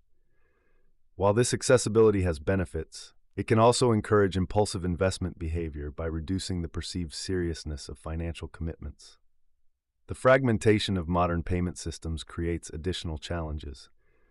Money spreads across multiple accounts, payment apps, investment platforms, and digital wallets.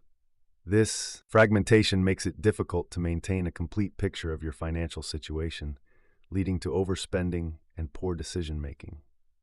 Young adults who grew up with digital payments face unique challenges. Without experience handling physical money, they may never develop strong mental associations between spending and loss. This generation often struggles with budgeting concepts that previous generations learned naturally through cash handling. However, understanding these psychological patterns enables you to develop countermeasures. Creating artificial friction in digital spending helps restore payment pain. This might involve setting up account notifications for every transaction or requiring additional authentication steps for purchases above certain amounts. Building regular money check-ins replaces the natural awareness that cash transactions provided. Weekly account reviews, monthly spending summaries, and quarterly financial assessments help maintain connection with your financial reality. These practices recreate the tangible feedback that digital systems eliminate. What specific triggers could you establish to increase your awareness of digital spending throughout the day? Visual budgeting tools can restore some psychological impact to digital money. Apps that show spending as diminishing bars or growing expense categories provide immediate feedback similar to watching cash leave your wallet. The key is finding digital representations that trigger appropriate emotional responses. Consolidating financial accounts reduces fragmentation and improves oversight. While maintaining some separation for security and organization makes sense, excessive fragmentation obscures your financial picture. Aim for the minimum number of accounts necessary to meet your legitimate needs. For cryptocurrency and other highly abstract investments, establish clear rules before making decisions. Determine maximum investment amounts, acceptable loss levels, and specific conditions for buying or selling. These predetermined boundaries help counter the psychological confusion that extreme abstraction creates. Teaching children about money requires adapting traditional methods to digital realities. While physical cash handling remains valuable for building foundational concepts, children also need to understand digital money management. This includes recognizing the psychological differences between payment methods and developing strategies for maintaining awareness in digital environments. The future promises even greater abstraction as artificial intelligence and automation handle more financial decisions. Preparing for this reality requires building strong psychological foundations now. Understanding how your mind processes different forms of money helps you make conscious choices about when to rely on technology and when to maintain direct control.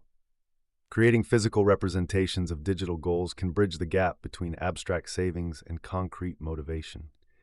This might involve tracking progress on physical charts, celebrating milestones with tangible rewards, or maintaining some cash savings alongside digital accounts.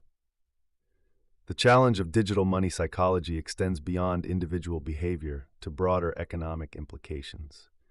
As societies become increasingly cashless, understanding these psychological effects becomes crucial for financial stability and economic policy. Recognition of how abstraction affects spending behavior should inform both personal financial strategies and systemic financial design. Part 2. AI, Automation, and Your Financial Future.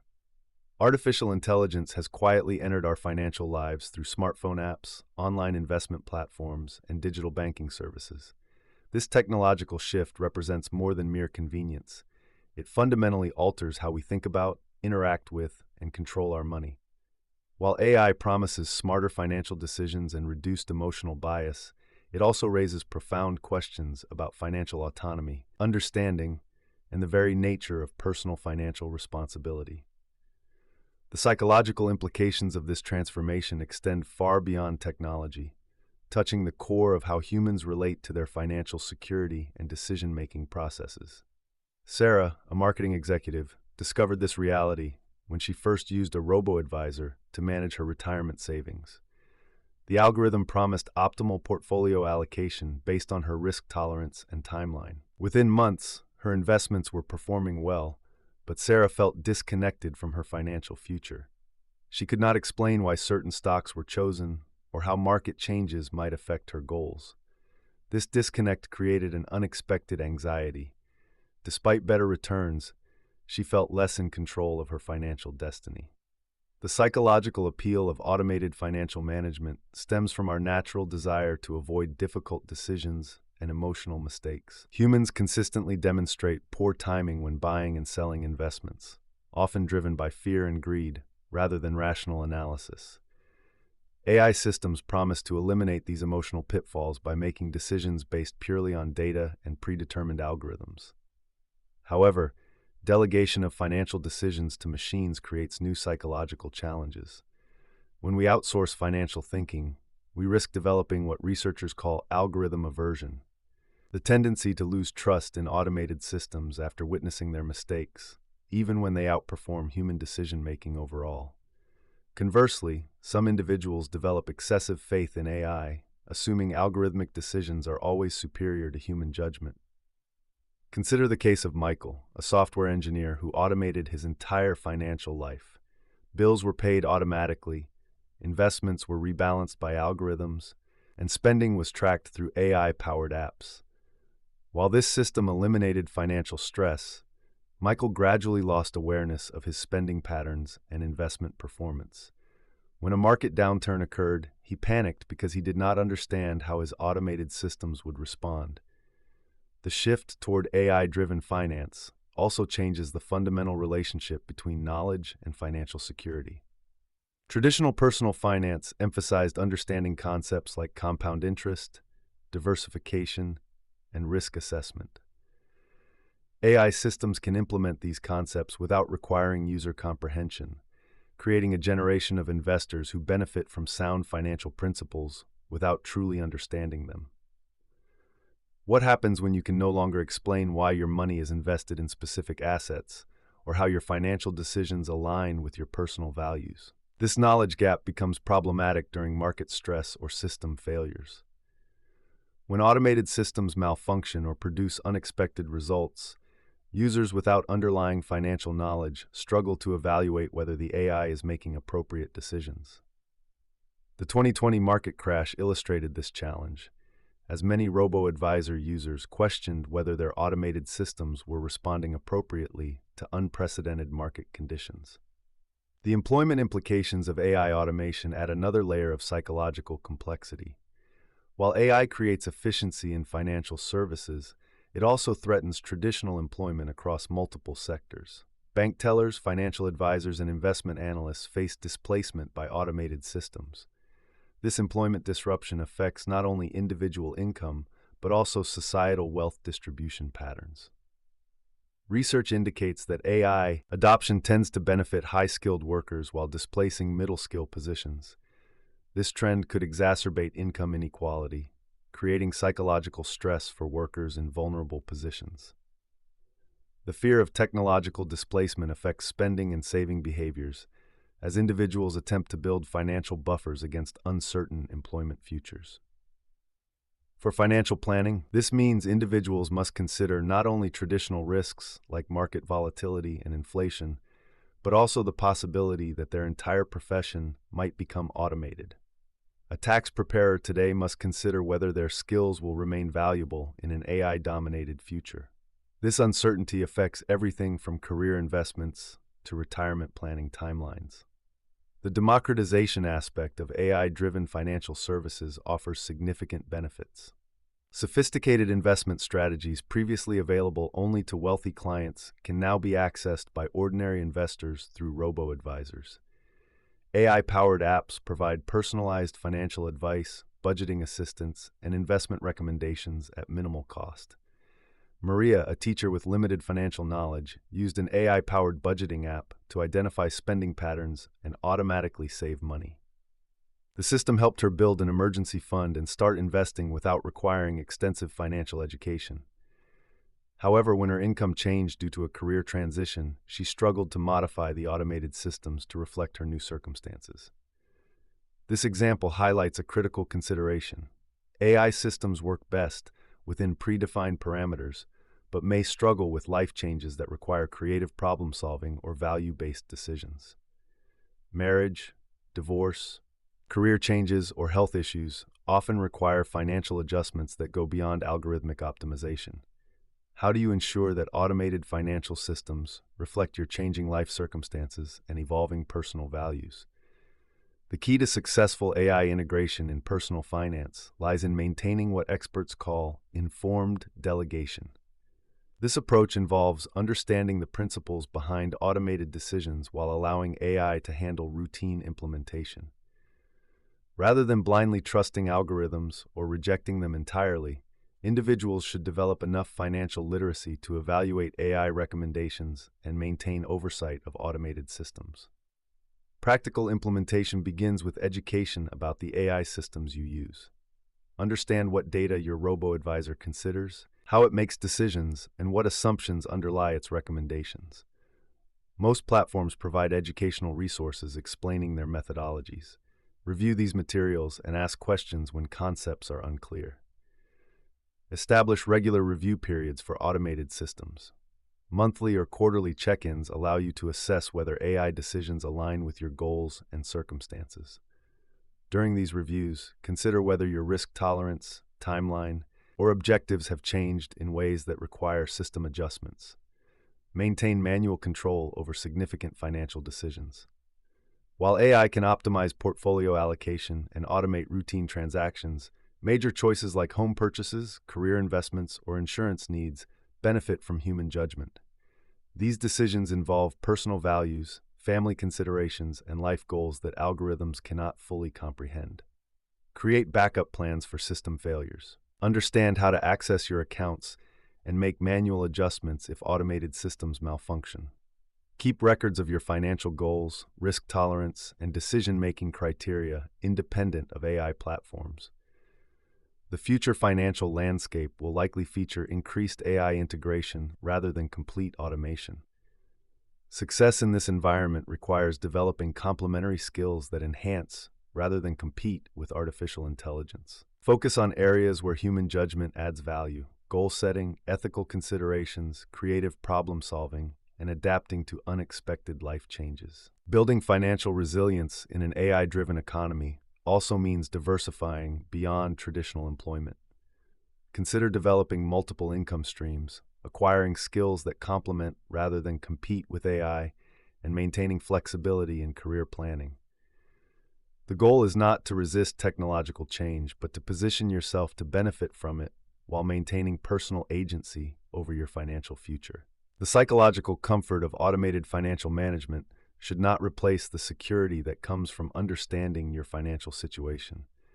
The most successful approach combines the efficiency of AI with the wisdom of informed human oversight, creating a partnership between technology and personal financial responsibility. Part 3. Climate Change and the New Investment Reality. Climate change represents one of the most significant psychological and financial challenges of our time, fundamentally altering how we think about money, risk, and the future. The transition to climate-conscious investing requires us to expand our traditional financial frameworks beyond quarterly earnings and annual returns to consider decades-long environmental impacts. This shift challenges our deeply ingrained preference for immediate rewards and forces us to confront uncomfortable truths about the long-term consequences of our financial decisions. Understanding this new investment reality means learning to balance immediate financial needs with the growing urgency of environmental sustainability, while managing the psychological stress that comes with making decisions about an uncertain future. The human brain struggles with climate-related financial decisions because they require thinking far beyond our natural psychological comfort zone. Our minds evolved to prioritize immediate threats and rewards, making it difficult to process risks that unfold over decades. When Sarah, a 35-year-old marketing executive, first considered climate-conscious investing, she found herself paralyzed by the complexity. Traditional financial advice told her to maximize returns, but growing climate awareness made her question whether short-term gains were worth long-term environmental costs. This psychological tension affects millions of investors who find themselves caught between familiar financial metrics and emerging environmental realities. The challenge becomes even more complex when considering that climate risks often seem abstract until they manifest as concrete financial losses. A flood in one region or a drought in another suddenly transforms distant environmental concerns into immediate portfolio impacts. Financial markets are slowly adapting to recognize climate risk as financial risk. Insurance companies now factor climate projections into premium calculations. Real estate investors consider sea level rise when evaluating coastal properties. Agricultural investments account for changing precipitation patterns and temperature zones. These changes represent a fundamental shift in how we calculate value and assess risk. How do you currently factor environmental considerations into your financial decisions, and what prevents you from considering them more seriously? ESG investing, focusing on environmental, social, and governance factors, has emerged as a bridge between traditional finance and climate consciousness. This approach attempts to integrate sustainability metrics with financial performance, creating investment options that address both profit and planetary concerns. However, ESG investing also introduces new psychological challenges, as investors must learn to evaluate companies based on criteria beyond traditional financial statements. Consider the experience of David, a 45-year-old teacher managing his retirement portfolio. When he first encountered ESG options in his 401k, he felt overwhelmed by the additional layer of decision-making. Should he prioritize carbon footprint reduction or social impact? How could he verify that companies truly practice the sustainability they advertised? The abundance of new information and criteria created decision fatigue rather than clarity. This complexity reflects a broader challenge in climate-conscious investing: the difficulty of measuring and comparing environmental impact alongside financial returns. Traditional finance provides clear metrics: price, earnings, growth rates. Environmental impact involves more subjective assessments of carbon emissions, resource usage, and long-term sustainability practices. The psychological burden of climate anxiety significantly influences financial decision-making. Many people report feeling overwhelmed by the scale of climate challenges, leading to either paralysis or impulsive decisions that may not serve their long-term financial interests. Some investors swing toward extreme positions, either completely avoiding climate considerations or making dramatic portfolio changes without proper financial planning. Climate anxiety manifests differently across age groups and life stages. Younger investors often show greater willingness to accept lower short-term returns for environmental benefits, while those nearing retirement may prioritize financial security over environmental impact. These different perspectives create intergenerational tensions in financial planning and family financial discussions. The key to managing climate-conscious investing lies in developing frameworks that integrate environmental considerations without abandoning sound financial principles. Start by assessing your personal risk tolerance for both financial and environmental factors. Consider what trade-offs you are genuinely willing to make between potential returns and environmental impact. What specific environmental issues concern you most? And how might those concerns translate into investment criteria you could actually implement? One practical approach involves gradually incorporating climate considerations into existing investment strategies rather than making dramatic overnight changes. Begin by evaluating your current holdings for climate-related risks. Energy companies face transition risks as the economy shifts toward renewable sources. Coastal real estate faces physical risks from sea level rise. Agricultural investments face risks from changing weather patterns. Create a simple climate risk assessment for your portfolio by categorizing investments into three groups: high climate risk, moderate climate risk, and low climate risk. High-risk investments might include companies heavily dependent on fossil fuels or located in climate-vulnerable regions. Moderate-risk investments might include companies with some climate exposure, but also adaptation strategies. Low-risk investments might include renewable energy companies or businesses with strong sustainability practices. This categorization helps you understand your current climate exposure without requiring immediate action. Over time, you can gradually adjust your portfolio by reducing high-risk positions and increasing low-risk ones, but only when it makes financial sense within your overall investment strategy.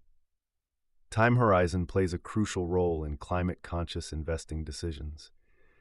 If you are investing for goals more than 10 years away, you have more flexibility to consider long-term climate trends. Short-term financial needs should generally take priority over environmental considerations, as financial security remains essential for overall well-being. The emergence of climate-focused financial products creates new opportunities but also new complexities. Green bonds, sustainability-focused mutual funds, and climate-conscious ETFs provide options for environmentally minded investors. However, these products vary significantly in their environmental criteria and financial characteristics. When evaluating climate-focused investments, apply the same analytical rigor you would use for any financial product. Review expense ratios, historical performance, underlying holdings, and management quality. Environmental benefits should complement, not replace, sound financial fundamentals. Consider the case of Maria, a 42-year-old nurse who wanted to align her investments with her environmental values. Instead of immediately switching her entire portfolio to ESG funds, she started by researching one climate-focused mutual fund. She compared its performance to similar traditional funds, examined its holdings for companies she recognized and respected, and reviewed its expense ratio. Only after confirming that the fund met her financial criteria did she allocate a small portion of her portfolio to test her comfort level with the investment. How might you begin evaluating climate considerations in your own investment portfolio without compromising your core financial objectives? Physical climate risks increasingly affect traditional investments in measurable ways. Extreme weather events damage infrastructure, disrupt supply chains, and affect regional economies. Transition risks emerge as governments implement carbon pricing, emissions regulations, and renewable energy incentives that change competitive dynamics across industries. Understanding these risks requires expanding your investment research beyond traditional financial analysis. When evaluating a company, consider its geographic exposure to climate risks, its dependence on climate-vulnerable resources, and its preparedness for regulatory changes related to carbon emissions or environmental protection. Technology companies generally face lower direct climate risks, but may face indirect risks through their supply chains or energy consumption. Financial services companies face risks through their loan portfolios and insurance exposure. Consumer goods companies face risks through agricultural inputs and changing consumer preferences. Building climate resilience into your portfolio does not require perfect prediction of future environmental changes. Instead, focus on diversification across geographic regions, industries, and climate risk levels. Avoid concentrating investments in areas or sectors with high climate vulnerability unless you have specific expertise and risk tolerance for those exposures. The psychological challenge of long-term thinking required for climate investing can be addressed through structured decision-making processes. Set specific timelines for reviewing climate-related investment decisions rather than constantly second-guessing them. Climate trends unfold over years and decades, not months or quarters. Develop clear criteria for what constitutes acceptable environmental impact in your investments. Some investors focus on carbon emissions, others on renewable energy usage, and still others on broader sustainability practices. Having specific criteria reduces the emotional difficulty of making investment decisions and provides consistent standards for evaluation. Regular portfolio reviews should include both financial performance and progress toward climate-related goals. This dual assessment helps maintain balance between financial objectives and environmental considerations while providing opportunities to adjust strategies based on changing circumstances or new information. The integration of climate considerations into personal financial planning represents a significant evolution in how we think about money and the future. Success requires patience, education, and the discipline to maintain sound financial principles while adapting to new environmental realities. The goal is not perfect environmental purity, but rather thoughtful integration of climate awareness into comprehensive financial planning that serves both personal financial security and broader environmental responsibility. Part 4. Teaching money wisdom to the next generation. The most important financial lessons we teach the next generation happen not in formal classroom settings, but in everyday moments when children observe how adults handle money decisions. These formative experiences shape attitudes and behaviors that persist throughout life, making the quality of early financial education critical to future financial well-being. Traditional approaches to financial education often focus on mechanics like budgeting and compound interest, but the deeper challenge lies in developing healthy psychological relationships with money that can adapt to rapidly changing economic realities. The stakes have never been higher, as young people today will face financial decisions involving technologies, investment vehicles, and economic conditions that didn't exist for previous generations. Consider the experience of Sarah, a marketing manager who realized her 8-year-old daughter was developing anxiety about family finances after overhearing conversations about rising costs. Rather than avoiding the topic, Sarah began including her daughter in age-appropriate discussions about household budgeting, explaining how families make choices about spending and saving. The transformation was remarkable.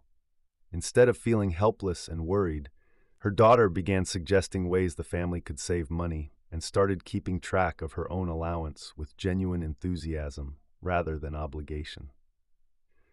The foundation of effective financial education rests on emotional intelligence around money rather than mathematical proficiency. Children who learn to recognize and discuss their feelings about money develop better decision-making skills than those who only master calculations. When a teenager feels the emotional pull of an impulse purchase, understanding that feeling and having strategies to pause and reflect proves more valuable than knowing how to calculate interest rates. How often do you pause to consider what messages your own money behaviors send to the young people watching you? The unconscious lessons often prove more powerful than the intentional ones. Age-appropriate financial education begins much earlier than most parents realize. Preschoolers can grasp basic concepts about choices and trade-offs through simple activities like grocery shopping. When a 4-year-old helps choose between name-brand and store-brand cereal, they're learning fundamental economic principles about value and decision-making.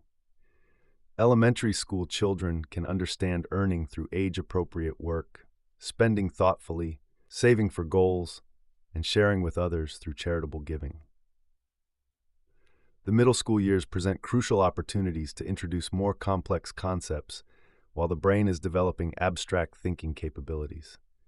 This stage is ideal for discussing the difference between needs and wants, understanding how advertising influences behavior, and beginning to grasp concepts like opportunity cost.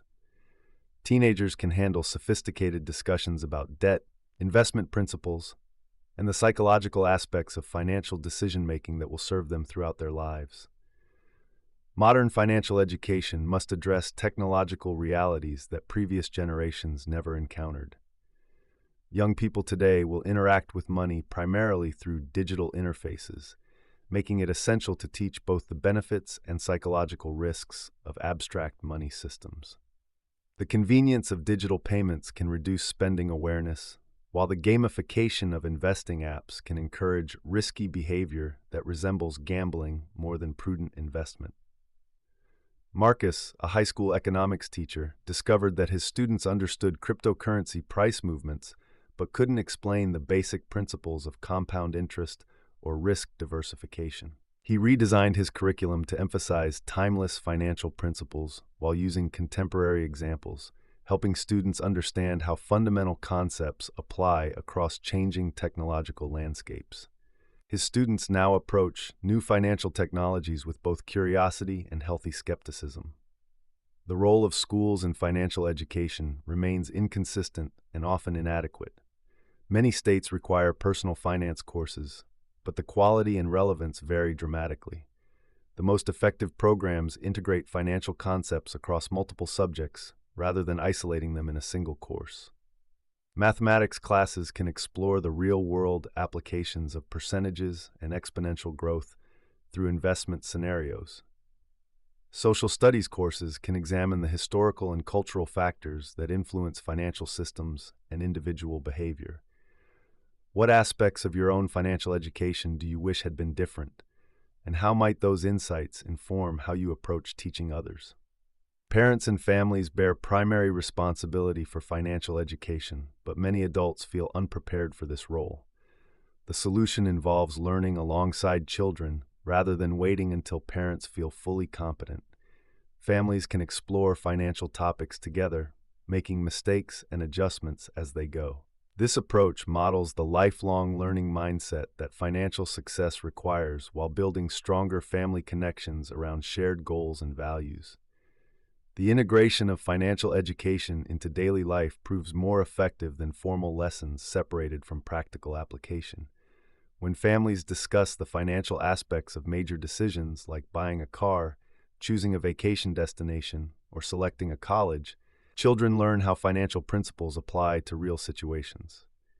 These conversations also demonstrate how values influence financial choices and how financial decisions affect other life goals.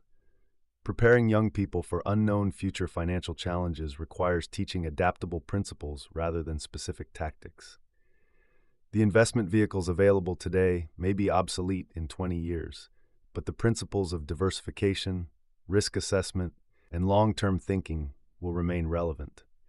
Similarly, the specific budgeting apps or payment systems may change, but the psychological skills of mindful spending and conscious money management will continue to serve people well.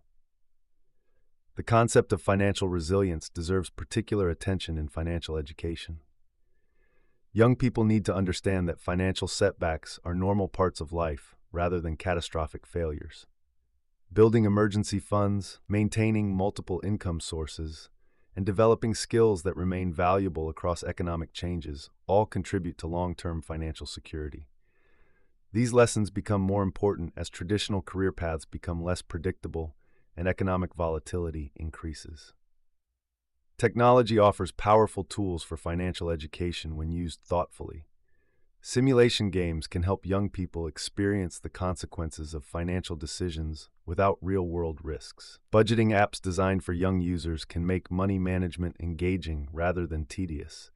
However, technology should supplement rather than replace human guidance and discussion about the emotional and psychological aspects of money management. Addressing gaps in financial education requires coordinated efforts across institutions. Employers can provide financial education as part of employee benefits, particularly for young workers starting their careers. Community organizations can offer workshops that serve families who may not receive adequate financial education through other channels. Financial institutions themselves have roles to play in providing education that prioritizes customer well-being over product sales. The most effective financial education acknowledges that money decisions are rarely purely rational. Teaching young people to recognize emotional triggers, social pressures, and cognitive biases that influence financial behavior prepares them for real-world challenges better than purely technical instruction. When a teenager understands why social media creates pressure to spend money on appearance-related items, they're better equipped to make conscious choices about those purchases. Cultural competence in financial education recognizes that different communities have varying relationships with money, financial institutions, and wealth-building strategies. Effective programs respect these differences while providing tools and knowledge that serve people across diverse backgrounds. The goal is not to impose a single approach to money management, but to help individuals make informed decisions that align with their values and circumstances. Building financial confidence requires graduated responsibility and controlled risk-taking opportunities. Young people who never experience financial decision-making until they're completely independent often struggle with the transition. Providing opportunities to manage increasing amounts of money and responsibility while support systems remain available helps build competence and confidence gradually. The measurement of financial education success extends beyond test scores or knowledge demonstrations to include behavioral outcomes and emotional well-being around money. Young people who complete effective financial education programs should feel confident in their ability to make financial decisions, understand when they need additional information or advice, and maintain healthy relationships with money that support their broader life goals rather than creating stress or anxiety. Chapter 8, Your Money Transformation, Part 1, Designing Your Personal Money Operating System. Your personal money operating system functions as the invisible framework that makes every financial decision feel effortless and aligned with your life's direction. Unlike generic financial advice that treats everyone the same, this system adapts to your unique circumstances, values, and goals while automating the tedious aspects of money management. When properly designed, it eliminates the constant mental energy spent on financial decisions and creates a sustainable path toward your definition of financial success. This approach transforms money from a source of stress into a tool that quietly works in the background to support the life you want to build. Sarah stared at her computer screen, overwhelmed by the mountain of financial advice she had collected over months of research. Investment strategies, budgeting apps, debt payoff calculators, and retirement planning tools cluttered her bookmarks. Despite having access to more financial information than any generation before her, she felt paralyzed by choice and uncertain about which advice applied to her specific situation as a freelance graphic designer with irregular income. The problem Sarah faced reflects a fundamental flaw in how most people approach money management. They collect scattered pieces of financial wisdom without creating a unified system that works for their unique circumstances. Generic advice treats a single parent earning $40,000 annually the same as a childless couple making $120,000, ignoring the vast differences in their financial realities, constraints, and opportunities. Building an effective money operating system begins with honest self-assessment. Your system must reflect who you are, not who financial experts think you should be. Consider Mark, a software engineer who initially tried to follow aggressive investment strategies he read about online. Despite earning a solid income, he constantly worried about market volatility and second-guessed every investment decision. His system failed because it conflicted with his naturally conservative personality and preference for predictability. What aspects of your current financial approach cause you the most stress or confusion? This question reveals where your existing system breaks down and needs redesign. The foundation of your money operating system rests on 3 pillars: values alignment, goal clarity, and system integration. Values alignment ensures your money decisions support what matters most to you. Goal clarity provides direction and purpose for your financial choices. System integration connects all aspects of your financial life so they work together harmoniously rather than competing for attention and resources. Consider Jennifer, a marketing manager who discovered her spending patterns completely contradicted her stated values. She claimed to prioritize experiences and relationships, but found herself spending heavily on material possessions while avoiding trips to visit family due to cost concerns. This disconnect created internal conflict and financial dissatisfaction despite adequate income. Jennifer redesigned her system by first identifying her core values: family connection, personal growth, and creative expression. She then restructured her budget to prioritize these areas while reducing spending on items that provided temporary satisfaction but little lasting value. Her automated savings now fund an annual family reunion, monthly creative workshops, and regular weekend getaways with friends. Automation serves as the engine that powers your money operating system. Research in behavioral economics shows that decision fatigue significantly impacts financial choices. The more decisions you make throughout the day, the worse your subsequent choices become.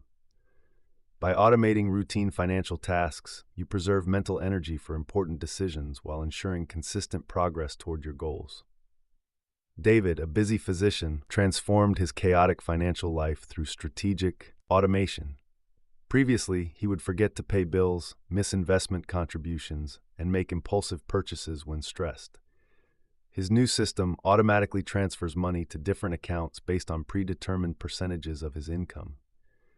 20% goes to retirement accounts, 10% funds his emergency savings, 5% supports charitable giving, and the remainder covers living expenses and discretionary spending. The automation extends beyond simple transfers.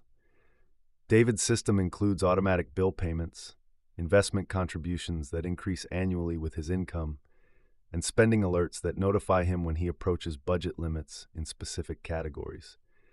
This framework allows him to focus on his medical practice while his money quietly works according to his predetermined priorities. Your money operating system must evolve as your life changes. Static systems that work well in one phase of life often become obstacles in another. The system that serves a recent graduate paying off student loans differs significantly from what works for parents saving for children's education or individuals preparing for retirement. Building adaptability into your system requires regular review and adjustment mechanisms. Schedule quarterly financial reviews to assess whether your current approach aligns with your current circumstances and goals. Life events such as marriage, divorce, job changes, health issues, or major purchases may require system modifications. Consider how Maria's money operating system evolved over 5 years. As a single professional, her system focused on aggressive student loan repayment and building an emergency fund. When she married and purchased a home, the system shifted to optimize for joint financial goals and mortgage payments. After having children, it adapted again to include college savings and family insurance needs.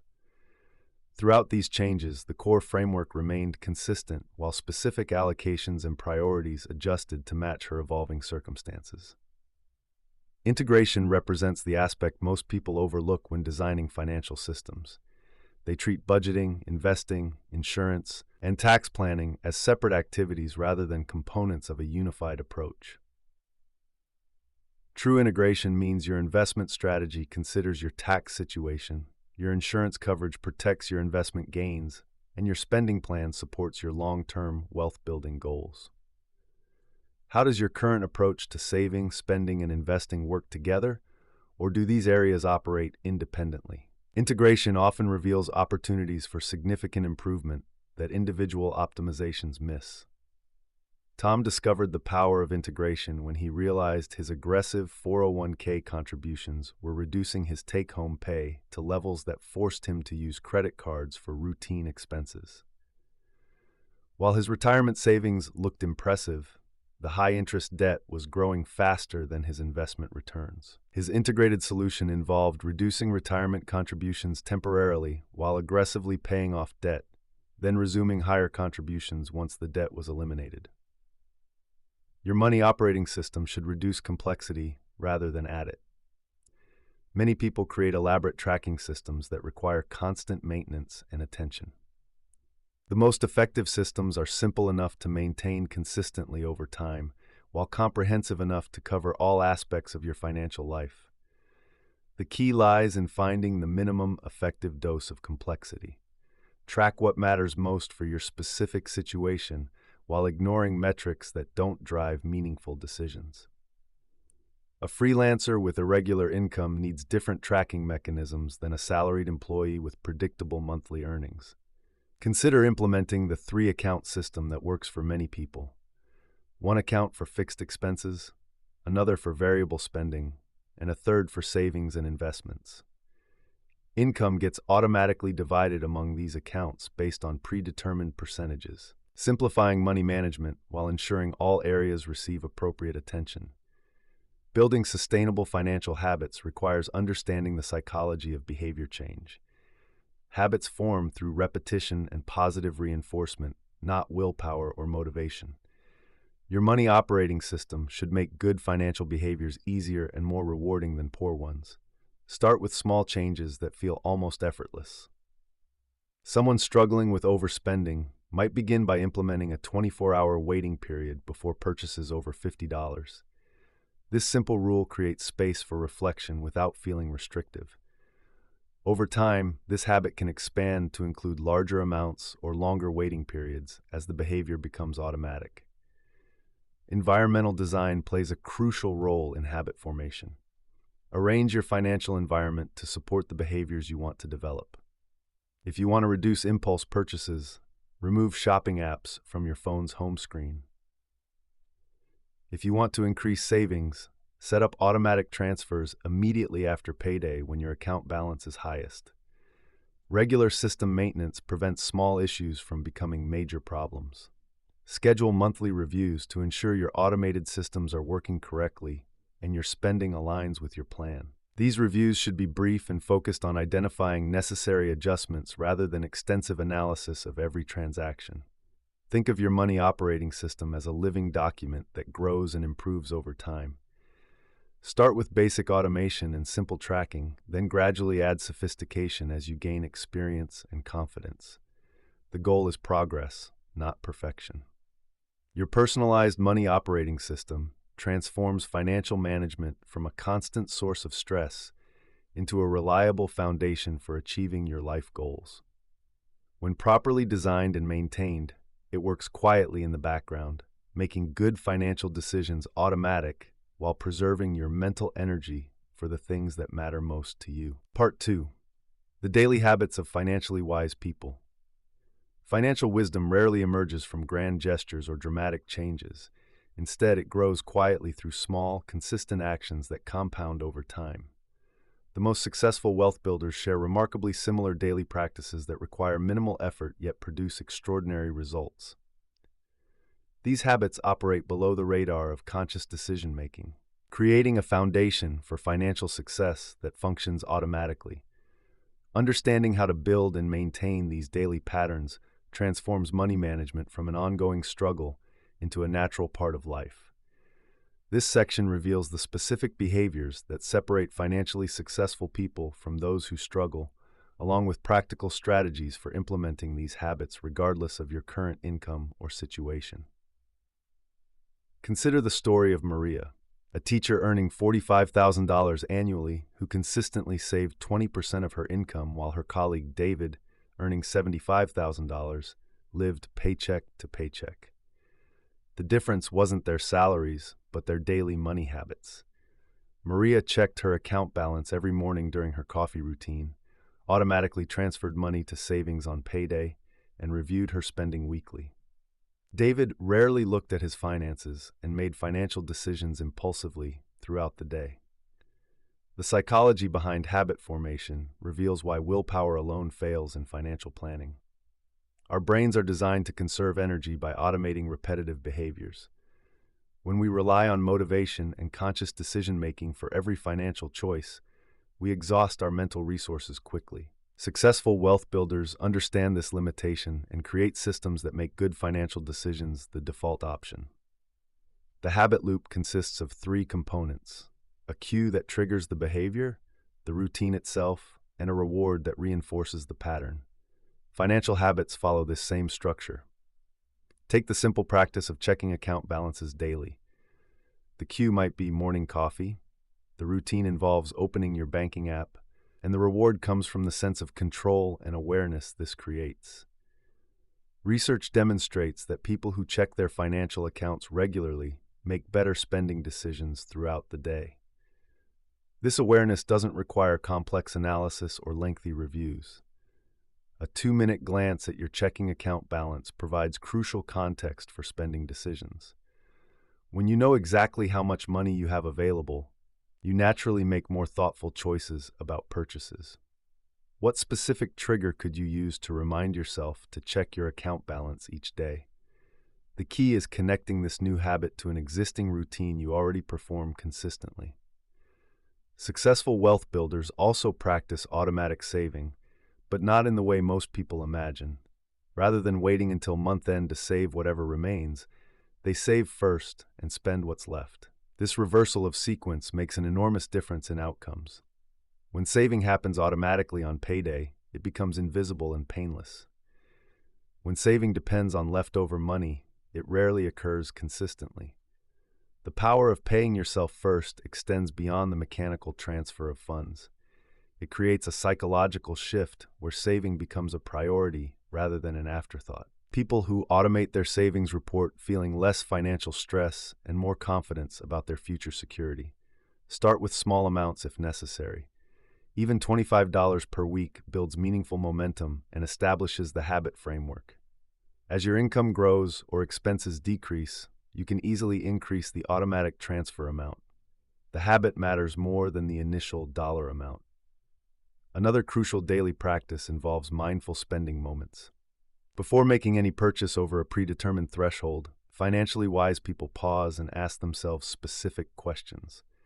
This isn't about restricting enjoyment, but about ensuring spending aligns with priorities and values. The threshold amount varies by income level.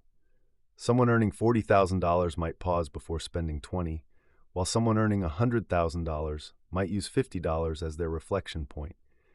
The practice remains consistent regardless of the specific amount. During these mindful moments, successful wealth builders ask themselves 3 questions. Do I really need this item? Does this purchase align with my current financial goals? Will I still value this item in a week? This brief pause eliminates most impulse purchases that derail financial progress. The compound effect of avoiding unnecessary purchases is remarkable. A person who eliminates just $10 in impulse purchases per week saves $520 annually. Invested at 7% annual returns, this grows to over $7,000 in 10 years. The habit of pausing before spending creates wealth through both saving and investing the difference. Weekly financial reviews represent another powerful habit shared by successful wealth builders. Unlike daily balance checks that require minimal time, weekly reviews involve examining spending patterns, progress toward goals, and upcoming financial obligations. This practice takes 15 to 20 minutes, but provides invaluable insights for course correction. During weekly reviews, focus on trends rather than individual transactions. Are you spending more on dining out than planned? Has your grocery budget increased without corresponding value?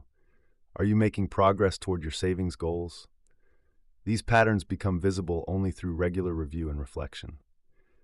How could you integrate a weekly financial review into your existing schedule? Many people find Sunday evenings work well as they prepare for the upcoming week. The habit of celebrating financial wins, no matter how small, reinforces positive behaviors and maintains motivation over time. Financially successful people acknowledge their progress regularly, rather than focusing solely on how far they still need to go. This might involve recognizing when you stick to your budget for a full month, reach a savings milestone, or successfully avoid an unnecessary purchase. Celebration doesn't require spending money or elaborate recognition. The simple act of noting your success in a journal, sharing the achievement with a supportive friend, or taking a moment to appreciate your progress creates positive reinforcement for continued good habits. Breaking destructive money patterns requires understanding their underlying triggers and rewards. Common destructive habits include stress spending, avoiding financial information, and making emotional money decisions. Each pattern serves a psychological function, which explains why simply trying to stop rarely works effectively. Stress spending typically provides temporary relief from anxiety or negative emotions. The destructive pattern continues because the immediate reward, emotional relief, outweighs the delayed consequence, financial stress. Breaking this pattern requires identifying alternative ways to manage stress that don't involve spending money. Some people find that going for a walk, calling a friend, or engaging in a hobby provides the same emotional relief as making purchases. The key is recognizing the emotional trigger and having a prepared alternative response ready. Financial avoidance often stems from fear or shame about money situations. People who avoid checking balances or reviewing spending usually feel overwhelmed by their financial circumstances.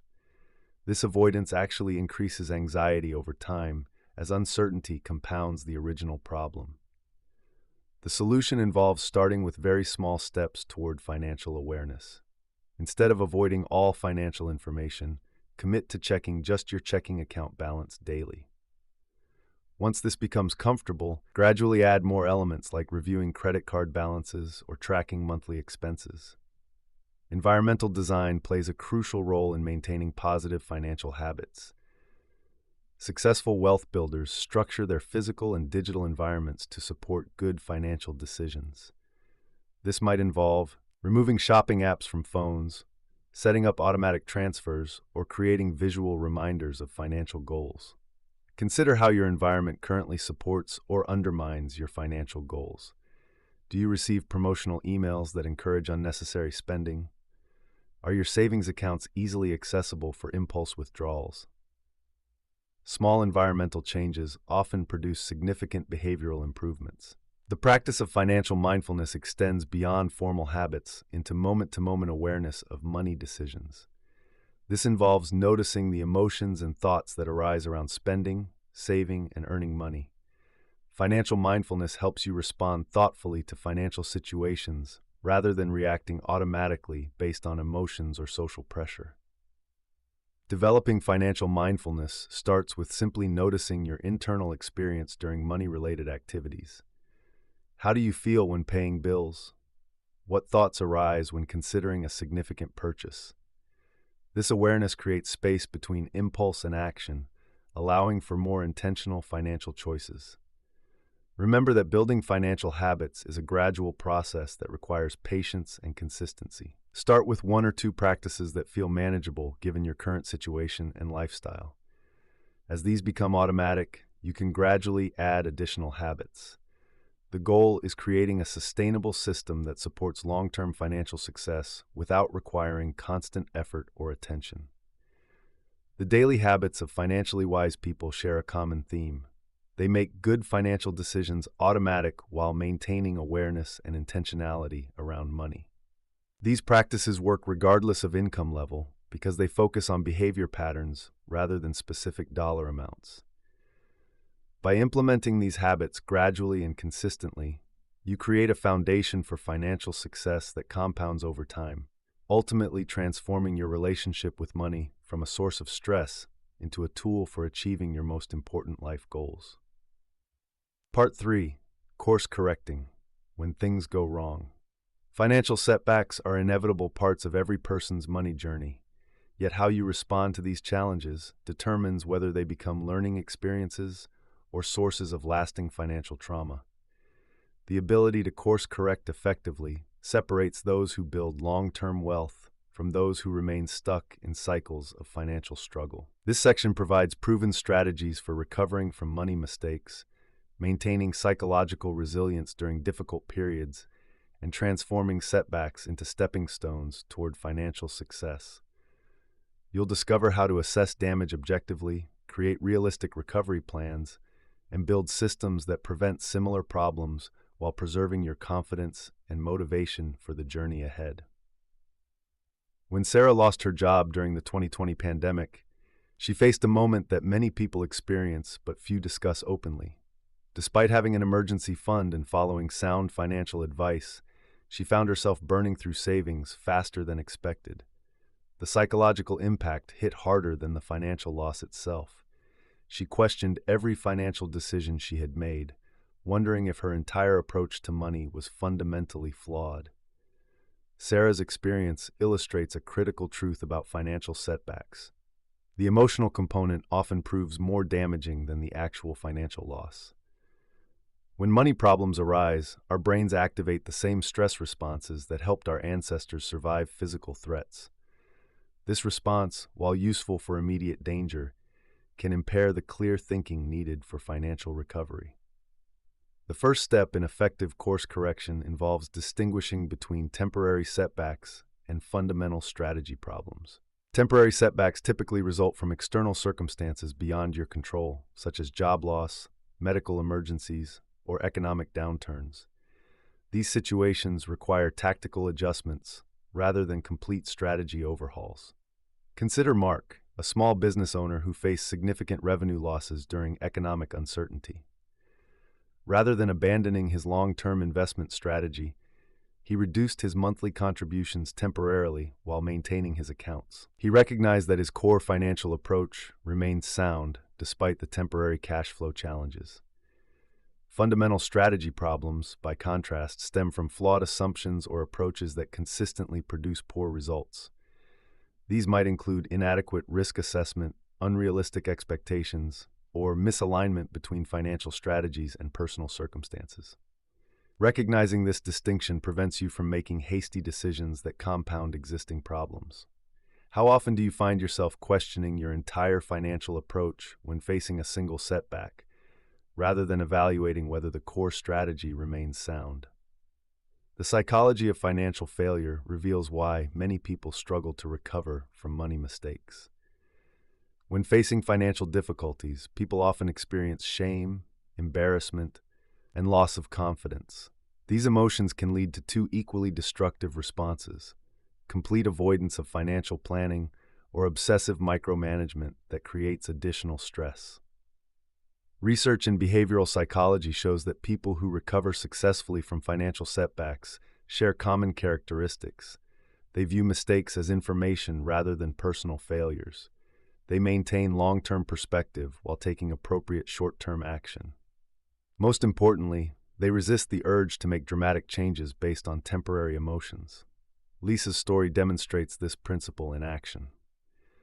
After losing significant money in a poorly researched investment, she felt tempted to abandon investing entirely. Instead, she took time to understand what went wrong. She realized she had invested money she couldn't afford to lose and had failed to research the investment properly.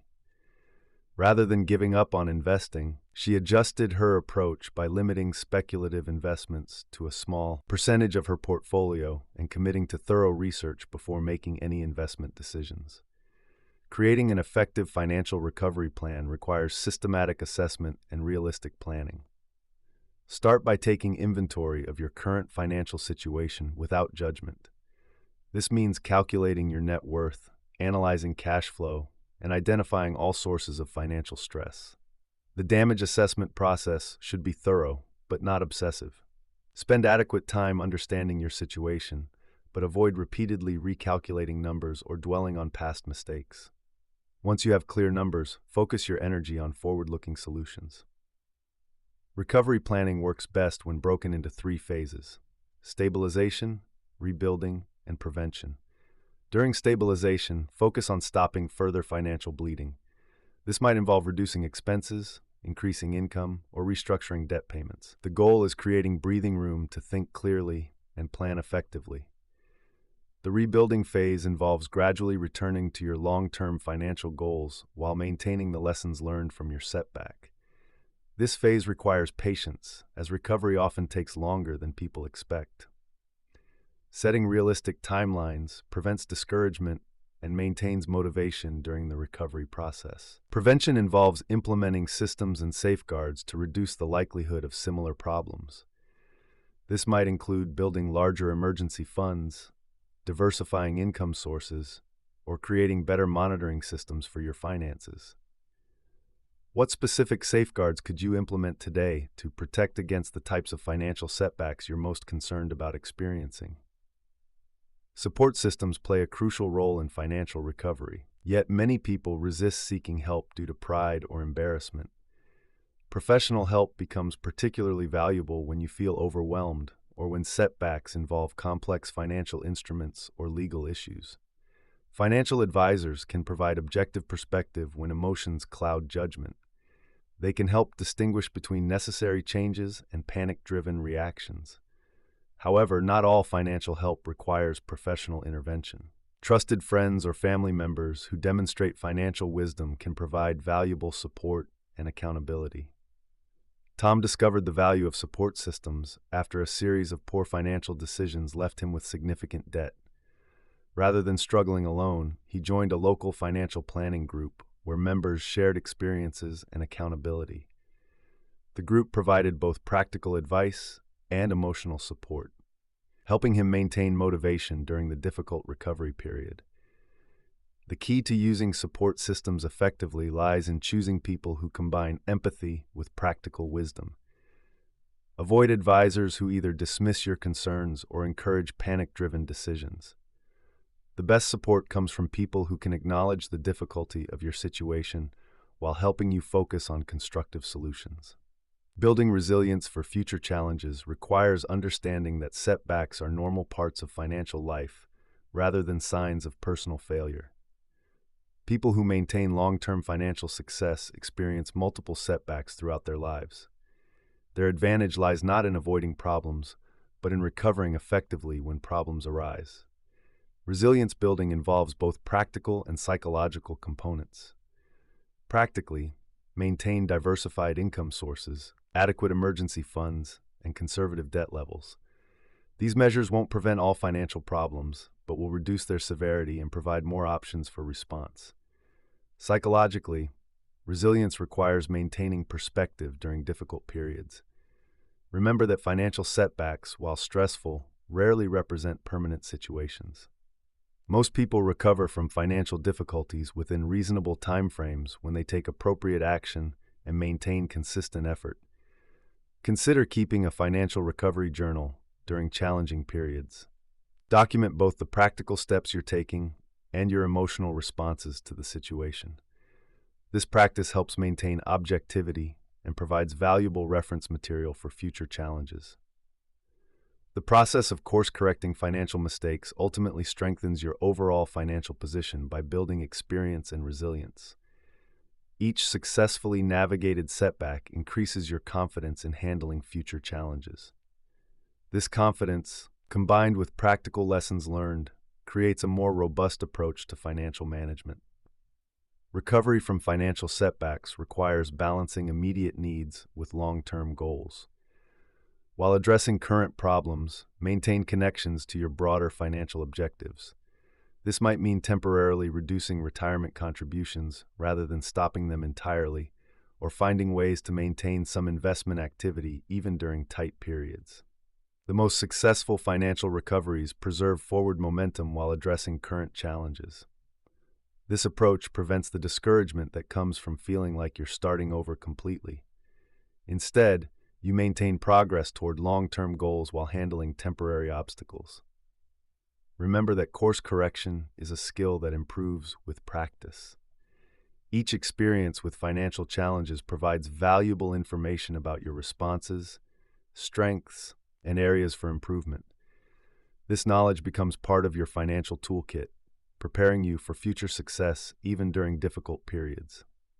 Financial setbacks, while challenging, offer opportunities for growth and improvement that would not otherwise arise.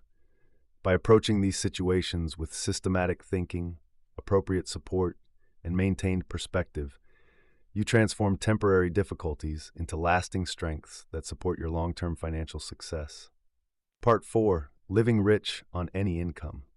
Money happiness exists independently of your bank account balance. The ability to feel wealthy and satisfied with your financial life operates on psychological principles that anyone can master, regardless of income level. This transformation requires understanding the fundamental difference between having money and experiencing abundance. Most people assume financial satisfaction comes from earning more, but research consistently shows that beyond meeting basic needs, happiness depends more on how you think about and use money than how much you have. The strategies ahead will help you create genuine financial richness through intentional choices, mindful spending, and perspective shifts that work within any budget constraints. Sarah earned $35,000 as a teacher, while her neighbor Michael made $95,000 in sales. Yet Sarah consistently felt more financially secure and satisfied than Michael, who constantly worried about money despite his higher income. The difference lay not in their paychecks, but in their approach to abundance. Sarah practiced what psychologists call relative wealth thinking. She focused on having enough for what mattered most to her rather than comparing herself to others or chasing lifestyle inflation. Michael, meanwhile, increased his spending with every raise, always feeling behind despite his substantial income. The concept of enough forms the foundation of living rich on any income. When you clearly define what enough means for your unique situation, you create boundaries that protect both your money and your peace of mind. This definition varies dramatically between individuals and depends entirely on personal values rather than external standards. Consider the Johnson family, who realized they felt richest during simple moments like weekend hiking trips and home-cooked meals together. They redirected money from expensive dining and entertainment toward experiences that genuinely brought joy. Their monthly budget decreased while their satisfaction increased because their spending finally aligned with their values. How might you redefine richness in terms of experiences and relationships rather than possessions and status? Lifestyle design represents a powerful approach to financial satisfaction that prioritizes intentional choices over default behaviors. Instead of accepting standard lifestyle escalation, you actively choose how to spend time and money based on what creates genuine fulfillment. Tim worked in corporate finance, earning six figures, but felt trapped by the lifestyle his income seemed to demand.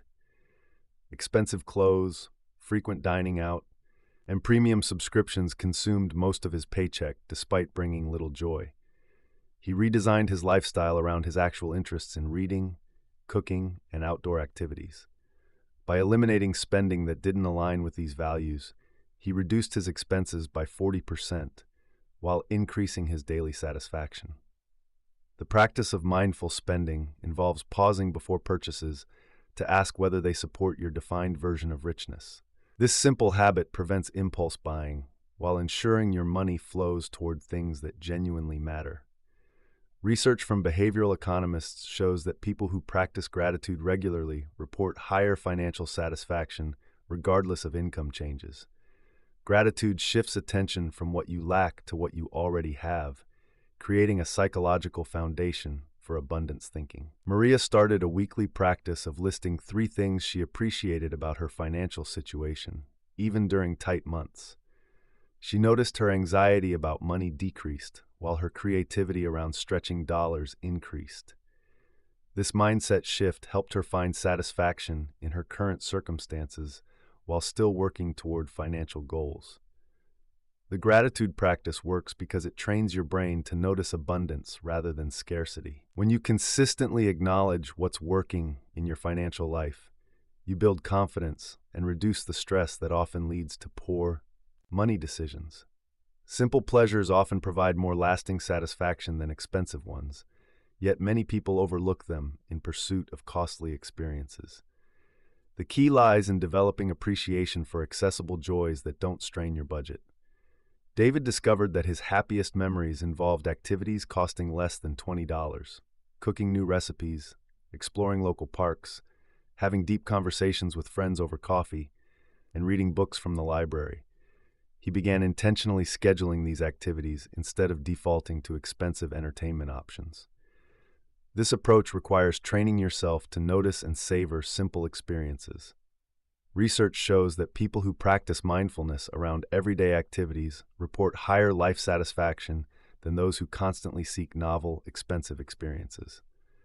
What simple, inexpensive activities bring you the most genuine joy and satisfaction? Creating rich experiences within budget constraints demands creativity rather than compromise. The goal isn't to accept less, but to find different paths to the same emotional outcomes that expensive experiences provide. Instead of expensive vacations, the Chen family created staycation adventures, exploring their own city like tourists. They visited museums on free days, attended community events, and discovered local hiking trails. Their children remember these adventures as fondly as traditional vacations, while the family saved thousands annually.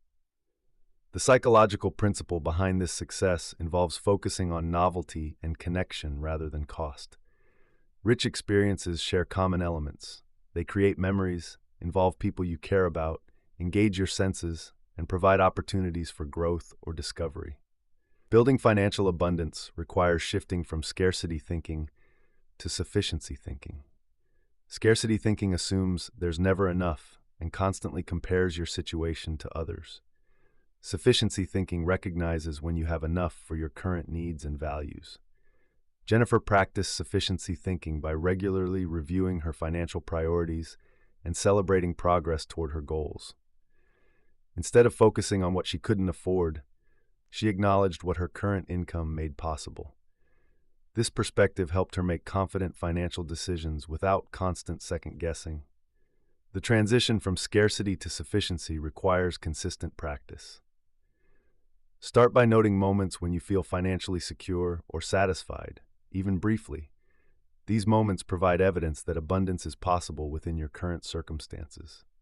Practical abundance strategies work across all income levels because they focus on optimization rather than accumulation. These approaches help you extract maximum satisfaction from available resources. The 80-20 principle applies powerfully to spending decisions. 20% of your purchases likely provide 80% of your satisfaction. Identifying and prioritizing these high-impact expenses while reducing low-impact ones creates space for what truly matters. Rachel analyzed her spending and discovered that books, quality coffee, and monthly dinners with friends provided far more happiness than her other discretionary purchases. She redirected money from clothes shopping and subscription services toward these priorities, feeling richer despite spending less overall. Value-based budgeting takes this concept further by aligning every dollar with your personal definition of abundance. Instead of traditional budget categories, organize spending around what brings you joy, security, and growth. Community connections provide another pathway to richness that doesn't require significant financial resources. Sharing resources, skills, and experiences with others multiplies your access to abundance while building meaningful relationships. The Martinez family joined a neighborhood sharing group where members exchanged tools, books, and services. They accessed expensive items like power tools and specialized equipment without purchasing them while building relationships with neighbors. This community approach reduced their expenses while increasing their social connections. Time abundance often matters more than financial abundance for creating satisfaction. How you spend your hours significantly impacts your sense of richness, regardless of your hourly wage.